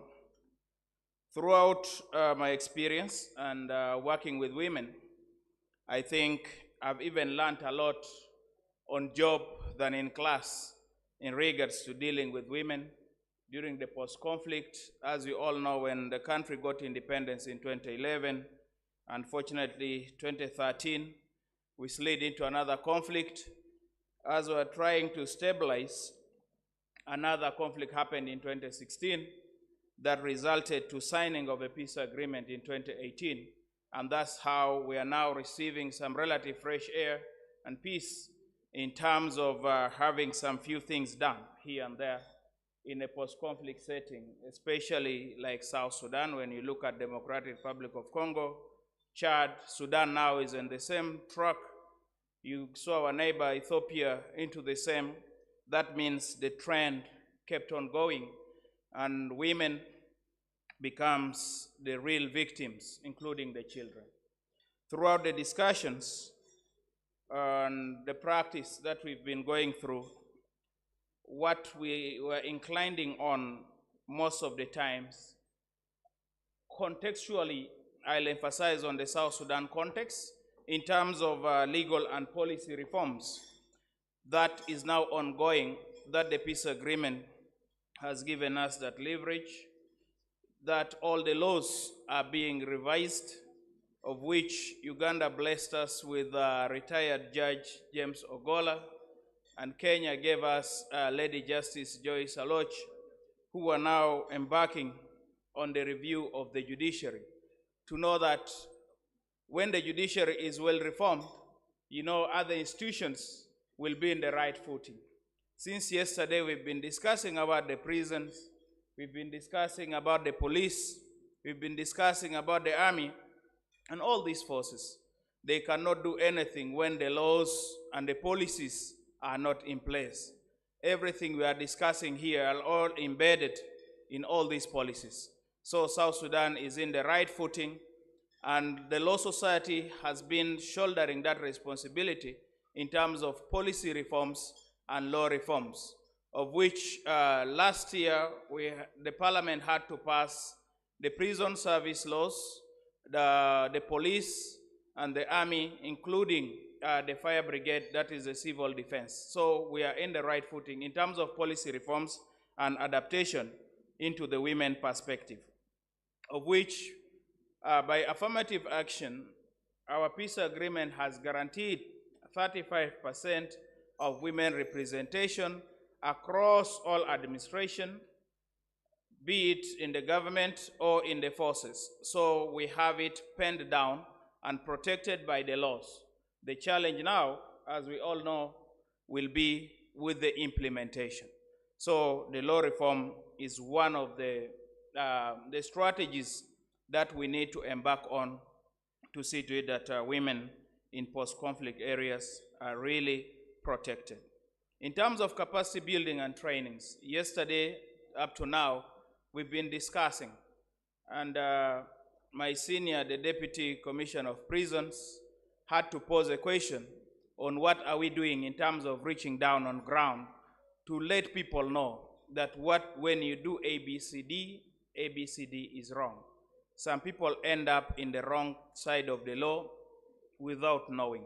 So if you empower a woman, you empower a girl, you empower a man who is next to a woman, by so doing, you will be reducing the burden of crimes, like what our commissioner told us yesterday, that the number of female inmates has tripled since the last 10 years.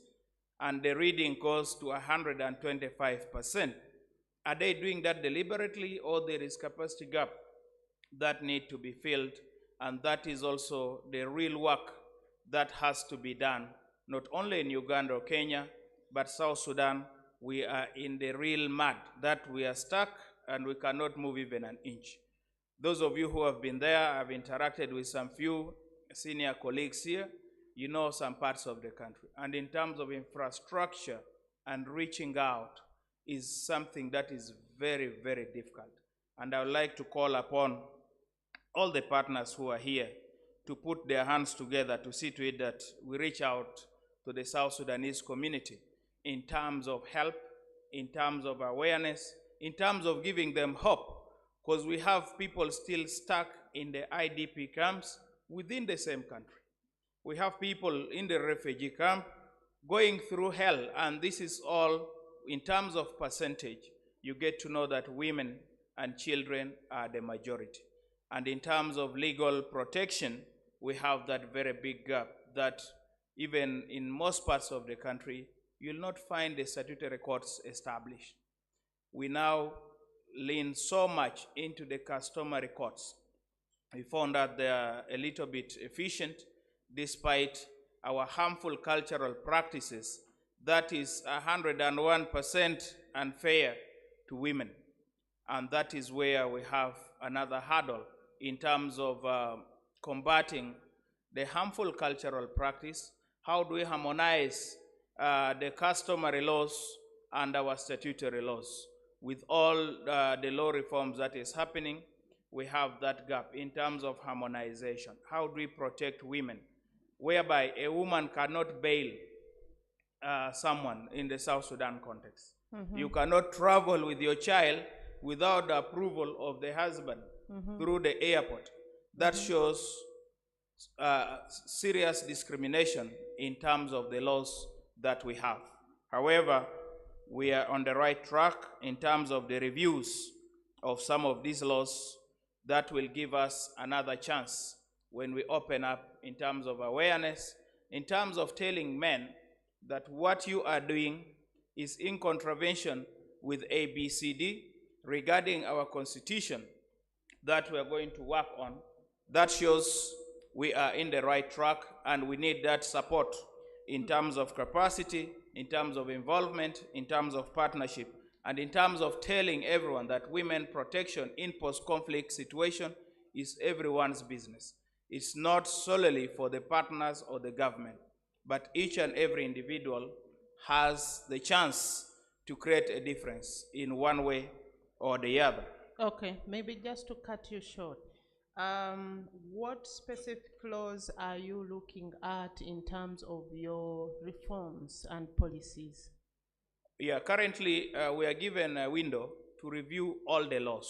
When I say all the laws, when they signed the peace agreement, there was that loophole that the parties to the agreement had to resolve in terms of reviewing the security laws, that was very unfair to women.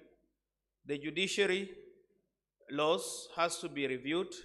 And also the peace agreement gave us leverage on transitional justice system, of which now we have drafted the bills on CTRH, that is Commission for Truth, Healing and Reconciliation, and then the Reparation Authority, that had given powers to the establishment of hybrid court on South Sudan to look at the crimes committed by both forces who were on conflict, on women and girls, and even on men, in terms of conflict-related sexual gender-based violence. Thank okay. Yeah, so these are some of the laws that we are working on, and we are also in the process of drafting a permanent constitution.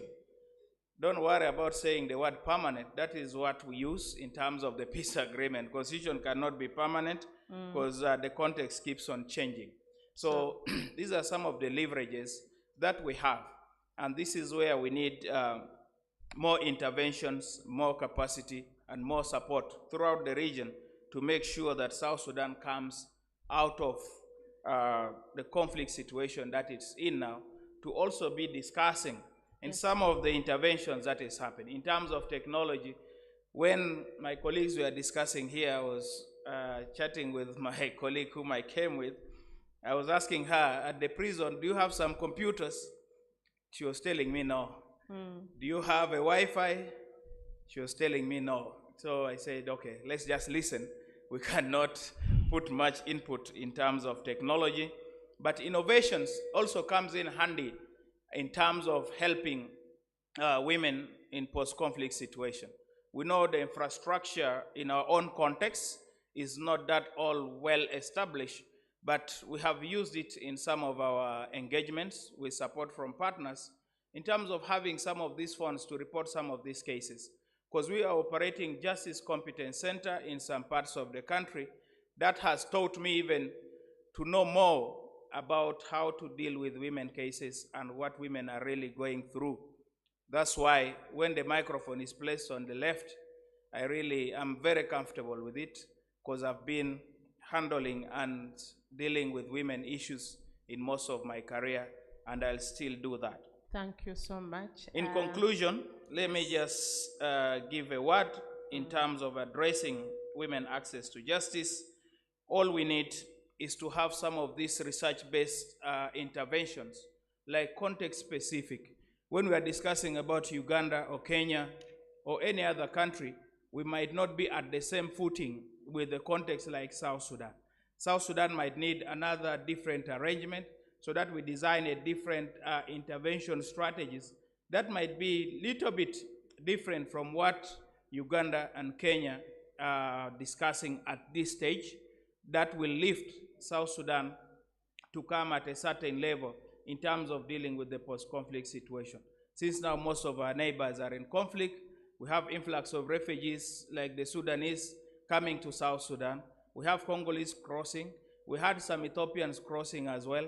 So we have that influx of women coming in, and they need that special attention, and that calls for special intervention to deal with the specific cases. Thank you so much. Thank you so much.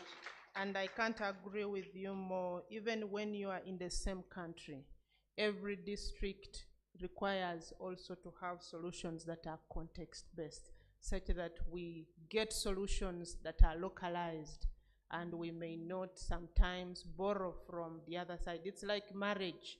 What has worked in somebody's relationship may not necessarily work in another. But having local solutions helps the whole community to own up the problems and be able to find solutions. Thank you so much, Council. Maya Fande, I know you have been a seasoned officer for a very long time. In sharing your experience, kindly give us also recommendations at the same time, the challenges you have seen, like how Farouk did, such that we can save on time. But I would also like to hear from you, because when we talk about conflict and post-conflict, many times we also focus only on victims and probably perpetrators. we forget a bigger component of officers who are women and also working in this same area. Could also highlight or share your experience along those lines. Yes. Thank you, Madam Moderator. Protocol observed. Sorry, it's quite difficult to speak at such a time when people have their coupons already in their hands. Yes, it is. But I'll try to run through so that we really save time for our lunch. Thank you. Just like my predecessor from South Sudan highlighted, different communities face different kinds of conflict. When you look at Africa generally as a region, we have a number of conflicts. We have conflicts emanating from the political angle or the civil unrest. We have resource-based conflicts, terrorism without speaking. It's a challenge now to the region, and it poses a number of challenges to our people. We have the intertribal conflicts, and we have communities that are struggling over boundaries and a sense of identity. We see what is happening in Ethiopia right now with the Tigray. So a number of conflicts have been cited in the region. However, in all these conflicts, one aspect that comes out clearly is that these conflicts are gendered in nature. The women and girls are always affected differently compared to their male counterparts. And yesterday, one discussant pointed out that we most times tend to look at women as victims, but we also have female perpetrators. True, in some of these conflicts, we have female perpetrators, but most times these females are not part of the inception of the conflict. Rarely are they part of the conflict at its inception, but the situation around it just pushes them to the conflict. I'll quickly give an example of a certain lady whom we handled in the recent times. The husband happens to take 5 of their children, boys and girls, to the ADF camp in the Congo, in the DRC. So she's left alone. Life becomes meaningless, and eventually, as we monitored, we learned that she had also followed her husband and children in the Congo. So eventually she followed the children. Exactly, she followed the children and the then found the husband, you never husband know. there. So, but eventually she emerges among one of the top female commanders in the ADF that we've known. So even when they come through as perpetrators, most times it's the situation that has forced them into doing so. And during the conflict time, nothing much can be attained as far as justice for these women and children are concerned. Why? Because there are a number of challenges during that time. First of all, the administration and the systems are already weakened. Everyone is fighting for their survival. The security and the law enforcement are more pursuant to peace and having the bad guys arrested. So it's really a tricky situation during the conflict time that women get the justice they deserve. And unfortunately, this is the critical time when they really need this justice, but it's never accorded. And it only comes in later at the post-conflict level. But even when it comes, still there are challenges embedded, and I will highlight them as you requested me, Madam Speaker. But before I highlight those challenges, of course, I will point out what is really being done as far as helping the women find justice in the conflict situation or post-conflict situation. Of course, internationally, there are just systems. We've all known about the International Criminal Court, which has tried as much as possible to ensure accountabilities for crimes committed, especially at the command level. Because most times we have commanders at that level, and then we have the lower people who are just instructed and guided through whatever atrocities they commit. So international at that level, there is some effort. And besides looking at these crimes generally, the crimes against humanity, The women and the girls are looked at separately. The sexual-based crimes or violence have been categorized clearly, and they've been pulled out, and they are, the international systems are cognizant of such crimes. And when you come back locally here, we've also set up systems. We have the War Crimes Unit that handles such crimes of aggression, war crimes, and crimes against humanity. And just like at the international level, we are also cognizant about the sexual and gender-based offenses. And besides the War Crimes Unit, at the CID, we've also created the Sexual and Gender-Based Violence Department that concentrates, gives an extra mileage as far as the women and the girls are concerned in finding justice for them. But in doing so, there are a number of challenges that we've always faced. One are the societal norms or the cultural aspects. I would just look at our case study of the Lord's Resistance Army. That happened so much in the northern region. If you remember very well, we really had the peace talks, and then we had the traditional systems. It really came out so strongly that they thought that these issues would be resolved basing on the traditional justice systems or mechanisms, what they call the Matoput, for those of you who happen to be from the northern region of Uganda. And it was really a debate. And the cultural leaders were like, you know what, we can solve our challenges than going to courts of law. So it really became a challenge, but eventually, of course, through the government interventions, it really came out and we agreed that justice has to be done. But still society looks at, they've continued to victimize our witnesses and victims. Some were intimidated by the cultural leaders not to go out there and give evidence and give their statements about the crimes that were committed. I remember you meet women, and if they have to come in and give their testimonies, then they have to consult with the cultural leaders. So, and then the cultural leaders at times had to be present in the meetings. And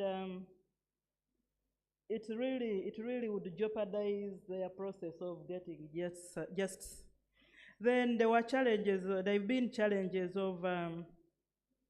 of course, the patriarchal system. Our system is patriarchal in nature, whereby women never take decisions on their own. Even when she's trying to seek justice, the husband has to come in as the biggest player. I remember to grant permission. Exactly, if she has to interact with you, if she has to come to court, if she has, so it really, actually I remember most times if we had to move the women from society to have them perhaps interviewed or perhaps to handle a particular issue, you had either to transport the husband along and you had to facilitate them. Some who are stubborn would want even to sit in the room. What exactly do you want to tell my wife? What exactly do you want to discuss with my daughter? So it still became a challenge. Then the fear instilled in them still follows them up to date, whereby most of them would never want to come out clearly to tell their story, to tell what happened, because they still look at the perpetrators as strong people. I remember most of them would tell us, no, you know, I can never come to face and tell a commander, to tell Dominic Ongwen that you did ABCD, because we really fear him as a commander. Because so he was a commander. Sorry? Because he was a commander. Exactly, but even when he's arrested, they still feel he's a powerful person and they can never face him. So we had some declining to just receive their justice because they felt the fear still engulfed them and they would never come out to tell the story about what happened. I want you to a little bit summarize and then take us to your recommendations. Okay. Maybe one other important issue it's most of these conflicts are ideological based, in that people some of them are always convinced, especially when you look at terrorism, they are convinced to eventually believe that that's the correct way of doing things. Because imagine a child who is abducted or taken into war at a younger age, or a child who is born during conflict. Eventually, they tend to believe that that's the normal way of doing things.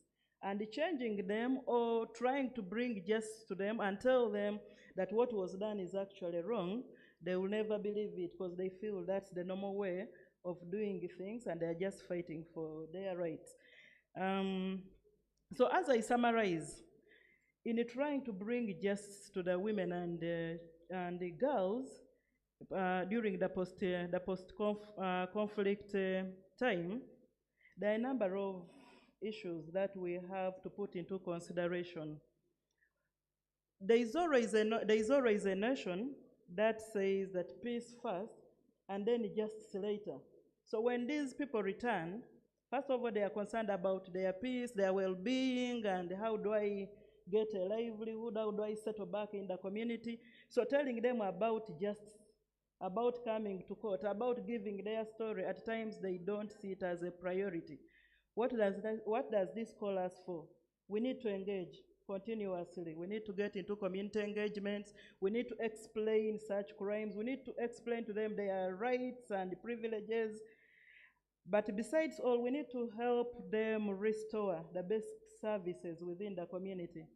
Imagine a girl who lost out on education, who can't attain the basic health care, and then you're just calling them to tell their story without taking care of those needs. They will never certainly come out to give their story. Then we need to promote their rights. They need to know that they are victims. They need to be assured of the security. Remember, these crimes, especially the conflicts, involve a community, involve so many people, and perhaps some of these people are within the community.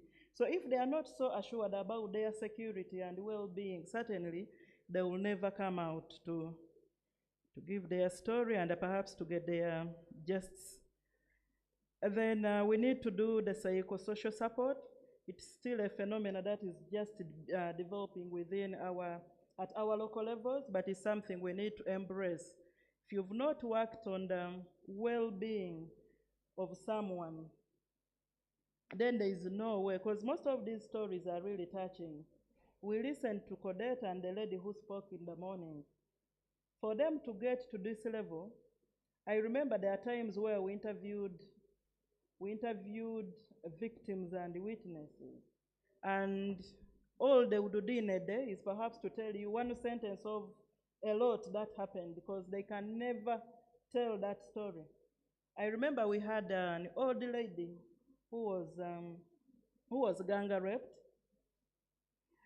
The son killed, and then she was forced to boil and eat the flesh of the child. So she chose never to tell that story again. You'd rather not open the scars. So we need to do a lot of psychosocial support in order to help, and health care, in order to help these people eventually turn towards the justice system that we want to have. I see the sugar levels are going low. But the bottom line is engaging, but also talking about the needs of, taking in charge the needs of these people we want to help. So I thank you. Thank you. You have left something out, but I'll come back to you. I wanted us to first listen to our speaker of today, who is going to discuss about the progress on the domestication of the Rwanda guidelines in Africa. And to help us understand that will be the Honorable Commissioner Maria Teresa, who is online, joining us online. Kindly, IT team, please put her online such that we can listen to her presentation. Thank you.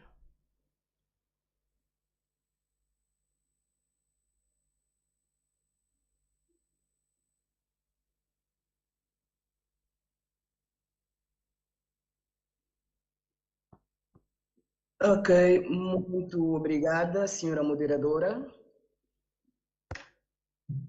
Espero que haja interpretação para podermos conversar. Hello, thank you so much. I hope that there is translation so that we can understand each other. Yes, there is. Ok, obrigada. Então, devo cumprimentar a todos e a cada na sua respectiva categoria. I greet all of you. E vamos aproveitar o tempo, os 10 minutos que me foram cedidos, para então poder dizer alguma coisa sobre o balanço, sobre a internalização das diretrizes de Luanda. I will take this opportunity. We will take advantage of these 10 minutes so that I can present my team. Então, devo dizer que o facto de me terem convidado para participar deste grande painel é um avanço muito grande nas nossas relações. Podes falar um pouco mais devagar, por favor? Sim, sim, faço isso. Dizia que o facto de me ter a Reforma Penal Internacional convidado para poder participar deste evento é um grande ganho para a nossa cooperação. I thank all of you for the invitation that I can participate in this meeting. É um grande passo na nossa cooperação. It's a degree or a step in our cooperation. Eu vou tentar fazer um resumo da nossa cooperação, pelo menos durante o meu mandato. I will try to summarize all my duties during my time. Então, em 2020, ainda na altura da pandemia, in 2020, conseguimos ter, in 2020, when there was pandemic, conseguimos fazer uma avaliação sobre a implementação das regras de Bangkok. We tried to do an evaluation about the Bangkok. E assinamos uma declaração como um marco importante desse instrumento. And we tried to sign guidelines about our instruments. Ok. Em 2021, iniciamos uma discussão. In 2021, we started our discussion acerca da vulnerabilidade da mulher na prisão. About the vulnerability of the women in the prisons. E em 2022, voltamos a falar sobre as condições em que as mulheres se encontram quando encarceradas. And in 2022, we came again and talked about women in the prisons. Exatamente. Então, hoje o tema centra-se exatamente nos direitos da mulher prisioneira no sistema de justiça. And today, the theme is about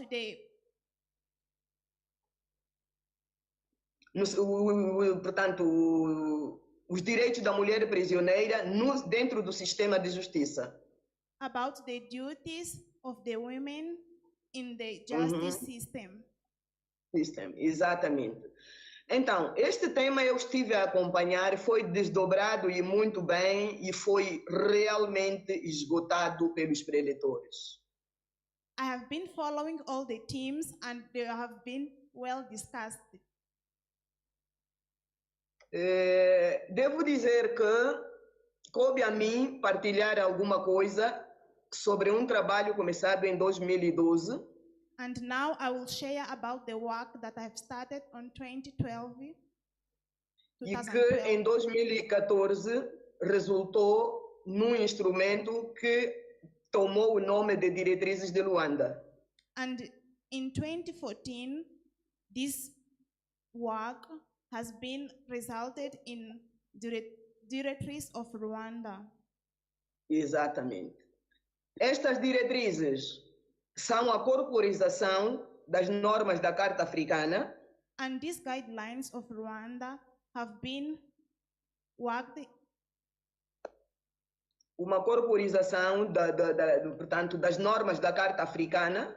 About the cooperation of the duties of the letter of Africa, Exatamente. Mais concretamente, nos artigos 2º, concretely in the articles, second, 2º, 3º, third, 5º, fifth, the fifth one, exatamente, 6º, 7º e 26. yes, the 6th, 7th, and 26th. Estas diretrizes também vieram para iluminar These guidelines, they came to enlighten os decisores nacionais our national supervisors exatamente sobre como devem trabalhar com os direitos dos reclusos about how they can work with the prisoners. exatamente. Pouco mais atrás, em 1996, Going back on 1996, no Seminário Internacional sobre Condições de Detenção em África, about the detention in Africa in a seminar que foi realizado em Kampala that have been in Kampala e foi co-organizada pela Reforma Penal Internacional. and has been organized with the International Penal, Reforma. yes, Reform International Penal. Portanto, por esta organização que hoje está também a coorganizar esta sessão em que estamos. It's an organization that is also here organizing this meeting. Exatamente. E nesta conferência, neste seminário, foi indigitado In this seminary, we have been with que os países africanos incluíssem na sua legislação that repete, por favor. Os países africanos deveriam incluir na sua legislação That the countries in Africa, they could include in their legislation exatamente as normas da Carta Africana e das Nações Unidas the duties of the International of Africa sobre o tratamento aos prisioneiros. about the treatment of the prisoners. Então foi neste sentido que nasceram as diretrizes de Luanda. Was in this sense that have been born the guidelines that we are talking about. Exatamente. Então, neste ponto, vamos verificar se efetivamente In this point, we will verify if esta incorporação das normas ocorreu nos países africanos. this incorporation of the duties have been applied in many countries of Africa. Exatamente. É verdade que na maioria das constituições, os artigos acima mencionados It's true that in many of the constitution, most of the articles acima que mencionamos são reproduzidos. that we have mentioned have been reproduced. Exatamente, para garantir a sua justiciabilidade, portanto, a sua apresentação junto de tribunal. So that the justice can be implemented. Exato. É verdade também que a maioria dos países possuem leis ordinárias. It's true that most of the countries, they have the ordinary norms. Exatamente, onde também esses aspectos são regulados. Where more of these aspects are oriented. Exatamente. Em abril deste ano, a Comissão Africana realizou uma conferência regional. In April of this year, the Commission have organized Realizou uma conferência regional sobre o estado das prisões em África. The meeting was about the state of the prisons in Africa. E conseguimos verificar esses aspectos que eu mencionei acima. And we have been seeing all these aspects that I've mentioned before. Então vamos efetivamente à questão da mulher na prisão. So now we are going to the situation or the aspect of the women in the prison. Que está que está integrada na parte 7 das diretrizes de Luanda. It's integrated in Parte 7, in the Article 7 sétima secção, não, sétima secção das diretrizes de Luanda. in the 7th section of Exatamente. the guidelines of Rwanda, Incluída dentro dos outros grupos vulneráveis. included with the vulnerable people. Exatamente. Porque para que os estados possam tomar medidas, So that the government can do something. e essas medidas devem ser legislativas e práticas, And all these things can be practical e legislativas, and legislatives para permitir a proteção especial estabelecida nessa secção. Para permitir a proteção especial estabelecida nessa secção. to allow the protection that is mentioned in this article. Exatamente.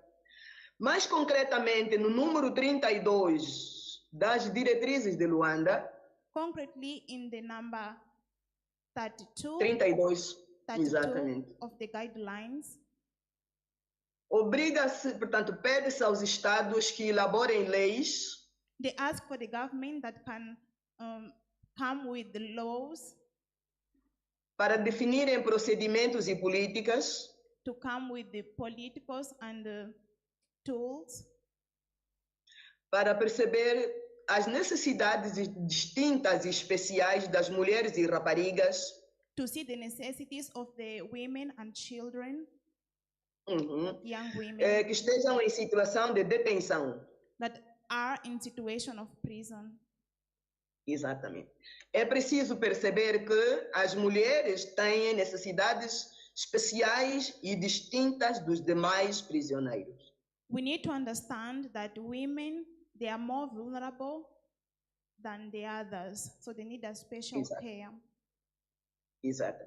Mas então, o que é que ocorre na prática dentro desta conferência que nós realizamos? So what comes up in practical way in this conference that we have done? Devo dizer que, em relação aos cuidados médicos pré-natais e pós-parto, I need to say that about the health care in antenatal and post-antenatal, a maioria dos países tem algum cuidado, most of the countries have care porque temos poucas denúncias de violação nesse sentido. because we have little denounces in this regard. Mas vou enumerar algumas questões, alguns pontos essenciais, But I will, cujos I will highlight some points que não têm sido cumpridas na maioria dos países. that are not taken in Na maioria dos países. most of the countries. Falo da separação das instalações. For example, the separation of installations. Para mulheres e homens, ainda não é uma realidade no continente. For men and women is not a reality in my country.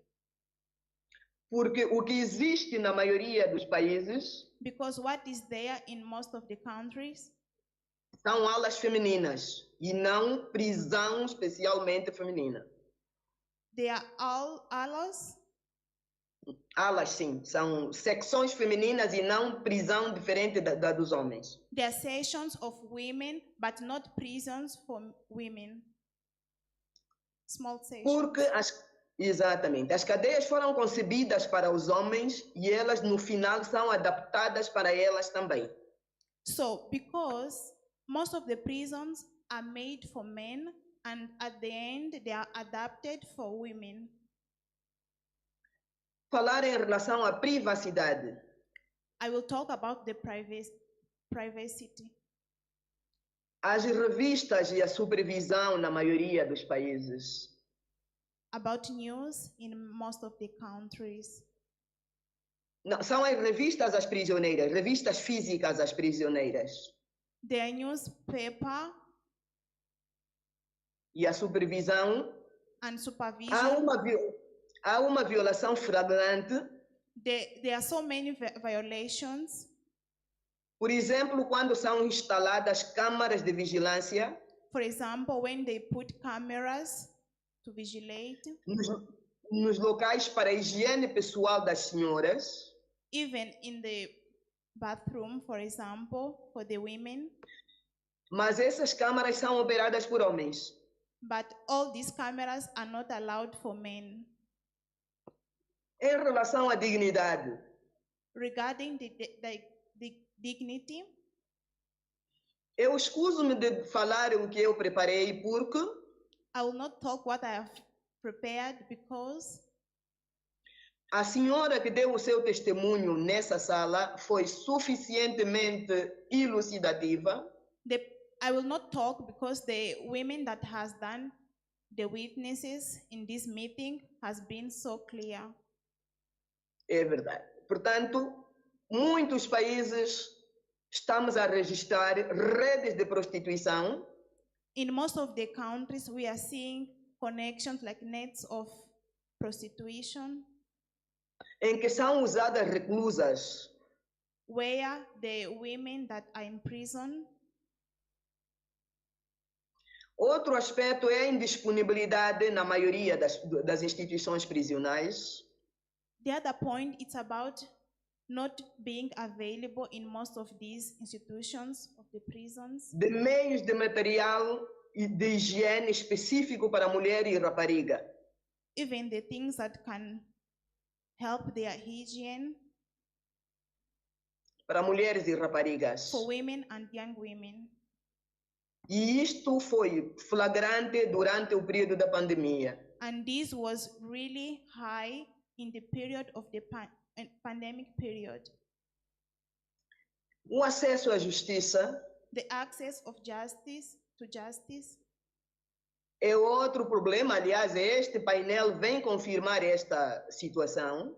It's one of the points that I can highlight. Porque a mulher fica prejudicada because the women is always prejudicada devido ao seu baixo nível de literacia. Is vulnerable because of the low level of democracy. E literacia, portanto, não sabe ler nem escrever. Also, they don't know how to read and write. E também pelo seu baixo nível de recursos financeiros. And they don't have money, the low level of Isto não lhe permite contratar serviço de assistência judiciária. All these points cannot allow her to look for justice. A outra questão é a discriminação. The other question is about discrimination. Para além de tudo que nós conhecemos sobre discriminação contra a mulher, apart from all the points that we know about discrimination for women, uma mulher que tenha passado por uma prisão, the women that have passed for prison or through the prison, seja qual for a razão, tenha sido justiça ou injustiça, even if the reason was about justice or injustice, ela é uma mulher segregada pela própria família. So these women are always segregada, portanto, discriminada pela própria família. Even the family can discriminate her. Pela própria sociedade. Even the society. Este aspecto dificulta a sua reintegração. All these aspects can make difficult her reintegration. E constitui uma segunda vitimização. And is the second victimization. O último aspecto que vou referenciar devido ao tempo é o apoio psicológico. The last aspect that I want to highlight because of the time, it's about the psychosocial support. É quase inexistente nas prisões nos nossos países. It's not there in most of the prisons in our countries. E os poucos estabelecimentos que oferecem And the few that have carecem de profissionais para poder abranger o número de prisioneiros. the professionals are not enough to take care of the people. Este pequeno quadro, este pequeno inventário, This small inventory, questionnaire, podemos concluir com segurança, we can conclude com alguma segurança, with security que necessitamos todos de maior empenho that all of us, we need more effort para exatamente, maior empenho para a disseminação das diretrizes so that we can enlighten all the guidelines, we can expand them. O mais importante ainda, na monitorização The most important, to monitorize them e na sua implementação nos sistemas jurídicos. with their implementation in all our juridic systems. A estas diretrizes devemos associar These guidelines we can associate os princípios sobre a descriminalização de pequenos delitos, the principles of descriminalização de pequenos discrimination delitos. of the few duties. Exatamente. Porque são esses pequenos delitos Because all these small duties que são irresponsáveis por me enviar muita gente punida that are there to secure that the people that are not putting in practical pelo seu estatuto. Portanto, criminalização da pobreza envia muitas pessoas e principalmente mulheres para as prisões. I think that poverty can send most of the people, especially women, to the prisons. E isto contribui para a superlotação das cadeias. And these contribute that most of the prisons are superlocated. Exato. Vou sugerir aqui como uma questão de observação que I will deve haver ponto de inversão. I will suggest that we can invert the scenario. Exatamente. Vamos mudar o nosso paradigma de ação Let us change our ways of actions para incluir nessa divulgação to include when we are divulging outros atores-chave, other actors, key actors, como parlamentares, for example, the parliament, magistrados, the magistrate, altos funcionários do serviço penitenciário, even the officers that work in the prisons, para ampliarmos a discussão, so that we can open the circle, trocarmos pontos de vista to change the points of view, e, nesse sentido, tornar o nosso trabalho mais profícuo.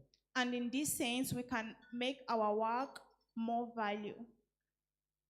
Só desta forma, In this sense, no próximo ano 2024, in the next year, 2024, quando as diretrizes de Luanda completarem 10 anos desde a sua adoção, when the guidelines of Rwanda will make 10 years, poderemos celebrar com algum êxito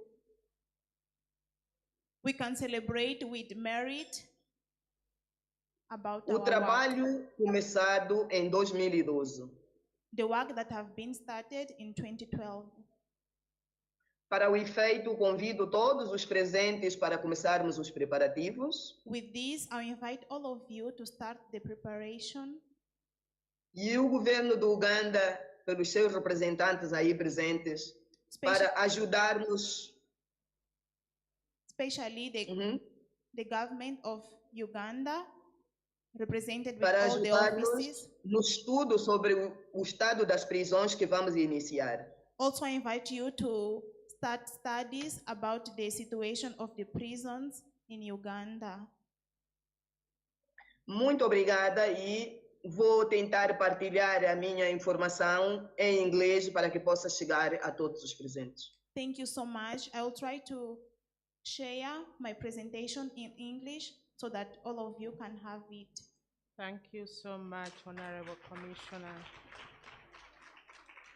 You highlight very key and important things. Poverty is a big problem in many of our communities, and sometimes it's a driver to many of our women engaging in criminality. Interestingly, she made a comment that our prisons are made for men but adapted for women. And we would like to focus now on whether this adaptation actually fits into the specific needs of the women or it does not. Please take note of the invitation that she has made. Just a few things that I wish us to go home with that have come out clearly is that women are more vulnerable than other people of the society. And women usually suffer differently as compared to the men. It is therefore important that we engage women and at the community such that we are able to talk about their rights and safety and their security. It's also important that you have the context-based solutions to the challenges that we have discussed.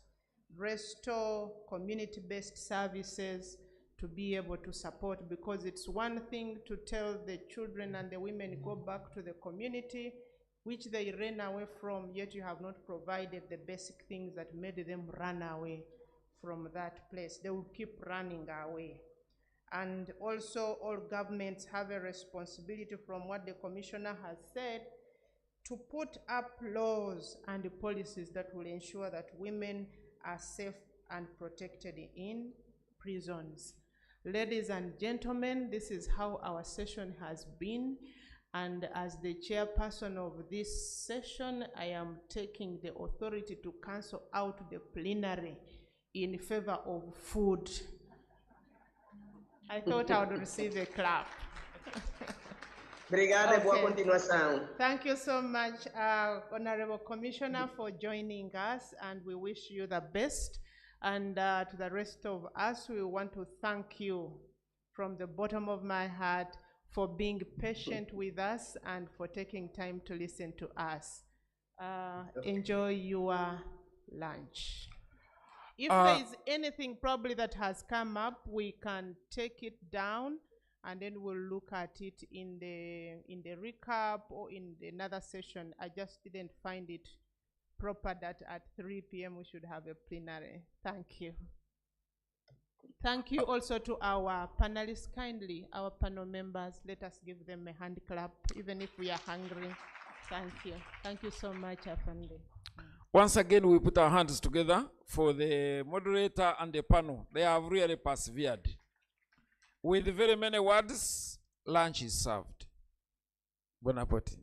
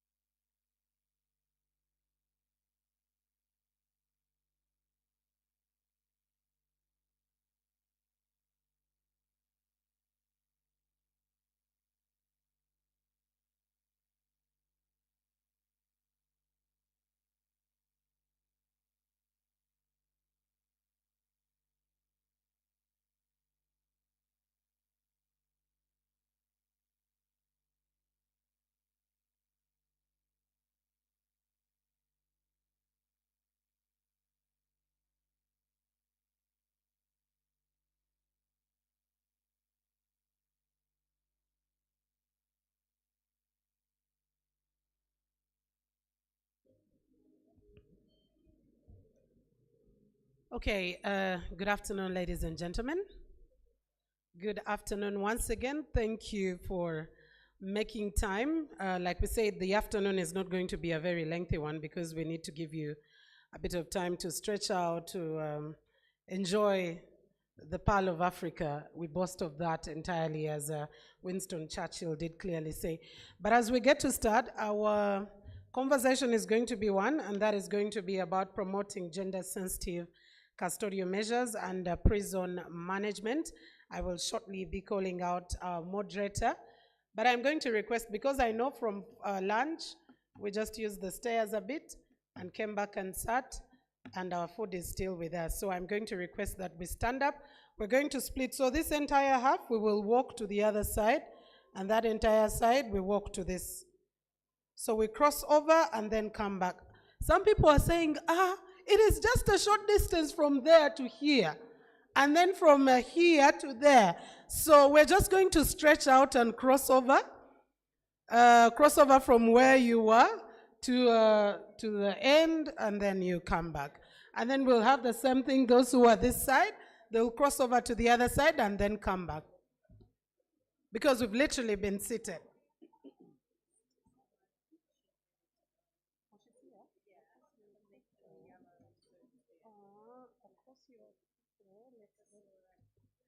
She hadn't given there. So this is this morning at 8:40. Oh, no, that was yesterday. I think we didn't do it. No, I did recap, but then she was supposed to speak, but she was asleep because she had arrived at 5 p.m. So she's going to do.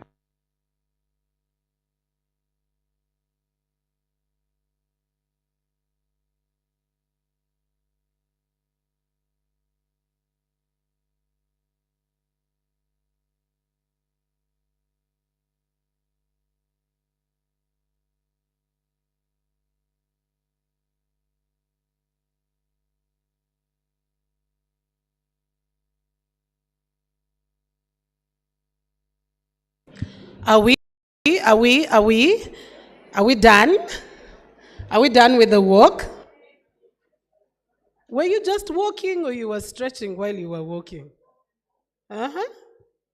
Okay, no worries. Let's get seated again. I was just, waking us and making us more alert, because lunchtime comes with its own challenges, especially if you've had enough starch as part of your lunch. Okay, so ladies and gentlemen, before I hand over to our moderator of this particular session, like I said, I would like us to have just a very, very brief session before we call it a day. But earlier on in the morning, unfortunately, we had to have a testimony. Remember, this is regional. We're trying to share best practices, but we're also looking at implementation and the challenges that have happened elsewhere. Yesterday, at such a point in time like this, we had a very touching story of a lady, Kodette from Karamoja. I want us to give just 5 minutes before our moderator comes through. Let's give us 5 minutes to Akoswa Akufo from Zambia, who is giving a lived experience testimony. We'll give it about 5 minutes, listen to her story, we'll pick up some ideas from there, and then we'll go on to our next discussion, which will also be the very last discussion for the day. So Akufo, it is your time. Let's welcome her with some warmth.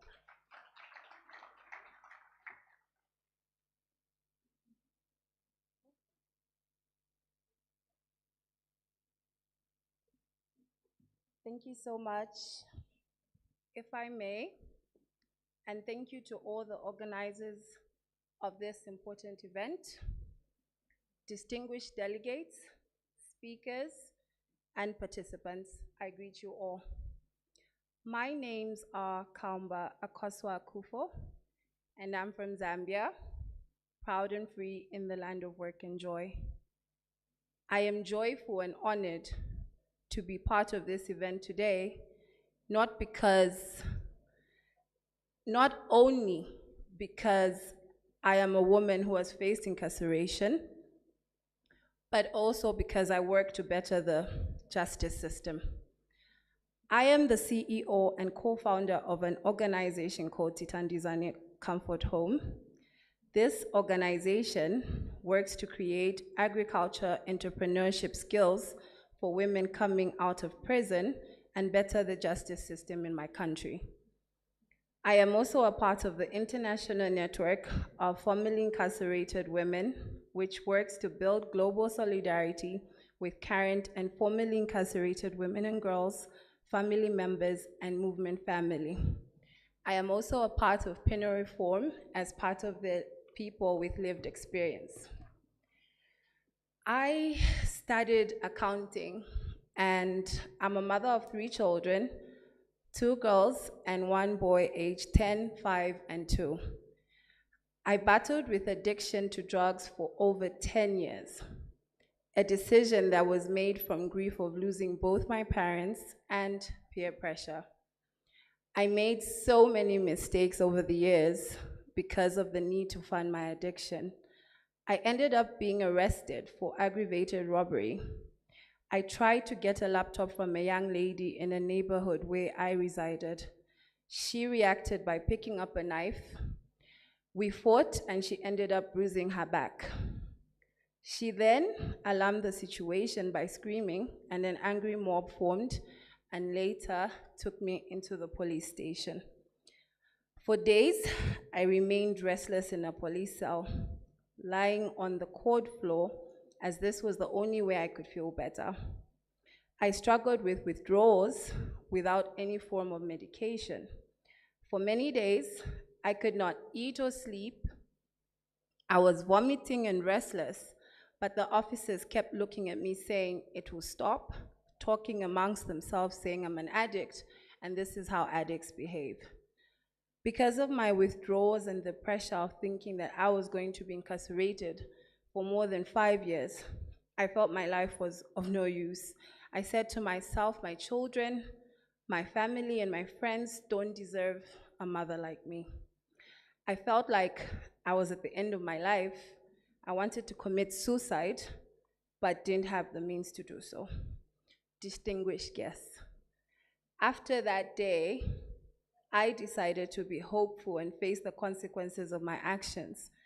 I was fortunate enough to have the charges reduced during trial and was sentenced to 6 months from the day of my arrest. I suffered a lot of hardships from the officers at the correctional facility, as well as people who were incarcerated with me. They did not understand what I was going through. I was given chores to do, but they did not meet their expectations because my strength wasn't yet at 100%. As I got closer to my release date, I was so hopeful that I could finally live my life and achieve all I had dreamt of. Reality hit me hard. When I was released from the correctional facility without a penny to my name, life was hard.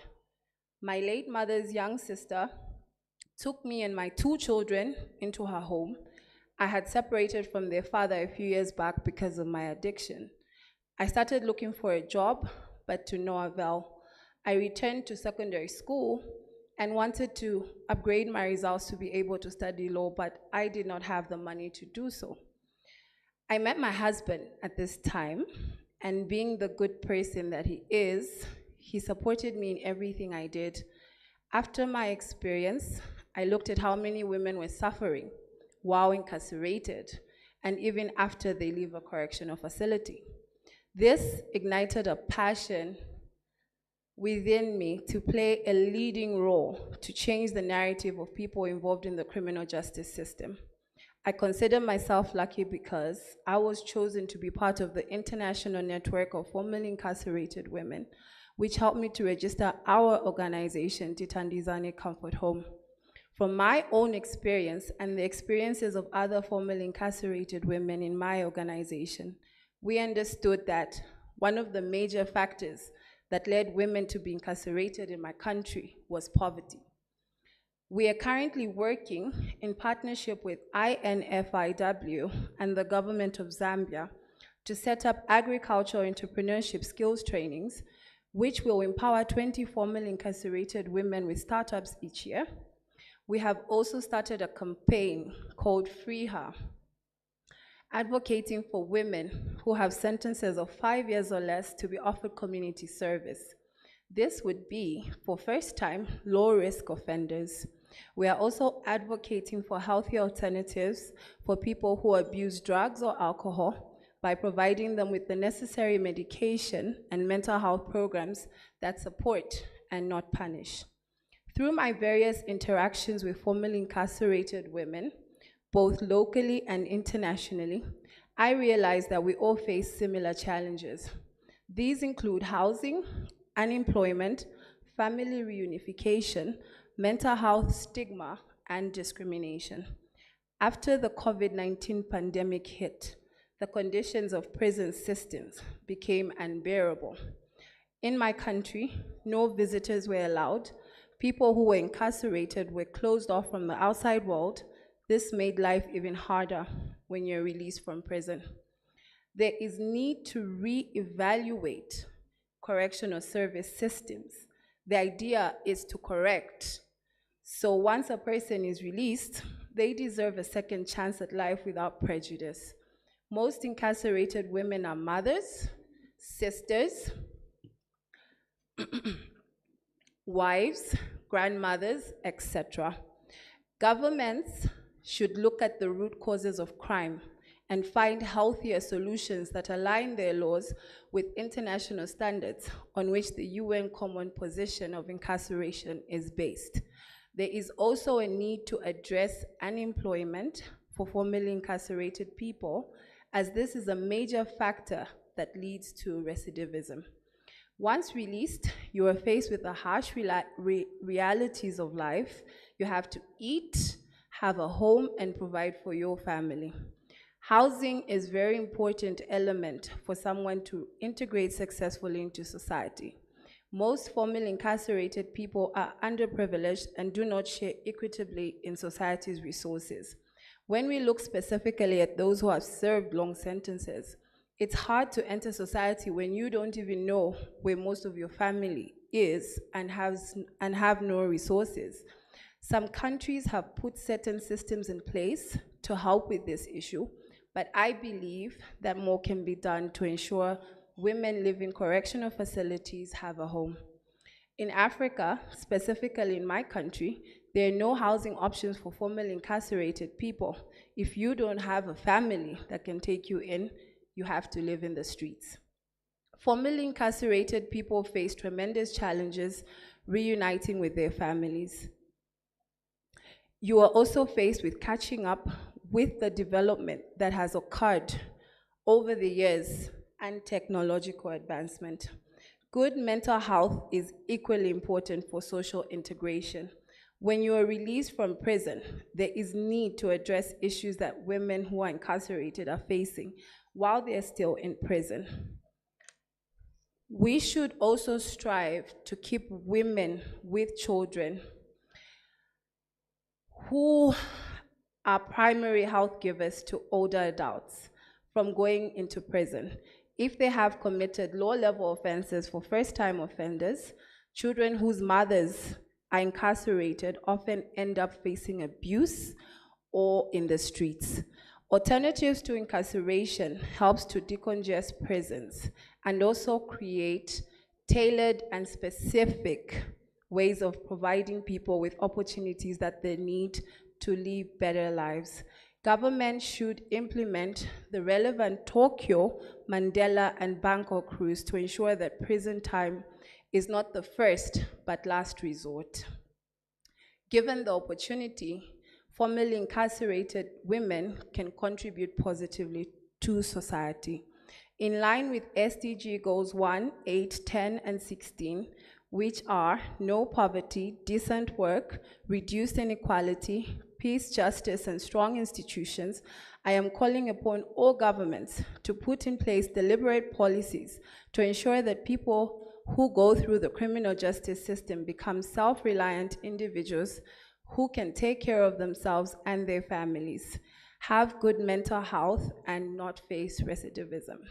I commend Penal Reform International, the United Nations Office on Drugs and Crime, Uganda Prison Service, Uganda Human Rights Commission, and the Embassy of the Kingdom of the Netherlands and French Embassy for organizing this regional conference to discuss workable and lasting solutions to ensure gender mainstreaming in the criminal justice systems in the African region.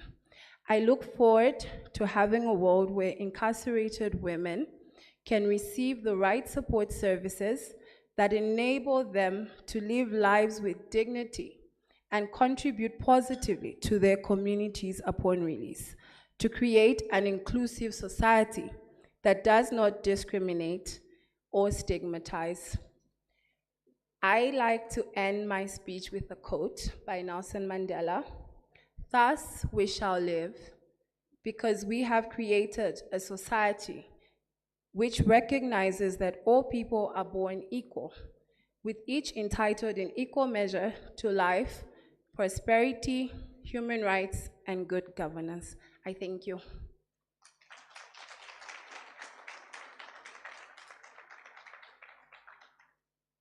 Thank you very much, Akufo. That was very powerful a story. And of course, quite a number of issues that Akufo did raise, but one of them that is very key is that we have prison as the last resort and not the first resort. That is very key, especially with our prisons that are more than the capacity that they should be holding. In Uganda, we talk about 3 times more. Yesterday in Kenya, we were talking about 2 times more. So it is very clear that there is no prison that has the capacity that they should have, or they have less people than they should. That is why yesterday, one of our conversations was the petty crimes, how these crimes or how some of these cases get into the criminal justice system, and whether they should actually be there, or we should be having mechanisms to flush them out or have mechanisms to stop them from getting in there. But also the issue of having prisons as correctional facilities, not areas of condemnation, because at the end of the day, one needs to get out of there more transformed and a better person than they did come through. Our next session is going to be talking about, like I said earlier on, the gender-sensitive custodial measures and prison management. What happens in there, and prisons is the last, it's at the tail end of the criminal justice system, where you'll have to keep these people for the short and long term that they're supposed to be staying with you. So we'll be looking at the non-custodial alternatives to imprisonment. What more can we be able to do other than just having people behind those, they say coolers, quote unquote, or some people call it the University of Understanding. And we'll also be looking at the implementation of the community non-custodial measures in Africa, looking at the emerging crime trends, as well as some of the directions that we need to take. We know that crime is not as was back in the day. With the changing times, crime has emerged. And at some point in time, we were also talking about crime that is coming through because of the digitalization that we have today, and also how we have to adopt digitalization in our criminal justice system. So allow me, ladies and gentlemen, to invite Honorable Lady Justice Margaret Mutonyi, a judge of the High Court of Uganda, to take on this very crucial conversation. Let's give her a round of applause.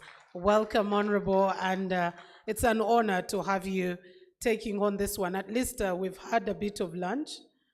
The food is still getting digested, so we have all the energies. Wow, thank you. Thank you very much.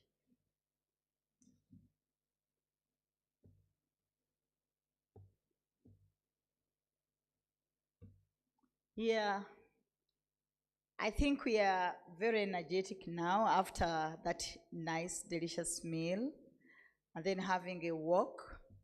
We are light and yet very satisfied.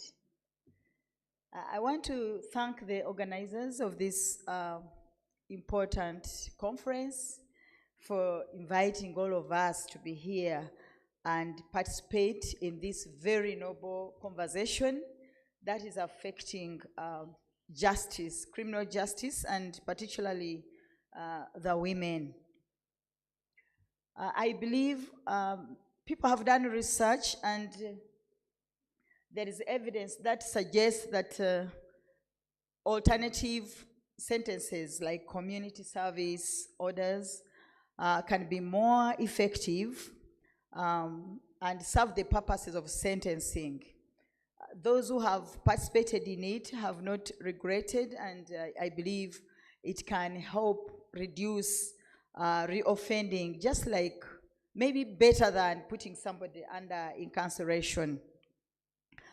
Community service orders may be more effective in reducing reoffending, and because the prison conditions, the experience in prison, if we are to go by what we had this before lunch, causes a lot of trauma, and one may come out and be more determined even to commit more serious crime, especially if they realize that they went through the system unfairly. They did not commit the crime. And I think from the testimony of the other lady who ended up serving 3 years under plea bargain, I believe there is a lot for us judicial officers to learn from it. It kept on ringing in my mind. Was the plea bargain process proper? Was the system flawed? Because if she was thinking of 7 months as being sufficient and therefore expected 7 months, then what happened when she was given 3 years? Did she agree to it? Was it imposed on her? Did it serve the purpose? So there are so many questions we need to ask ourselves, and then we need to go back to the drawing board to find out what exactly should happen during the process of plea bargaining. We have again had another testimony about an ex-convict who has come out and is now living to her expectations and changing tables, I should say, turning tables and improving the life of the many women out there who find themselves in the process of, in the criminal justice system. So let's learn from this that surely we have a special role to play as stakeholders in the criminal justice system. Maybe I can just share with you briefly before I invite our speakers. I recently had a case involving a young lady who was charged with murder. And the facts of the case revealed that she acted in self-defense. She was a young lady of about 24 years, and a man, an old man of about 58 coming to 60, wanted to rape her. So in that struggle, she got all the bruises in that struggle in his house because he had invited her to go and wash. She was a lady who was vending boiled eggs and would wash clothes for people. So he invites her to his home and on reaching there said, "Can you wash?" They said, "I cannot wash." Then eventually he wanted to rape her. So in that struggle, when she realized that the guy was serious, he had undressed, he had even removed his trouser. In the struggle, she picked a knife from his own house and stabbed him. Then after being stabbed, he was subdued and she ran out. Immediately, he followed her with a trouser in his hand because he had undressed, ready to rape this girl, and said, "That lady has just stabbed me." And she said, "Yes, I've stabbed him because he wanted to rape me." She was charged with murder. So eventually, we had to reduce the sentence to manslaughter. And then she wanted to enter into plea bargaining, and her take was 10 years. And I said, no, let her just plead guilty and I will give the sentence. So she pleaded guilty, and considering the circumstance of this case, she was actually a victim of attempted rape. She was a victim of attempted rape. And here, she wanted 10 years, and the reason why she was feeling so guilty that she has killed someone who had invited that kind of a response from this young lady. So to cut the short story, the long story short, I sentenced her to the period she had spent on remand. And I told her, lady, go home and don't feel guilty because true you killed someone, but he forced you to do what you did. So we need to have a gender lens when we are presiding over these cases. We need to have a gender lens when we are investigating these cases. We need to have a gender lens when we are prosecuting these cases. Now, with us, we have speakers who have a very rich experience. And we are going to, they're going to share with us on how we can promote gender-sensitive custodial measures and prison management. But when you look at the main topic, it's like it's in contradiction with what they're going to talk about, because we are going to talk on the use of non-custodial measures, the prospects and opportunities, then realizing gender-sensitive non-custodial alternatives to imprisonment, the role of the judiciary, and then the implementation of community non-custodial measures in Africa, emerging crime trends and directions. Ladies and gentlemen, we have in our midst Honorable Lady Justice Roslyn M.E. Abruli, a judge of the High Court of Kenya, who is going to handle the first topic, the second topic of realizing gender-sensitive non-custodial alternatives to imprisonment, role of the judiciary. She is a presiding judge of the High Court of Kenya, serving at Kisumu. She's a holder of LLM, that means she did her LLB in public international law and governance. She's executive masters in public policy and public administration. She served as a prosecutor. She served as an advocate of the High Court of Kenya and Commissioner, Kenya Law Reform Commission. She worked in the Ministry of Justice, National Cohesion and Constitutional Affairs.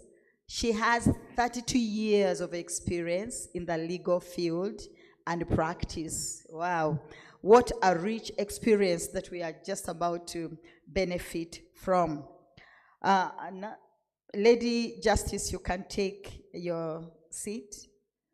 We have Dr. Paul Kintu, the Director, Community Service Directorate.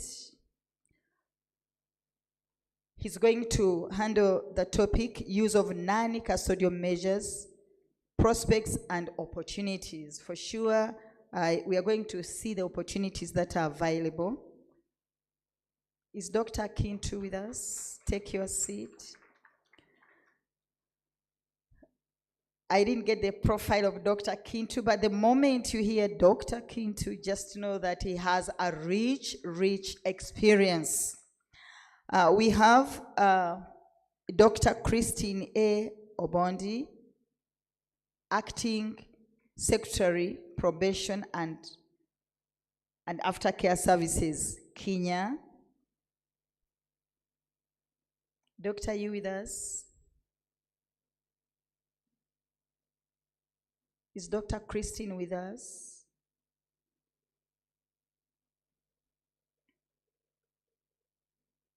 The AIMS can help us to locate the doctor.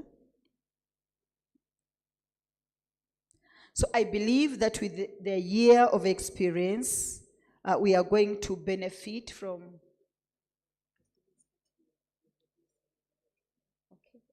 Okay, I'm informed that Dr. Christine is not with us, but she's MS Joke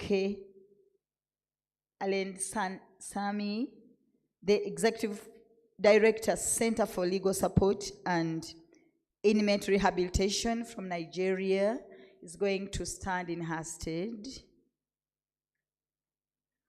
Madam Joke, you're most welcome.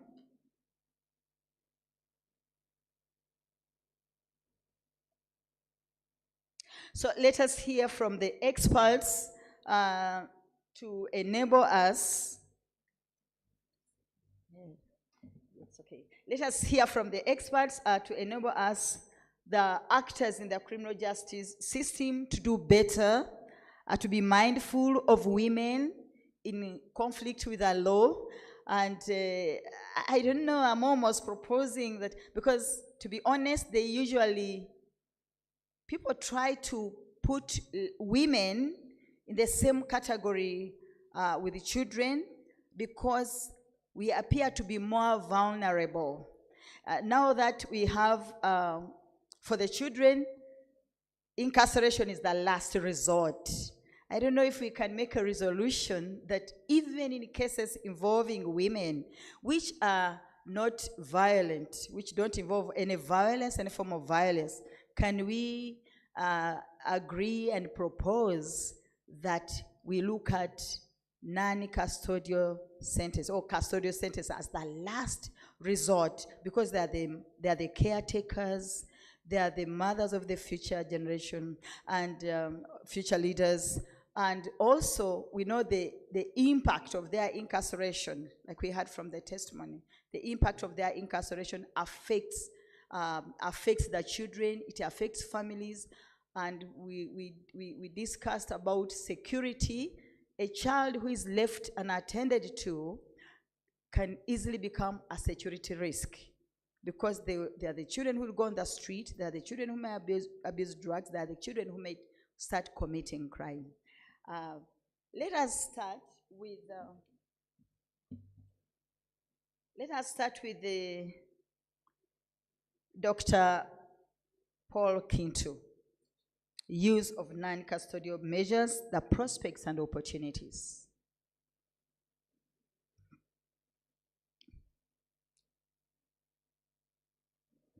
Good afternoon.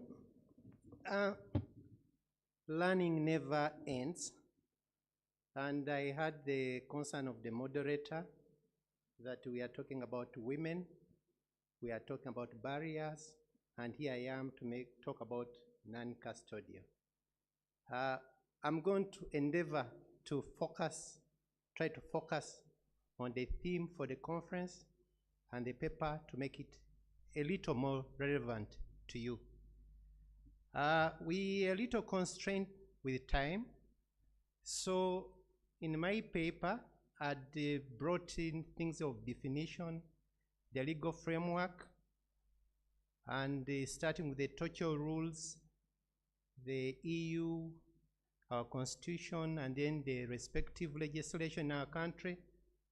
I only want you to take note as we move on to the prospects that we would love to see the Children's Act being amended or being reviewed, the Community Service Act, and all those other legislations which touch on women and the vulnerable. So that's why it's in my paper. And then I move on to, I try to give what kind of alternatives do we have. I know I'm more of an expert in community service, but we have the pre-trial where we talk about the police bond, among others, then the trial alternatives. Why am I talking about them? These are elements, or these are interventions which affect the prison congestion levels. These are stages where if women or the vulnerable had access to information, they could use it. Or if the person doing, say, the pre-sentence reports, which is at pre-trial, if it's well documented. The moderator was talking about the lady in the morning who talked about 3 years, who on the table with the professor from Mukono University. We were all wondering what could have happened. Was the plea bargain a bad one? Was some information missing? Did these people consider the sentencing guidelines? There was a lot, and all that we look at it. Now in still my paper, I'll try to give you the ecosystem. Why am I giving the ecosystem? We want to know or learn what's happening at the moment. We see congested prisons in our country. Earlier, somebody mentioned 3 times the capacity, but we're also seeing an increasing trend of women going to prison. We are seeing an increased number of women committing crime. We are seeing a situation where there is an increased use of community service in my country. We are seeing probational services in this country is not doing well. If you compare to Kenya, excellent. If you compare to Zimbabwe, a little better. So these aspects will help you understand when I discuss the prospects and the opportunities. Hope I'm not so fast. I'm just trying to look for the 15 minutes. Now let me try to move on the prospects, which I think is the core of our discussion.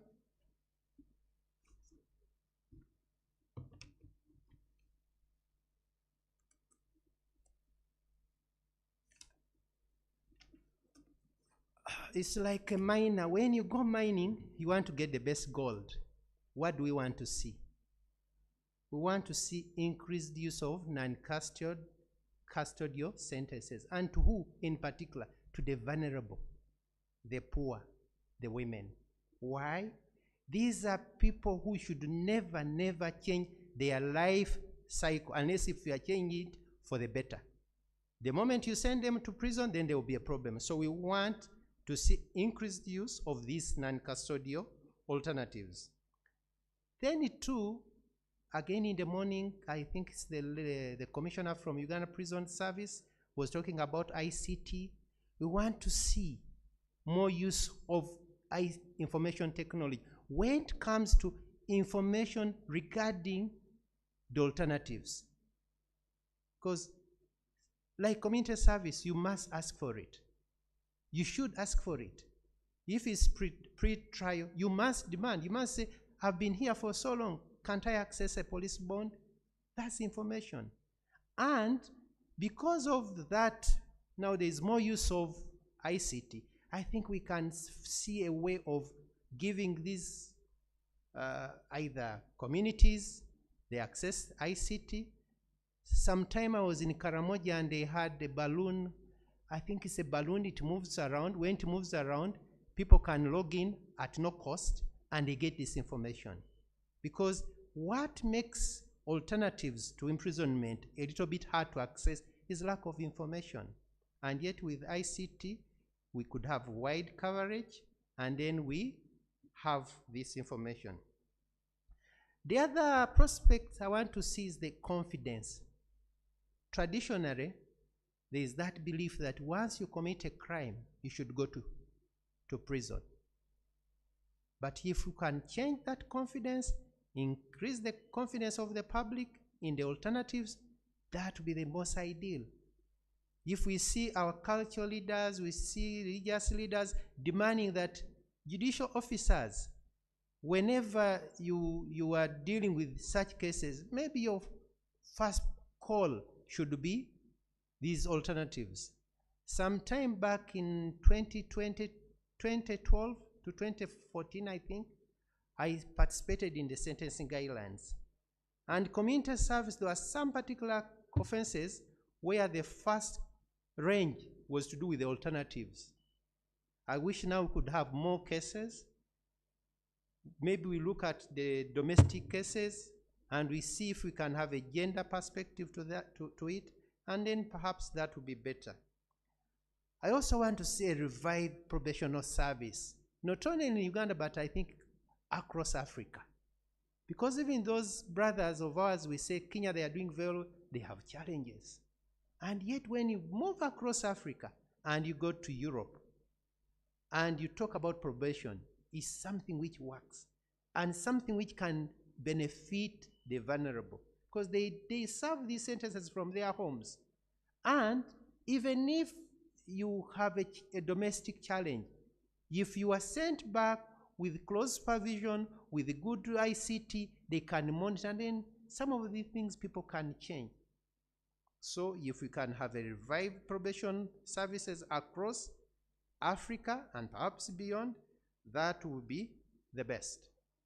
My last aspect on prospects, we could maybe revive the sentencing guidelines. My Lord, you will guide me. I don't know when, since that time when they were made, whether you have new instructions. It's high time to maybe review them, come up with more cases, and specifically the first range, you look at the alternatives. That would be the best. Because when they were brought on board, I think we have had better sentencing, focused with evidence, where people take time, think through. Perhaps like the case we had in the morning, if the judicial officer had taken the 7 days of thinking through before sentencing, perhaps the 3 years would not have been the case.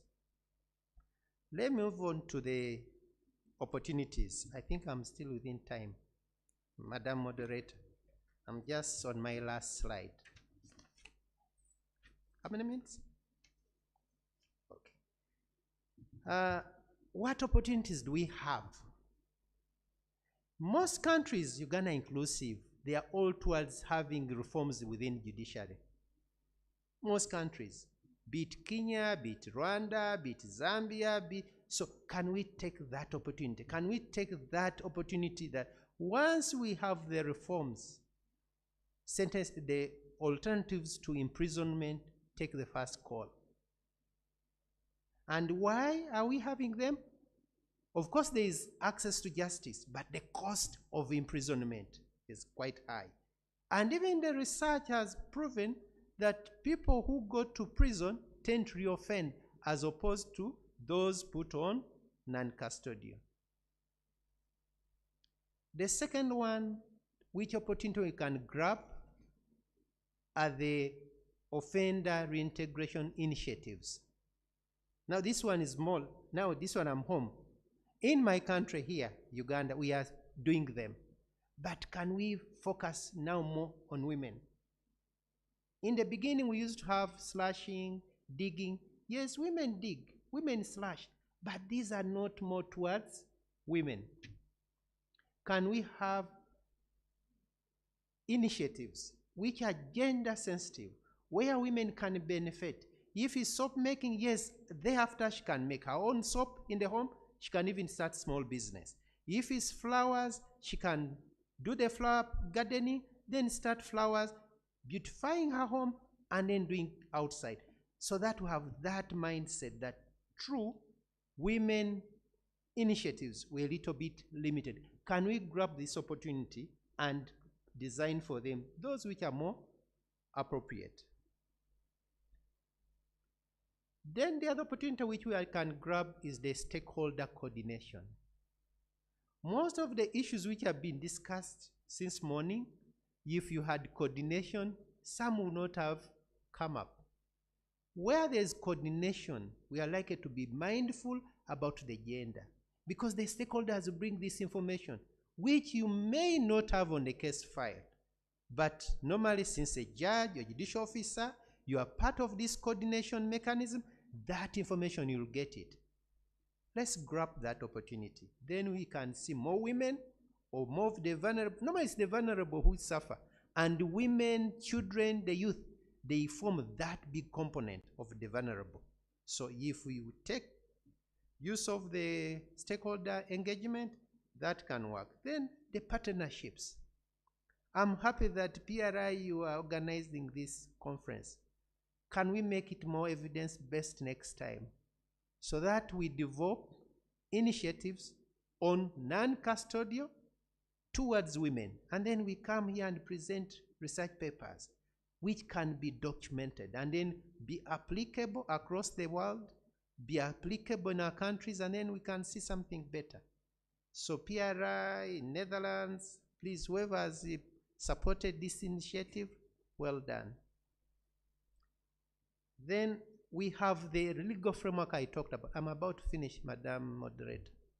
I'm trying to summarize it. Why did I give the legal framework? Most of the things we do, Most of these, the police bond, the caution, the community service, the probation, they all have legal frameworks. But we have a challenge. We take long to review the relevant legislation. Can we take the opportunity, wherever there is that, grab it, see how best women, children can benefit from this? And last, can we tap into our traditional system? Most of our traditional system talks about alternatives to imprisonment. That's it. So why can't we do it? Have the culture leaders talk about it? By the time this person goes to the formal court, then all will be much easier for the judicial officer. People will appreciate it. The community will appreciate it. The person who is on serving, say, probation order, serving community service will get support from the community. They understand it because they are own. I've tried to summarize my presentation. So that's it. Thank you, Madam Moderator, my Lord. Thank you, my colleagues. Maybe I'll listen to whatever issues thereafter. Thank you. Thank you very much. Dr. Paul Kintu, you have really summarized your presentation, and I believe that we have been following. There are a few issues he's raising, a few issues, but to me, his raising should make us have questions more than answers. Community service was introduced, it is in place. The question is, why do we have fewer community service orders? Where is the problem?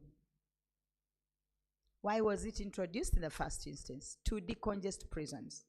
But why are we having less orders? Now, lack of information, how can we improve on the sensitization, particularly of the judicial officers, so that they can seriously engage in these alternative sentences? How can we engage the public so that they have confidence in the system?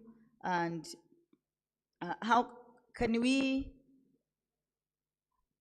have probation and social welfare officers recruited by Judicial Service Commission so that they become part of the judiciary and they know that that is their role? Because what is happening is that we use probation and social welfare officers who are employed by local government, and their priorities are elsewhere. They are not facilitated for this purpose.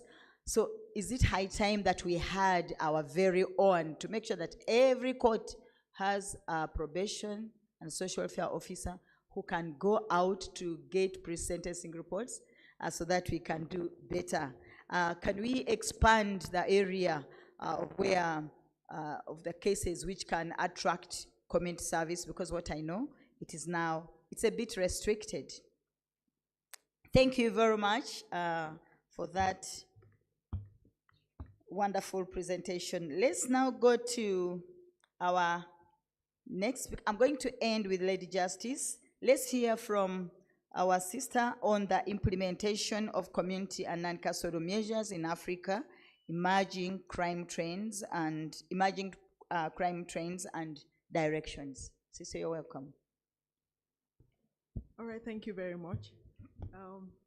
My name is Joke Aladisomi from Nigeria, and I am the Executive Director of Center for Legal Support and Inmate Rehabilitation. I'll be making my contribution to the topic from 3 aspects particularly. I hope I have enough time to do that. I'll start from the topic which we're already talking about, the non-custodial measures, and then the consequences of incarceration, because if we don't look at it from that aspect, we might actually be missing out on the real essence of why we have to start looking at the non-custodial measures. And lastly, I would be looking at a very important aspect to me and to my work. I was supposed to have an opportunity to present that earlier this morning, but I I came in this morning, so I couldn't meet up with that. And I'll be talking about rehabilitation as well. It's almost like an abomination for me if I come to a conference where we have respected stakeholders and I'm not lending my voice with regards to rehabilitation. So I really hope you can permit me to go in that direction. Bring this here. Thank you very much. Proceed. Thank you. So with regards to non-custodial measures, a lot has been said. I must admit that this has been an extremely insightful conference where you have the opportunity to learn from people from different countries and their insight from their experiences and all of that. And the major essence for non-custodial in the first place was to curb the congestion and overpopulation of our correctional facilities. I will take us a bit to my country, Nigeria, and what it is like and what the prison system is like. The statistics as at 2 days ago shows that we have over 81,000 incarcerated individuals across the country, and more than 70% of that population are actually awaiting trial. And looking at that statistics, and the prison, let me also state that the prison only has a capacity to take 50,000 persons. What that means is 50,000, 81,000. That's 31,000 beyond its capacity. Now, the idea for non-custodial became a major topic when it looks like every other intervention to curb overpopulation was not working. And so the whole idea started coming up from the Administration of Criminal Justice Act and also the Nigerian Correctional Service Act of 2019. And then conversations around introducing probation, community service, and all of that started coming up. However, there's been so much conversation around it, but we are still far behind in terms of implementation. Let me put it that way. In terms of making it, in some ways, curb that population. The population itself has grown in more than 20%. Since the Administration of Criminal Justice Act was passed in 2015 and the Nigerian Correctional Service Act. What that tells us is there's still a lot that needs to be done. And I think in some ways, we still, at the back of our mind, there's this mindset of, even though we are trying to move beyond it, we are trying to move beyond the punitive approach of the criminal justice system, we still in some ways still find ourselves there. So most times the court is a bit reluctant. There's always this feeling like incarceration and taking them to prison would do more justice. And of course, the society on the other part feels like this person should get more punishment than just telling him, oh, go and cut the grasses, or probably you're going to spend certain amount of years and spend the other ones on probation. And all this has actually slowed down the work and slowed down the effects and the results it was supposed to bring in the first place. Now, I'll gradually go into incarceration, the consequences. At times when we look at incarceration, even as stakeholders, we make that mistake a lot. When we look at incarceration, it looks like the first thing that comes into our mind are more like criminals that needs to be held back, or more like perpetrators. I think I've heard a couple of times in the hall where there's emphasis on the use of word perpetrators. And I just really want to mention that when we come to the consequences, it goes far beyond just the perpetrators. For instance, I just talked about 71% of persons awaiting trial in our own criminal justice system. A lot of these persons are eventually discharged and acquitted, some of them after 5 years, some of them after 10 years. I also forgot to add that I'm also a criminal defense lawyer. I started my work and my advocacy from representing more than 200 accused persons. And I could hear their stories. I could hear the things, like matters that relate to them from their own perspective. And I'm just going to share a little bit of experiences with you. So we represented this individual who was in prison for 5 years because he was in possession of, I can't remember the name of the drugs now. And this is also a graduate, so he's a graduate. He couldn't get a job, and he was like a taxi man. He picked up a passenger who had that goods with him, and then on their way to where the passenger was going to, he was stopped. Immediately, the passenger saw the officers. He ran into the bush. Meanwhile, in Nigeria, drug-related offenses are strict liability.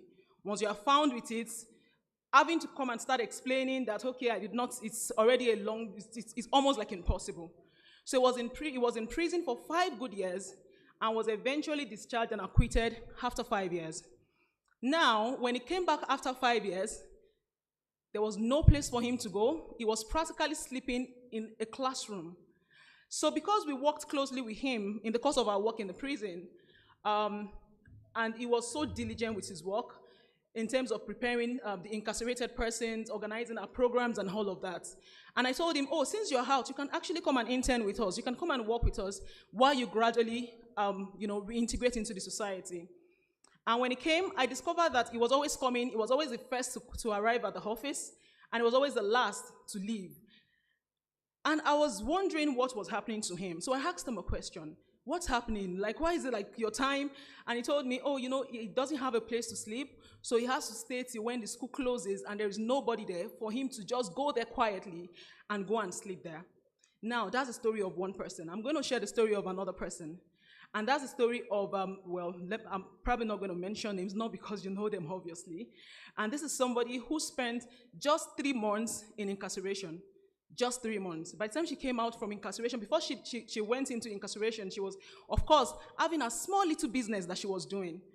And she got into a quarrel with her neighbor, who, of course, was in a better position in terms of status, in terms of money and all of that. And she was remanded in the correctional facility. By the time she was brought out, she had nothing. A small business she was doing, mind you, these are stories of people who were not convicted. As Africans, we are very moralist, centric, which is excellent. But the truth remains that we need to also start thinking and start having, when it comes to the criminal justice system, we need to be more people-centered. We need to understand that these are real-life people with real-life stories. And when she eventually was released, she didn't have anything to go to, no work, no nothing. Now, these are the consequences of incarceration. It goes just beyond somebody who was accused of murder and was caught red-handed to somebody who was just basically in prison trying to prove their innocence within a number of years. You can imagine proving you're innocent for 5 years. I've represented people who were actually awaiting trial for 10 good years. And we have all of these issues within our criminal justice system. So we really need to start moving and start saying things beyond just the terms, beyond just non-custodial or beyond just incarceration. We need to start looking at it from the aspect of what are the problems that these things are solving exactly.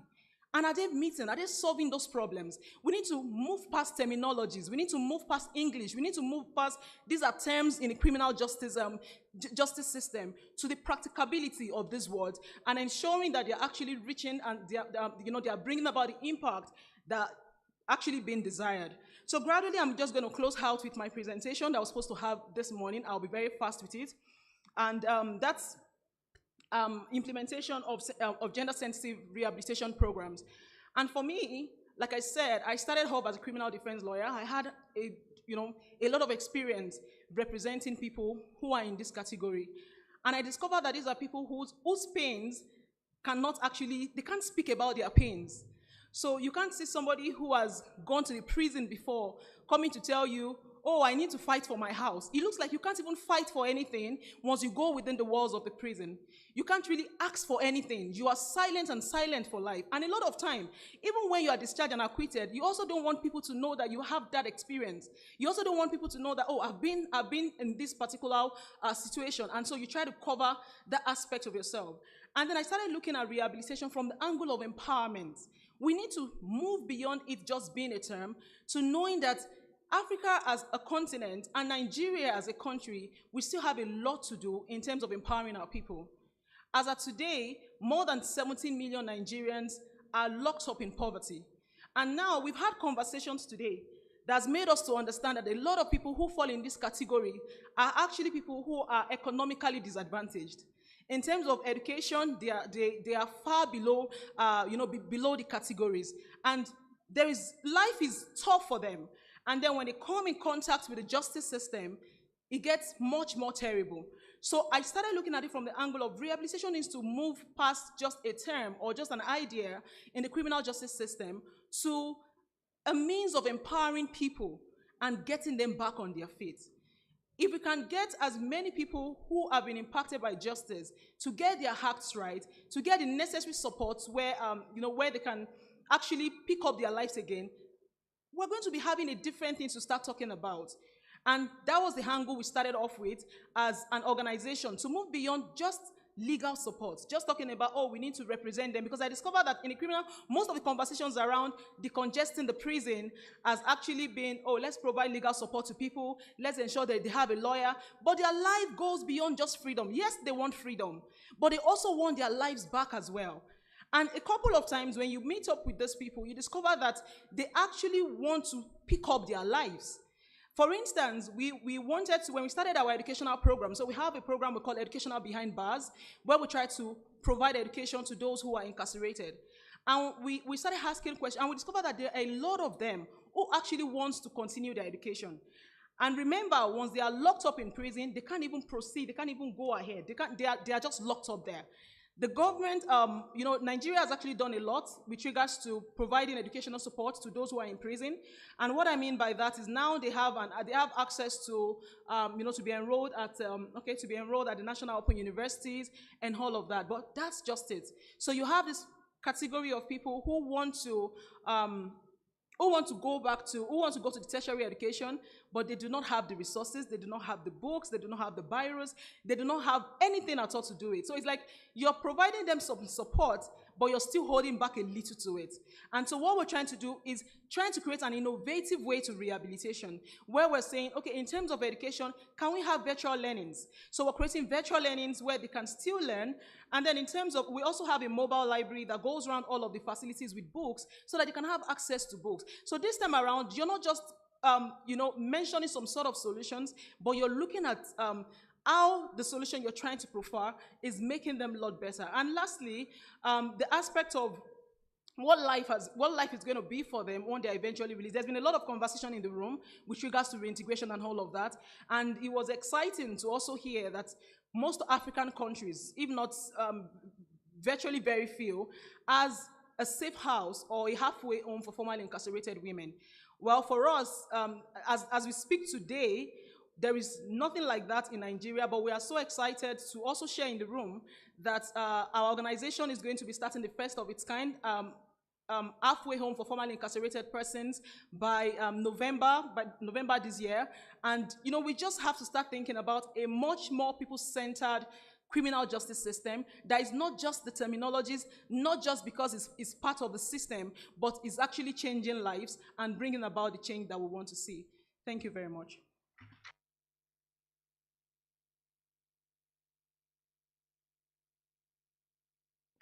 Thank you very much, Council.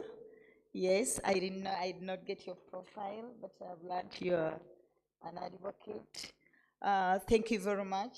You can see that there is a lot. I've marked this statement that life goes beyond freedom. Convicts need to have their lives back. So you can see the effect of incarceration. It affects the convict, it affects the family, it affects the communities. But we need to change the mindset. Society believes so much in incarceration, so we need to change that mindset. After incarceration, whether it's for a short time or for a few months, you may lose everything. From my example, one was in for 3 months, but lost everything. One was for 5 years, and lost everything. And to make matters worse, that those who are incarcerated, and at the end of it, they realize they are innocent. They did not commit the crime. So what does this show? We need to be very careful before we rush to sentence somebody to a custodial punishment. Thank you very much. Let's go with this, that life goes beyond freedom. The convicts need to have their lives back. And it is high time we go in for people-centered criminal justice system. Thank you very much. Let's hear from Honorable Lady Justice Roslyn, I believe with her experience of 32 years, she has worked through like all the criminal justice system. She has been an advocate, she has been a state attorney, she's a judge. So she has gone through all these systems. And for sure, the judiciary has a very big role to play in transforming the sentencing regime by embracing alternatives to sentencing. We have several alternatives: fines, community service, and so many others, caution. There's so many. Ladies and gentlemen, let's pay attention to Honorable Lady Justice Roslyn, who is going to take us through realizing gender-sensitive non-custodial alternatives to imprisonment, the role of the judiciary. I believe it is us, the judiciary, we are the ones who are causing these problems. We are the ones who are sending people to prison. Let us see how we can change our mindset and how we can change and transform the sentencing regime. My lady, you're most welcome. Thank you, my lady. Good afternoon, all. Having listened to all these wonderful people, I feel like the judiciary is on trial. It is as guilty as charged. The police have played their role. They have investigated complaints. They have arrested persons. They have presented them before the courts. The courts have heard the evidence. They have returned a verdict. The jailers are innocent. They're only keepers of the people that we are crying out, saying, please keep them out of prisons. I am glad that I am here, although initially I did not know why the Chief Justice of the Republic of Kenya asked me to come, because on a serious note, I have not interacted with her very closely, except a few months ago when she visited my county and she launched the e-filing system, the small claims court, as well as the SGBV courts. I'm in charge of a county, and I'm also the chairperson of the County Court Users Committee. For those of you who have heard of the County or Court Users Committee, it's an arm of the National Council on Administration of Justice in Kenya, bringing together all stakeholders in the justice sector, the prisons, the police, state and non-state actors, the ODPP. We work together towards enhancing the rule of law and, of course, access to justice for all. The Chief Justice is the chairperson of this committee. And why am I going to that extent? Because all the stakeholders I see in this room are represented. So you form that National Council on Administration of Justice. I'll start with a quote and give a story, because I believe that it's only by sharing what we do that we can change the narrative. And we'll ask ourselves after this presentation whether the judiciary is as guilty as charged. Justice McArdle had this to say concerning sentencing, and I quote him verbatim, that anyone can try a case. That is as easy as falling off a log. The difficulty is, or becomes, in knowing what to do with a man once he has been found guilty. And in the place of a man, of course, you can put woman. The theme of this conference is indeed touching to my heart. I've had to shed a tear when Rebecca was giving her testimony, and Codette and the other girl.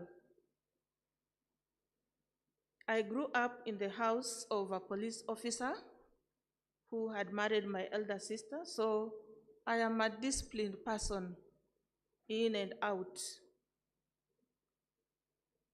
When I got married, my mother-in-law was a prisons officer, so you can see the kind of man I was going to meet.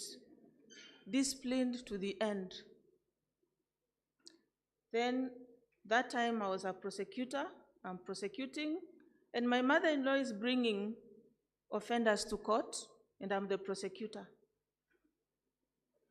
I actually prosecuted in the local court, so she was the one escorting the prisoners, the inmates, and I'm the prosecutor, and she was very proud of me, saying, "That's my daughter." When I left prosecution, I went into private practice, and now I was the defense counsel and litigator. I did that for quite a while, about 11 years, before I went to the Ministry of Justice. Now serving as a state counsel in another capacity at policy level, the Ministry of Justice, where I also transited to become Commissioner of Law Reform Commission. One time I traveled home from Nairobi to take my children to school, my two daughters. I entered into a public transport, and no sooner had we moved, we met traffic police officers. They stopped the motor vehicle, they got in and directed that the vehicle be driven to the police station. And there I was in with my two children. We were offloaded and told to enter the cells. What was the offense? That we did not have our seat belts on. I was a state counsel, remember? Now, my two daughters, because they were children, they couldn't be sent to the cells. They were kept outside with their boxes. I was taking them to school, but before that I had to go to the bank to withdraw money and pay their fees. So I was sent to the cells, and in that cell, I found men. My children stood outside with the luggage, not knowing what to do. Fortunately, there was a police officer who knew me. He was passing by and I called him by name. And he said, "Counsel, what are you doing in here?" The worst part of it is that the driver drove off immediately after offloading us at a police station. And as we were proceeding, we were being asked, "Jitete, you know, jitete, defend yourselves." I couldn't. I knew who I was. I was serving the state. I was a state counsel, but I wanted to know what they will do to me, because I knew I could make a call and I would be out of that place, but I didn't do that. I'm giving that story because custodial or non-custodial starts from that moment. And look at this woman taking her children to school. The motor vehicle did not have seat belts in the first place. So what am I supposed to have applied on myself? So the rationality and the objectivity, it starts from the point of even arrest. Whom are you arresting in the first place? Is this person culpable? Is there any offense committed by this person? We start from there. As we pause and think about that, and here I am today, I'm a judge, I'm here to tell the story of a woman called Trufena. And you can Google, you'll get that story, because it was viral. It went viral. The year 2021, in the month of March, just before the marking of the International Day of, is it the woman? Yes, the International Women's Day. Before me was a woman who had been charged with the offense of murder, and in the process, plea bargain. When she came, the first day she came to court to take plea, of course she had an advocate, And it happens that advocate is a Ugandan advocate practicing in Kenya, in Kisumu area. So as part of our pro bono scheme, and is a very effective advocate, so the court where I was serving, not at the moment, used to give him pauper briefs. The lady pleaded guilty to the charge of murder. And as usual, we are very reluctant to accept pleas of guilty in capital offenses.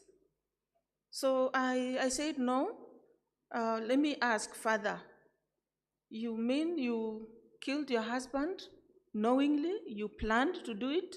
She said, no, I did not plan. So I entered a plea of not guilty, and the case proceeded. I asked for a pre-sentence report, a pre-bail assessment report. The pre-bail assessment report was that because she had killed her husband, nobody was willing to stand surety for her. So obviously, she didn't have anywhere else to go. So we kept her in custody. Then the advocate started plea bargaining with the state through the prosecutor. And I want to correct the impression here as I narrate this because I'll be completing my presentation. Plea bargaining should not be mistaken for shortcuts to justice. Plea bargaining is a process which is enacted in law. In Kenya, plea bargaining is found in the Criminal Procedure Code at sections 137A up to N. So there is an elaborate procedure for plea bargaining where the prosecutor and the accused person, they bargain for a lesser charge, and they even propose the sentences. And for the courts, our role in plea bargaining is that we ensure that the rights of the accused person are not violated. Because the rights of the accused person, primarily the right, one, to remain silent, and to be presumed innocent until proven guilty, is a right that cannot be limited under the Constitution. So when plea bargaining comes into play, we ensure that the rights of the accused person are protected at all times, because that is the oath that we take, and that's what the Constitution mandates us to do, to promote and protect rights of all persons, and the rights of accused persons are guaranteed under Article 50 of the Constitution. So it's not a shortcut to justice. In my court, we have even prepared a plea bargaining form where I take through the accused persons the process until the end. Before I even accept the plea bargain agreement, I make sure that the factual basis or foundation has been laid before I accept. And at the end of the day, even after the plea of guilty has been entered, I ensure that it is unequivocal. So I do a checklist to ensure that it's an unequivocal plea before I can enter that plea of guilty or convict the person and then proceed on the sentencing aspect. Trufena Aswani Ndonga, if I can remember her names very well, charged with the offense of murder, which was later plea bargained into manslaughter. And I was sure the plea was unequivocal of guilty. I entered that plea and convicted her. Then I called for a pre-sentence report. The probation officer gave me a report which detailed the facts leading to that offense. And those facts were the same facts that the prosecution had detailed to the court. So I was sure that this was a good case for manslaughter. And what is the sentence that I passed, to cut the story short? Non-custodial, to last the day in court.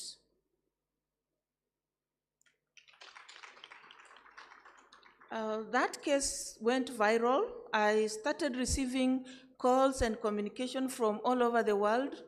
It's as if it was a case of its own. For the jailers, I denied your client. But I can assure you, being gender sensitive to these cases is very critical. And just to appease our men brothers and husbands, and again, I handled another case involving a man, not one, not two, more. In fact, majority of the murder cases I've handled involve men, and again, the gender aspect comes in. This is the only breadwinner. Perhaps the wife is dead, or the wife took off and left children. What sentence are you going to pass on to this man? Yet those children look up to him. There is always a spiral effect. Whenever you are jailing that woman or that man, look at the spiral effect that it's going to have on the children especially. So indeed, children are not baits. They are a mitigating factor in sentencing. And I want us to look at it from that perspective, that as it was said here, indeed, a woman especially is attached to her children. They do not want to leave their children behind. They would rather go to jail with their children. The question is, as a court, as the judiciary, do we have alternatives? Yes. Having given you the story of Trufena, and I wish she was here, you can read for yourself. It's a short judgment, but it attracted a lot of attention. What is the basis upon which the courts would give or render non-custodial sentences? It is the law. It is based on the law. It is there. It's written down. It's based on the Constitution. And I'll just take you briefly to what the Constitution in Kenya says about non-custodial sentences. In other words, where does the court derive its power or mandate to render non-custodial sentences? We have articles, right from Article 10 of the Constitution on the national values and principles of governance. We have Article 49 of the Constitution, which provides for rights of arrested persons, for example, to bail. And at that stage, here is where our police officers now come in. You have arrested this woman, and there's an opportunity to give bail and direct that person to go to court. You don't have to lock them in. You don't have to lock them in. Give them bail. The same way you arrested them is the same way you'll arrest them if they don't appear. Because our Constitution in Kenya, for example, provides for 24 hours within which you should present the arrested person to court. If it is beyond, then you have violated their rights unless you go to court and get a temporary order to hold them. And for avoidance of doubt, I have released persons who have been held beyond 24 hours. And I'm sure ICJ is here, is happy to hear that. Because strictly speaking, do not stay with them without an order of the court. And we follow that because it's the Constitution. Now, Article 27, of course, of our Constitution outlaws all forms of discrimination, but there is also positive discrimination, and that is the purpose for which this conference is here, talking about non-custodial for women. Then access to justice is guaranteed under Article 48, and under Article 50, the right to a fair hearing is guaranteed. Article 50, Subarticle 2, guarantees the right to fair trial, which cannot be limited. Article 49P guarantees the right to the benefit of the less severe punishment. And that is where now it comes in. which one is the less severe punishment? Non-custodial, of course, is the less severe, which means the Constitution has already given us the discretion to impose sentences which are less severe. So if I give that mama 1 day and I am justified, that is why have I done so, I do not think that anybody will question that, because the Constitution has given me the mandate to do so. The same Constitution gives us the principles of interpretation of the Constitution, and we know the principles for interpretation of laws or statutes also exist. So I will now just give, because already there is a presenter, that was Josephine, Dr. Josephine. I think you presented for me, so I'll just give highlights of what are these options that are available for us as the judiciary, the judges, and the honorable magistrates.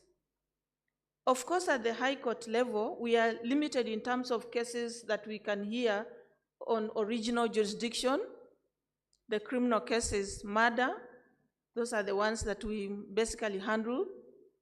And I think treason, which are rare. But the magistrates' courts handle majority of the cases, criminal cases, which then come to the High Court on appeal.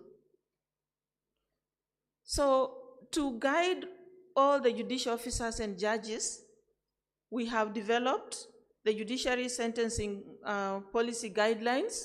Through these guidelines, we are able to look at the circumstances of the offense. What does the statute provide in terms of the sentence for that specific offense? And then we look at it, is it mandatory or is it discretionary? And while at discussing whether it is mandatory sentence or discretionary sentence, we know in most of our jurisdictions, and it's common, that murder, capital offenses carry mandatory sentences. But in Kenya, and I want to thank Penal Reform International, among other players, that have advocated for the abolition of the death penalty. Although the death penalty is not abolished in Kenya, because the Constitution does indeed, is a bit silent, but recognizes that one can be, one's life can be taken away as by law enacted or under the Constitution. That's under Article 26(3), which at the same time says that life is sacrosanct and nobody has any right to take away the life of another other than by law established or under the Constitution. But through a pronouncement by the Supreme Court of Kenya, in the case of Francis Kariuki Murwatetu and another versus Republic, a decision that was rendered in the month of December 2017, the Supreme Court pronounced itself to the effect that mandatory death sentence was unconstitutional to the extent that it deprived the trial court of the discretion to sentence.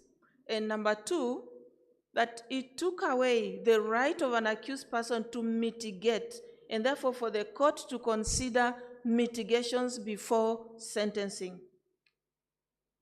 What used to happen is that in mandatory sentence like death, the judges would say, my hands are tied, notwithstanding your mitigations. But now, with the Supreme Court's pronouncement, and we are bound by that decision, death sentence is no longer mandatory.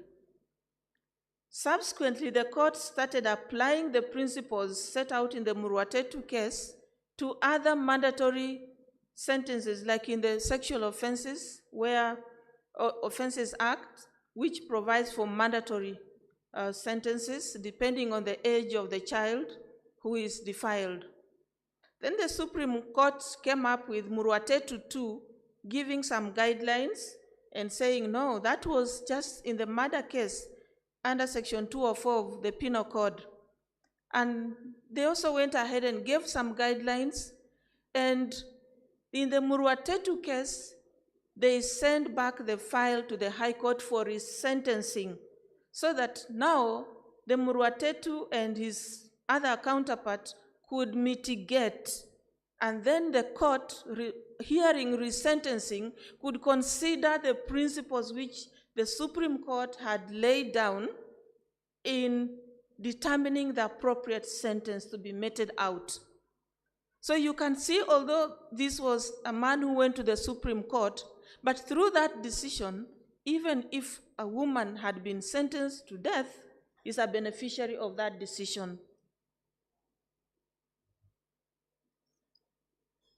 The other form of, another way of getting our women to serve non-custodial is we look at the circumstances under which the offense was committed.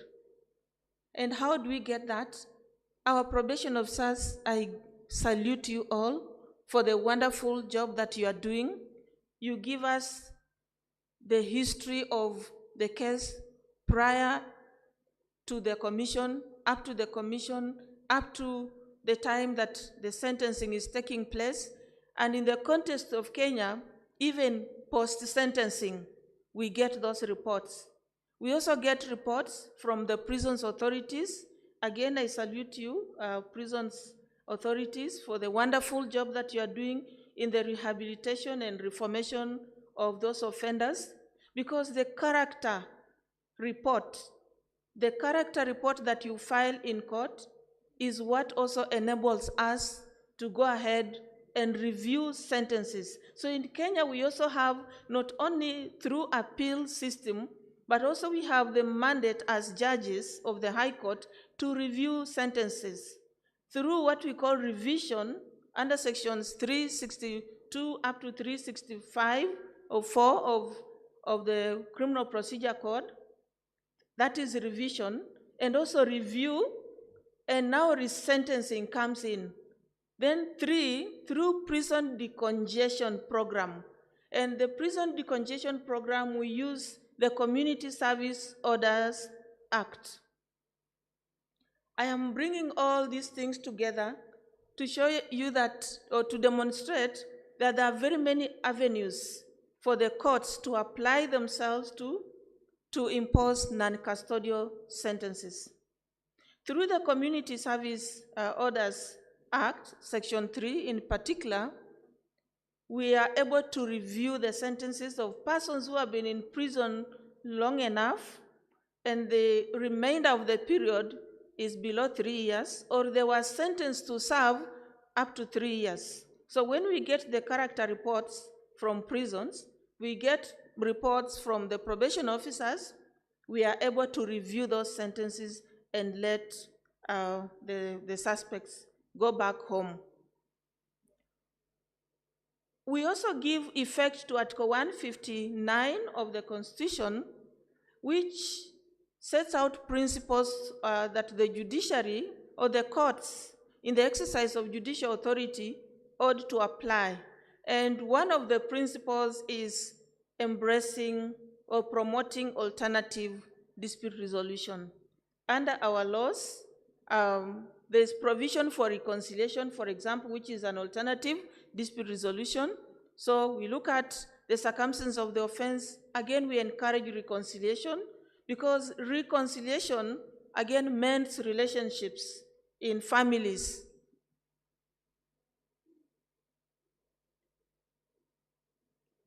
The bail and bond policy that we have in place, and again, remember when I began, I said custodial is both pre and post.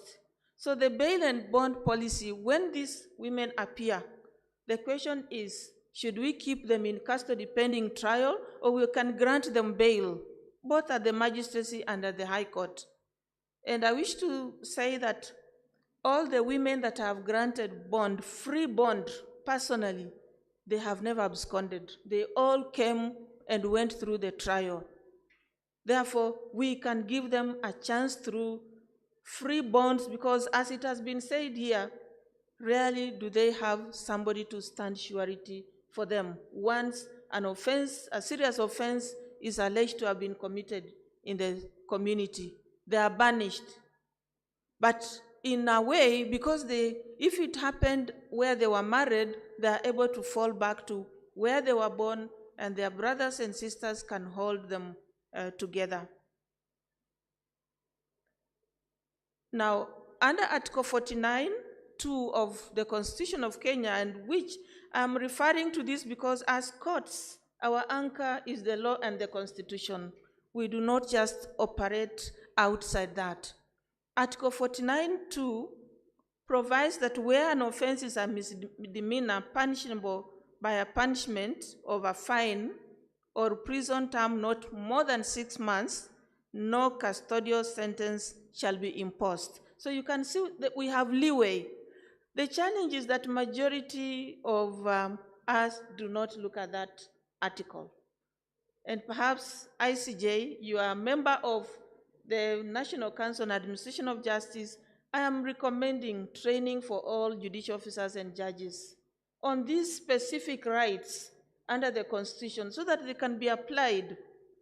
I am blessed to have been one of the officers that midwifed the birth of the Constitution because I was working in the Ministry of Justice. So even post the promulgation of the Constitution, I was tasked with the responsibility of sensitizing ministries and departments on the operationalization. All the laws that were enacted to operationalize the Constitution, I was part of the advisory team because, again, I had trained as a legislative drafter, and therefore I was right in there drafting those laws. So these provisions, they are at my heart. Then we encourage, of course, diversion. It has been said here before, and plea bargaining, which I have mentioned. With diversion, we don't have to keep these women in prison, and we are here to learn lessons. These laws are there. Don't be surprised that people just don't look at them. Reading the law, unfortunately, is very difficult, and it's so easy just to send people to prison. But if you look deep, ICJ, I'm not bragging, but people tell me I write very detailed judgments. But the shortest judgment that I wrote on Trufena is what went viral. The others are there for all to read. As I conclude, continuous training, monitoring, and evaluation of all this, bringing these stakeholders together. The question is, Penal Reform International, how do you ensure that all this that has been gathered here does not gather dust? Personally, I promise to take a report to my Chief Justice and ask for the opportunity to meet and sensitize my colleagues, the magistrates and judges, on what I have learned here.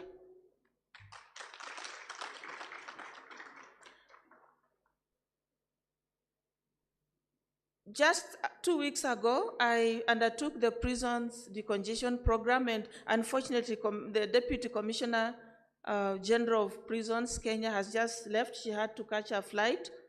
And I normally carry out, I do not wait for the community service orders chairperson to visit where I work. I do it on a monthly basis to ensure that I do prison decongestion. And when I do that, I find that those women who are there, they may be repeat offenders, but the offenses are very minor. I just call them to court, talk to them, and tell them, go the way Jesus told them, go and don't sin again. Yes, it works. It works. So we have judicial discretion. The role of the courts, we have the judicial discretion. We are so powerful. You know, you see these men and women here in uniform, they're not as powerful as us. The power of the pen is so powerful because you can run with those so-called criminals and bring to us, but unless we convict and sentence them, they won't go to the jailers. We are so powerful, so let us use that power, which I call discretion, because it's not absolute power, which I call discretion. Let's use it properly and appropriately. But sensitization is key, and my lady judges are here. Sensitization. The three of us are serious beneficiaries of this conference. How many of our fellow judges and magistrates are benefiting from this penal reform? Please go out of your way, reach out to the magistrates, the judges within the region, organize for training, sensitizations, even if it is on an annual basis. We do have magistrates colloquium, we do have judges colloquium, we have magistrates and judges associations within the region. You can take that opportunity to slot in this aspect so that we can save this person called woman. When you jail a woman, you have jailed the whole community. Finally, legal aid and representation. Through legal aid and representation, we are able to get those women who are very poor to be well represented in court, both at the lowest level and at the highest level, to get justice. Then there is this power of mitigation. It is powerful when these people are educated and sensitized, even if they're not represented. Prisons, I know you are already doing a wonderful job, but please go a notch higher and educate them on how to mitigate so that when they appear before me, and I must confess, I ask them questions even when they're not represented, because it's my duty to do justice. I ask them questions, how old are you? Because age is one of the considerations that we take into account. Are you married? Do you have children? You know, we ask those questions. So mitigation comes into play to assist the courts in passing or meting out appropriate sentences. So I will wind up by saying that women's rights are human rights. You jail a woman, indeed, you are jailing the whole community. You are jailing that man, you are jailing that woman, you are jailing the child. Let's endeavor to give or to mete out non-custodial sentences. That is my rallying call. Thank you very much. Thank you, my lady. Thank you, my lady. Thank you so much. You can see we reserved the best for the last. But this session has been very, very exciting, and I believe that we have a lot to take home, to go and think about this evening. I don't know how these tables were when the conference had just started. I don't know whether we are as few as we are now, but those who have left early have missed out a lot. I start with a comment, with a statement that judiciary is on trial. That's a very important statement. Judiciary is on trial. Is it guilty as charged? What is the charge? We are the ones who are responsible for the congestion in prisons. What is another charge? We are not utilizing the powers and the authority given unto us through the law, the constitution, the supreme law of the land. What my sister was sharing has the equivalent, has the equivalent of, we have it in our constitution, and we are just not doing, not applying the law as it is. So thank you very much, my sister, and I believe that we are going to go with this quote. I may not quote it verbatim, but I think deciding a case is not so difficult, but sentencing, when it comes to sentencing, that is the most important thing. And do we have alternatives? Yes, we have plenty of the alternatives. Ladies and gentlemen, we all appreciate that the death penalty is no longer there. The similar case, we have a similar case here, Chigula case. It changed the sentencing regime in Uganda. completely. Now, from what she has shared, it is possible for the High Court in capital offenses, it is very possible to have alternative sentences in capital offenses depending on the circumstances of the case. Thank you very much for doing justice to this topic. I open the session to the plenary. Do we have any questions? Do we have any comments? And be specific, directed to which particular speaker? Yes? Can hear from the prisons officer. Let's be precise because we have only 15 minutes to Thank you. go.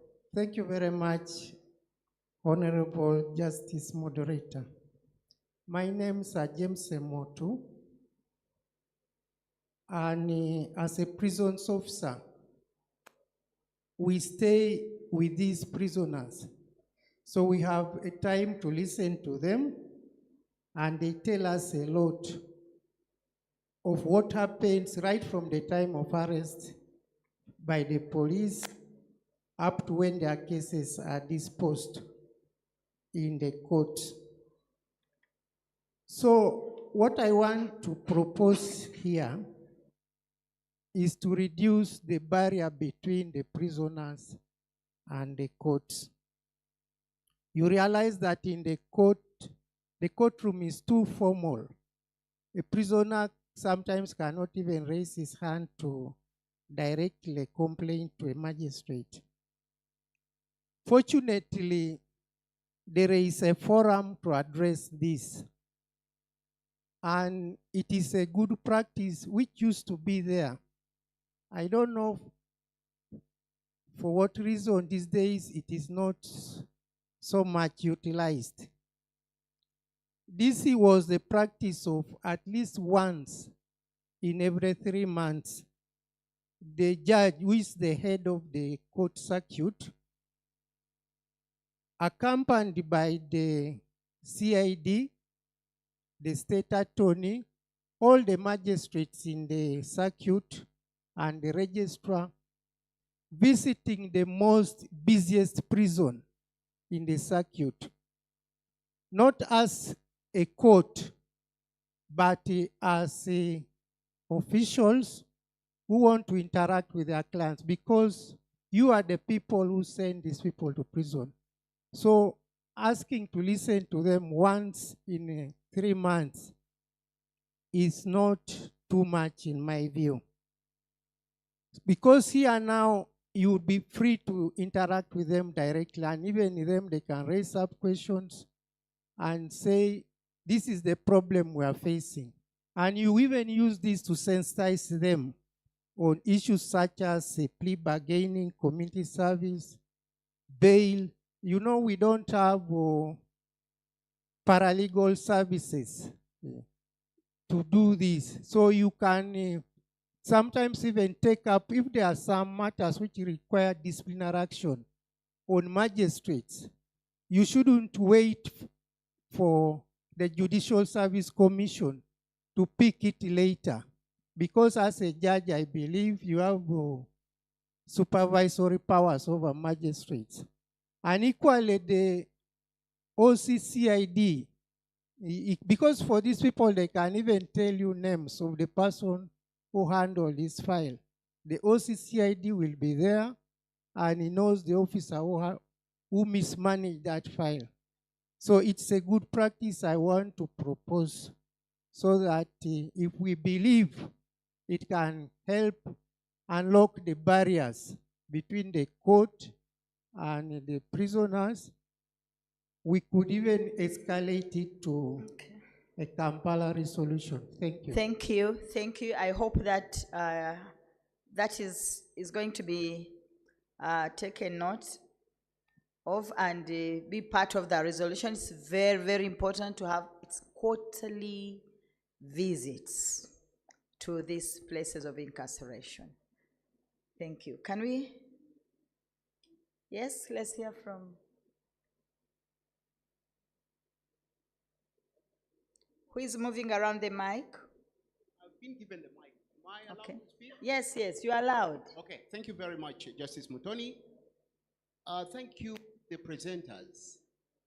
I must say, the judges today and the judicial officers are privileged because you have guidance. In our days, when we served as judicial officers, by the way, I served as a judicial officer some 43 years ago, a very Wow. junior judicial officer, magistrate grade 3. And we did not have these corporate guidelines. We only relied on what we were taught at LDC. But given our situation, of course, now you are in a better position to manage alternative sentences. I would like to specifically comment on Dr. Kintu's presentation, whereby he talked about these alternative community service orders. It is a long time since I last looked at the guidelines in Uganda. I've never used them, but I remember reading them some time ago, I think over 20 years ago. I don't know what it is provided there, but I know that in other jurisdictions I'm familiar with, it is a requirement that if you are to give an alternative community service order, it must be relevant. For example, in one case, the judge, in a case of grievous bodily harm whereby someone stabbed another, he sentenced the accused to a community service order of washing linen used in the hospital in a clinic whereby stabbings had taken place. So this sent a message to the accused that stabbing is bad. I am washing the blood of people. It is bad, it's bad. So in short, what I'm saying, as you give out community sentences and orders, they should be relevant to the offense that has been committed. Thank you very much. Thank you. Of course, we have the law governing community service, and then there are places that are gazetted to do, where you can send someone to do that service. Thank you. Another person raising the hand? Yes, can we hear from you? Then I will hear from Lady Justice Henrietta. Thank you, my Lord. I'm Detective S.P. Pugaukaro, Regional CID at the Grassroots Law Enforcement Officer. My Lord, as police, we take it up to act and to monitor. We take decisions when we receive these cases at our level, depending on how we analyze the situation. And in our work, at times we act as a push factor. I want to give a scenario briefly, if you may allow me, my Lord. Time, very brief, if it's going to help us. Very brief. I had a lady who fought with her brother in an effort to attain a share from her father's estate. So when this matter was brought to police, we took it up, we went for sensitization. Upon sensitization, we summoned the parties to make statements at police. After statements, we gave this lady a bond. Remember, she was charged with others, but because she was the person fronted, the file was sanctioned against her with others. So when it was sanctioned, this lady was taken to court. But our analysis during investigations, this lady was HIV positive, and she had the children to take care of. So when she was taken to court, we followed up to see that she's given a bail. But it took days, it took weeks before she could be given a bail. But what am I bringing here is, as the actors, as police, yes, we have handed over to court. The prisons, the custodian, can you come up and also push, since you're the custodian, then the magistrates. My Lord, I appreciate the fact that from these lessons, we are going back home to educate our personnel on how to handle women sensitivity matters. Thank you. Thank you very much. Still, that statement puts her information, still puts the court on a trial. How long should you take to grant someone bail where you have evidence that this person is actually sick and has children at home? Justice Fualayo. Thank you, my lady, and our presenters. Now, this is a very heavy topic. Since morning, it has been a learning process for me. I'm reflecting: have I been doing the right thing? Sentencing, giving out all these custodial sentences. But the truth is, most of the prisoners who appear before us are of the male gender. So, the female gender, when they do appear, and those facts that, you have shared with us where they've killed their husbands, of course, we do apply the gender, sensitive approach to sentencing and give, appropriate sentence. So, if we start, I don't know that we can do the same for the men. Most of the cases that they commit, the offenses, they are really grave offenses. And I remember some years back, I remember the late Kikonyogo, one time she at the High Court, she sentenced some offenders to write, until the court arose. In other words, she gave them a caution. That was defilement. There was an uproar, in the media. Another time, I think a judge gave community service in Lira to somebody who was, that was a woman. Again, there was an uproar. She was convicted of manslaughter. Then another time, the late Kikureju also, some time back, she sentenced, a woman to a caution. She had killed her children. Again, there was an uproar. So all the time, as we're sentencing, we shouldn't do it in a vacuum. We should do it, put it in context. We need to be mindful, of the reaction, the response of the society we serve. So at the end of it all, I think we need a proper legislation to really govern sentencing, because right now we only have sentencing guidelines, which I think have, we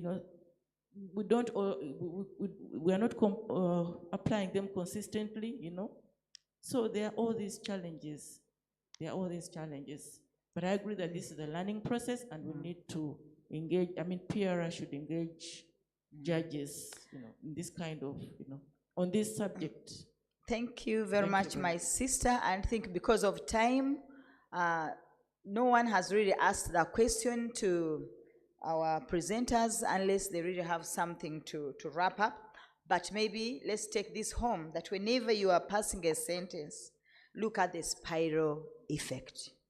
And then from what my sister Henrietta has just said, there is a lot we need to sensitize the public, because High Court has tried to give alternative sentences, and then you have heard what the effect was. So, but we are doing it anyway, and I pray that we shall continue doing it until they get to understand. Yes, can we? Pardon? Yes. Let's have wrap up. If you have anything to respond to. Thank you, my lady. I wish to comment on what the officer has said, the prisons officer. Indeed, there is need for some form of informality so that those who come to court do not have to fear. I think this depends on the individual judicial officer. And again, we are there to do justice. And justice does not look like a lion. If you look at even the scales of justice, the balancing act is the woman in between. All over the world, the scales of justice, they are balanced by a woman standing in between. And a woman is not to be a gentle person. So indeed, justice should be gentle. And this is the message I will give to even our non-state actors when you go out there training. please train judicial officers to be gentle. You don't have to be gentle in sentencing. You can be gentle in handling the case. When it comes to sentence, you can be as serious as what the law provides. That is my message. Then on prison visits, yes, in Kenya we do that. I do that every quarter, and because that is what is required of me as the High Court judge supervising the magistrates courts and tribunals and all that. So every quarter is part of the performance management understanding that I sign with the judiciary, and I'm evaluated on it. I file reports. Prior to paying prison visits, we write a letter to prisons asking for a memorandum to be sent to us in advance so that we can give to each court to respond to the memoranda. Then I take the court users committee. I don't go there as a court. I go as the supervisor and the chair of the court users committee in the county. I involve all the members of the court users, and we visit, we hear them out, we interact with them, we even take gifts to them. Jesus said, I was in prison, you never visited me. We do that in honor of the command from above. So yes, we do visit. Yes, Dr. Kintu. I have about 3 issues yeah, I'll be very mindful about time. One is the aspect of skills matching. At inception, we are not so much about skills matching, but from around 2018 to date, we are so mindful about skills matching whenever it comes to community service. That time we didn't have officers, but as we speak now, we have our own community service officers at courts in 96 districts. So that is making our visible more clear. Then 2, other opportunities. As we grab the opportunities which I did allude to, let's think of partnerships, research, sensitization, and the community involvement. That's all I had to raise. Thank you.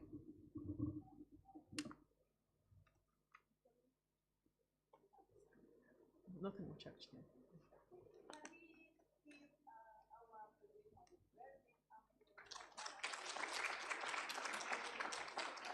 Thank you. We have learned a lot, and I'm sure we are going to have a very good evening and then have a better week next. Yeah, better week with proper service to our people with a difference. God bless you.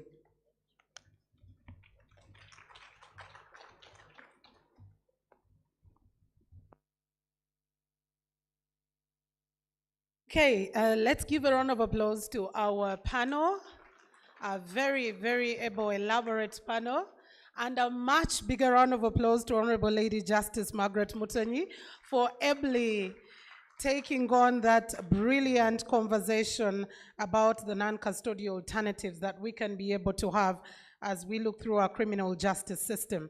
Now, she mentioned something that is very, very key, that whenever one is passing a sentence as a judicial officer, do you think about the spiral effect?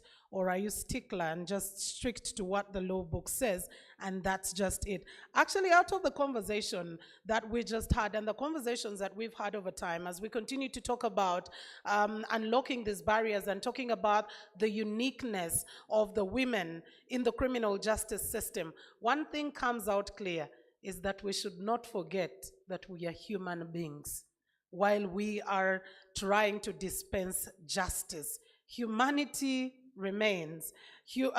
Dealing with these cases as a human being, I know it was raised by one in the audience. The media always comes up, with very, very open mouth like a lion, and they're talking about all these sentiments and everything. But probably the media also, while they were calling for sensitization and training, it's not only for the judicial officers. I think the media as well needs to be trained, because they have the power to turn around a story negatively or positively.